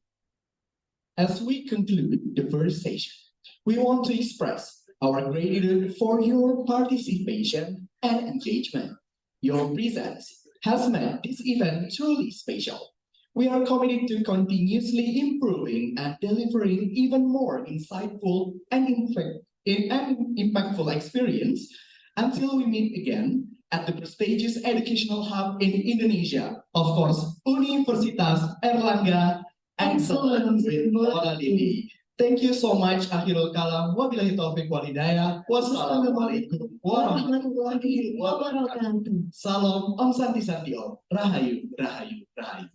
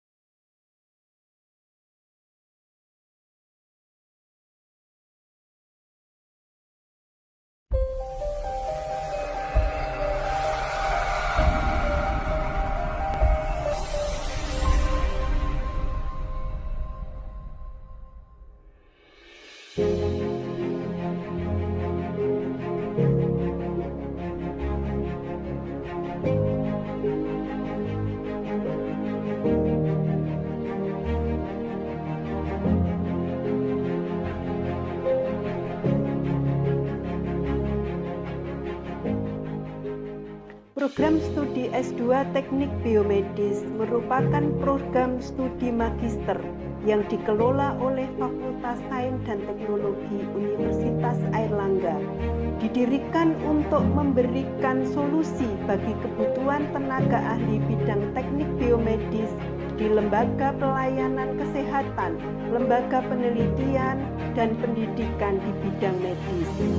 Visi program studi teknik biomedis adalah menjadi pusat pendidikan dan penelitian yang unggul di bidang teknik biomedis, baik pada tingkat nasional maupun internasional, berdasarkan pada etika dan moral yang beradab untuk mendukung perkembangan bidang kesehatan dan industri medis.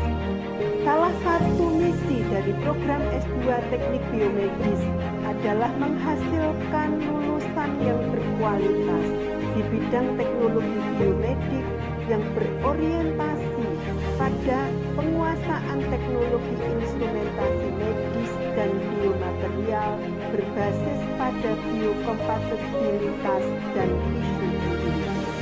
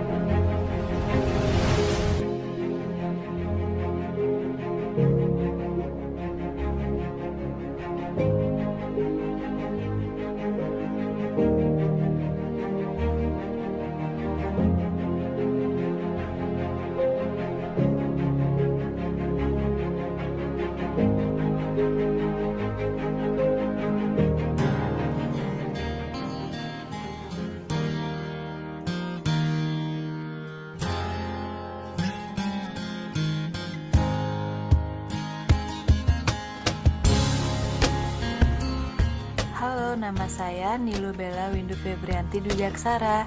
Saya merupakan alumni dari S2 Teknik Biomedis Universitas Airlangga angkatan 2017.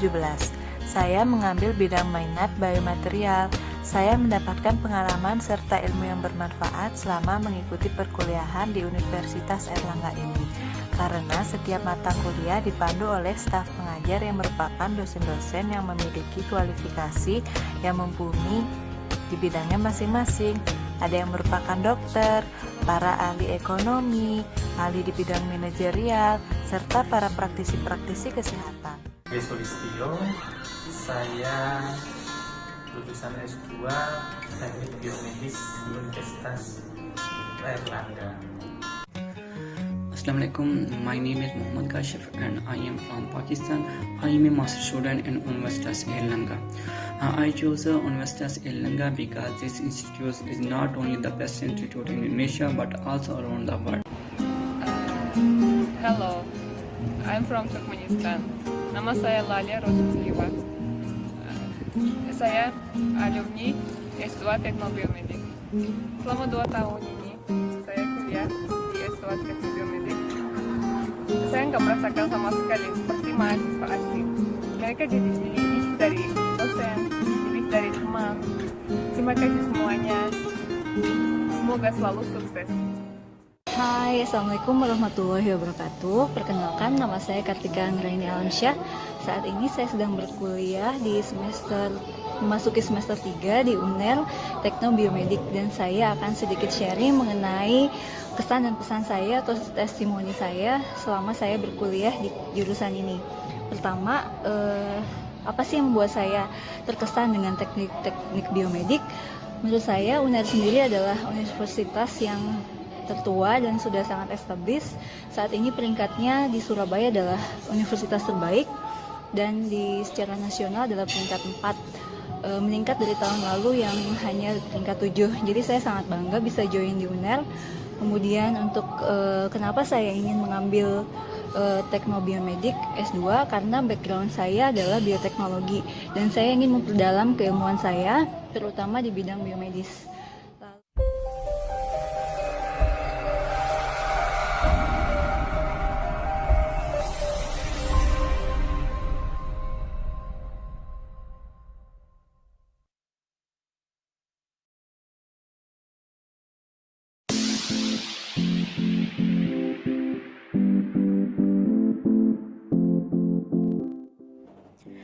This material is providing some information about the School of Physics, Faculty of Science and Technology, Airlangga University.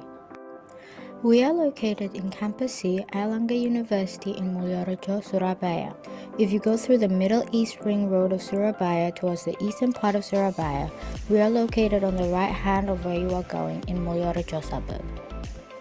We have been established since 1982, and it was founded from the Basic Natural Science or BNS in medical school formed by Dutch government before the Airlangga University was regarded as an Indonesian national university in 1954.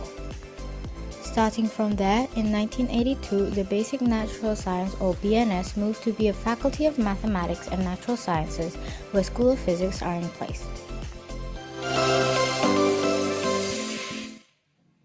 Hello everyone, I'm Heritu Laksana, the head of schools of the School of Physics in Faculty of Science and Technology in Airlangga University, Surabaya.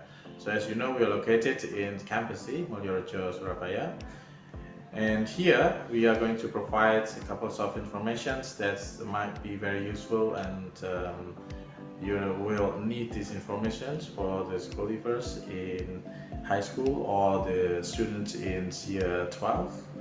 So you might have an idea how to apply and what you're gonna get from these schools, what the benefits you can project for your future coming 4 years after you get entered to the school. So pretty much very beneficial for you to enjoy these informations. And we are waiting for your participations, for your admissions, and welcome to School of Physics in Faculty of Science and Technology, Airlangga University. Thank you very much. We find practical solutions to global challenges, enhance understanding, and mentor future generations to make an impact on the world. For our learning experience, we provide an education of the highest quality that will challenge and inspire you. We encourage you to become an independent thinker, equipped to thrive throughout your university experience and in your future.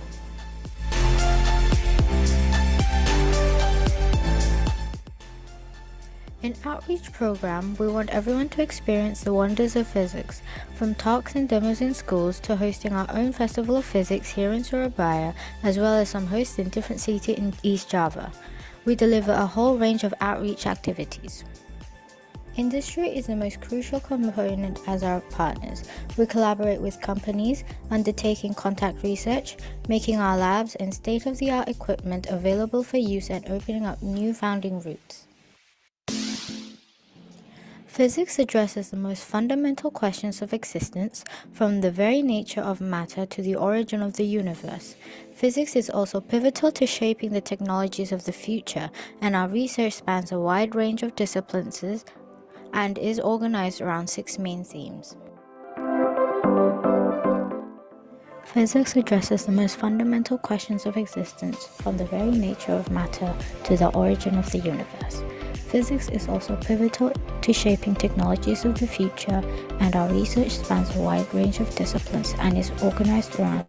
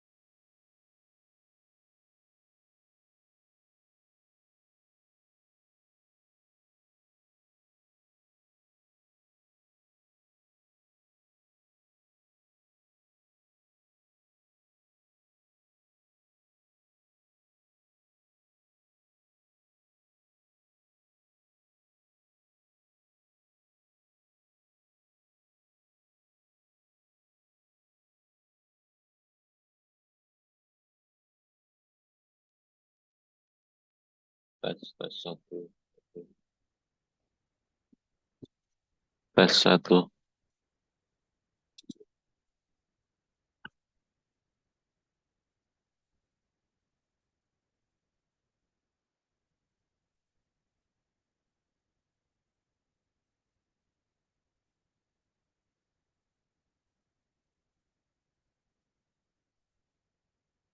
Tes.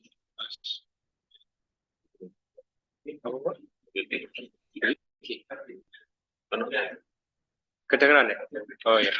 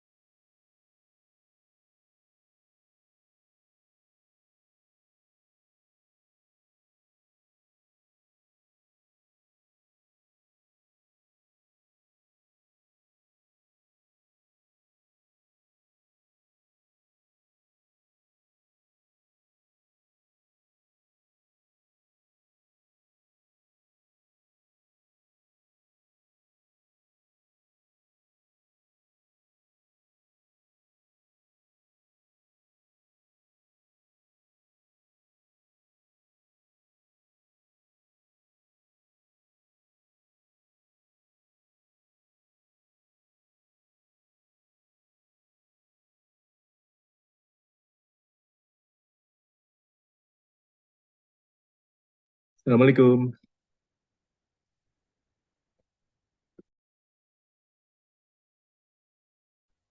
Waalaikumsalam warahmatullahi wabarakatuh. Ya, Pak Eko. Ya, Baru selamat. bisa bergabung. Iya. Saya ada di room berapa ya di?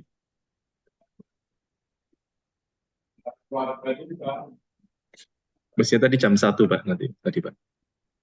Bagus, sehat bagus. Ya, sehat Pak. Oke. Ya ini belum mulai ya? Oh, belum mulai ya? Belum mulai Pak. Oh, baik. Berapa menit lagi mulainya? Kurang tahu ini dari panitia. Jadi belum mulai ya? Mestinya Belum. jam 1 tadi ya mulainya? Iya. Ya, siap. Oke. Ya. Ya, kami tunggu Pak. Ya, makasih. Oke.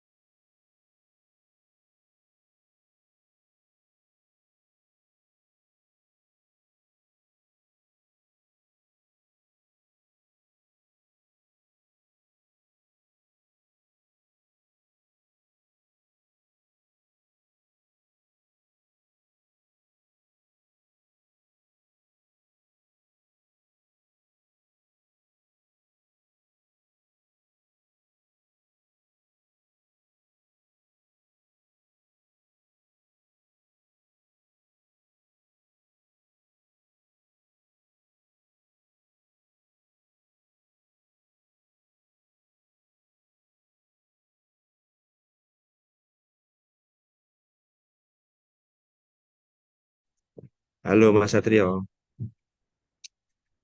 Mas Satrio. Iya Bapak. Iya, halo. Sorry. Ini di main room ya? Mas Satrio ada di main room ya? Ya, ini main room ini. Kok iso tampil ya Maaf ininya ya? Bapak, suaranya putus-putus. Putus-putus ya? Bentar.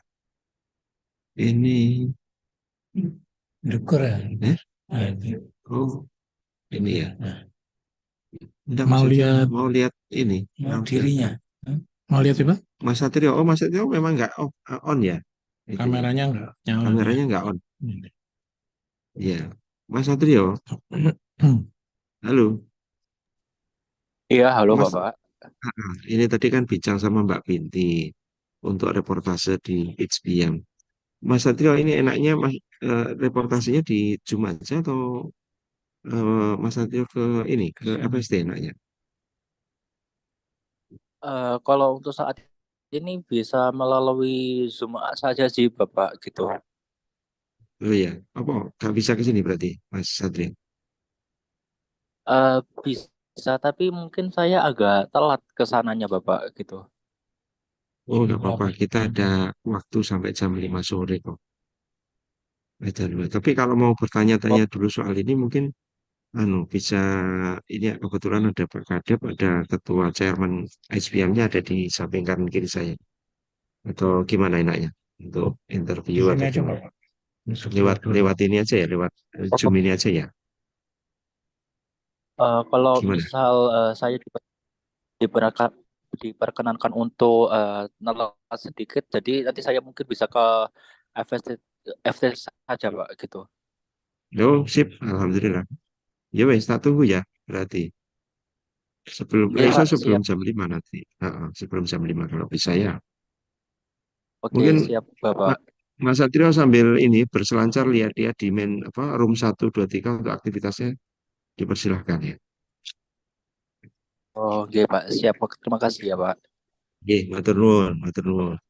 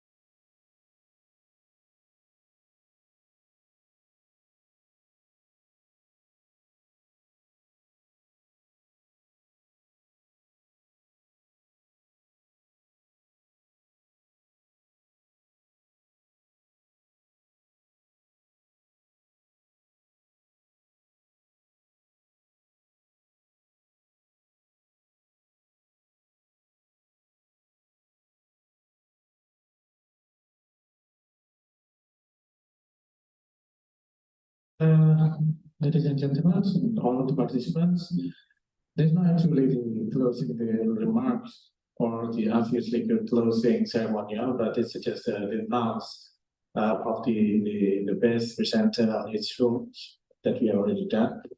And so before we have the closings, I'm accompanied by the chairman of the full ICPIAM today.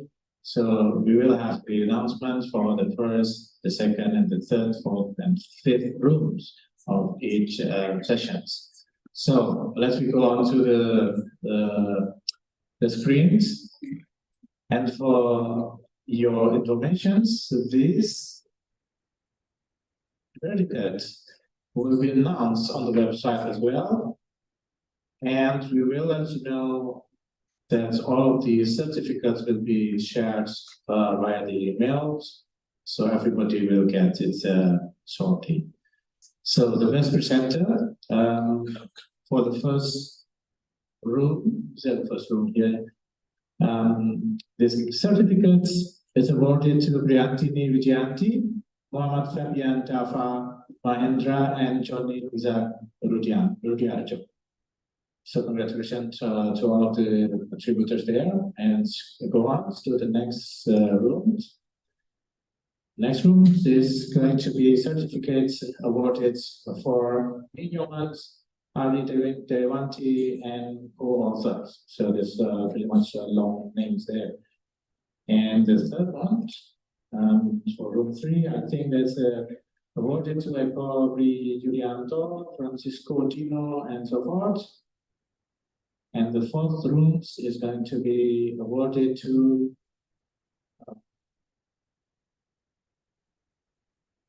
Adi Kurniawan and Muhammad Raihan Rasulullah Ibni Kusuma and Indro Bayu Ranu Kusuma. Okay, so the fifth room is going to be awarded to Dewi Anggraini, Setiawan Purnomosaki, and Sugeng Rianto.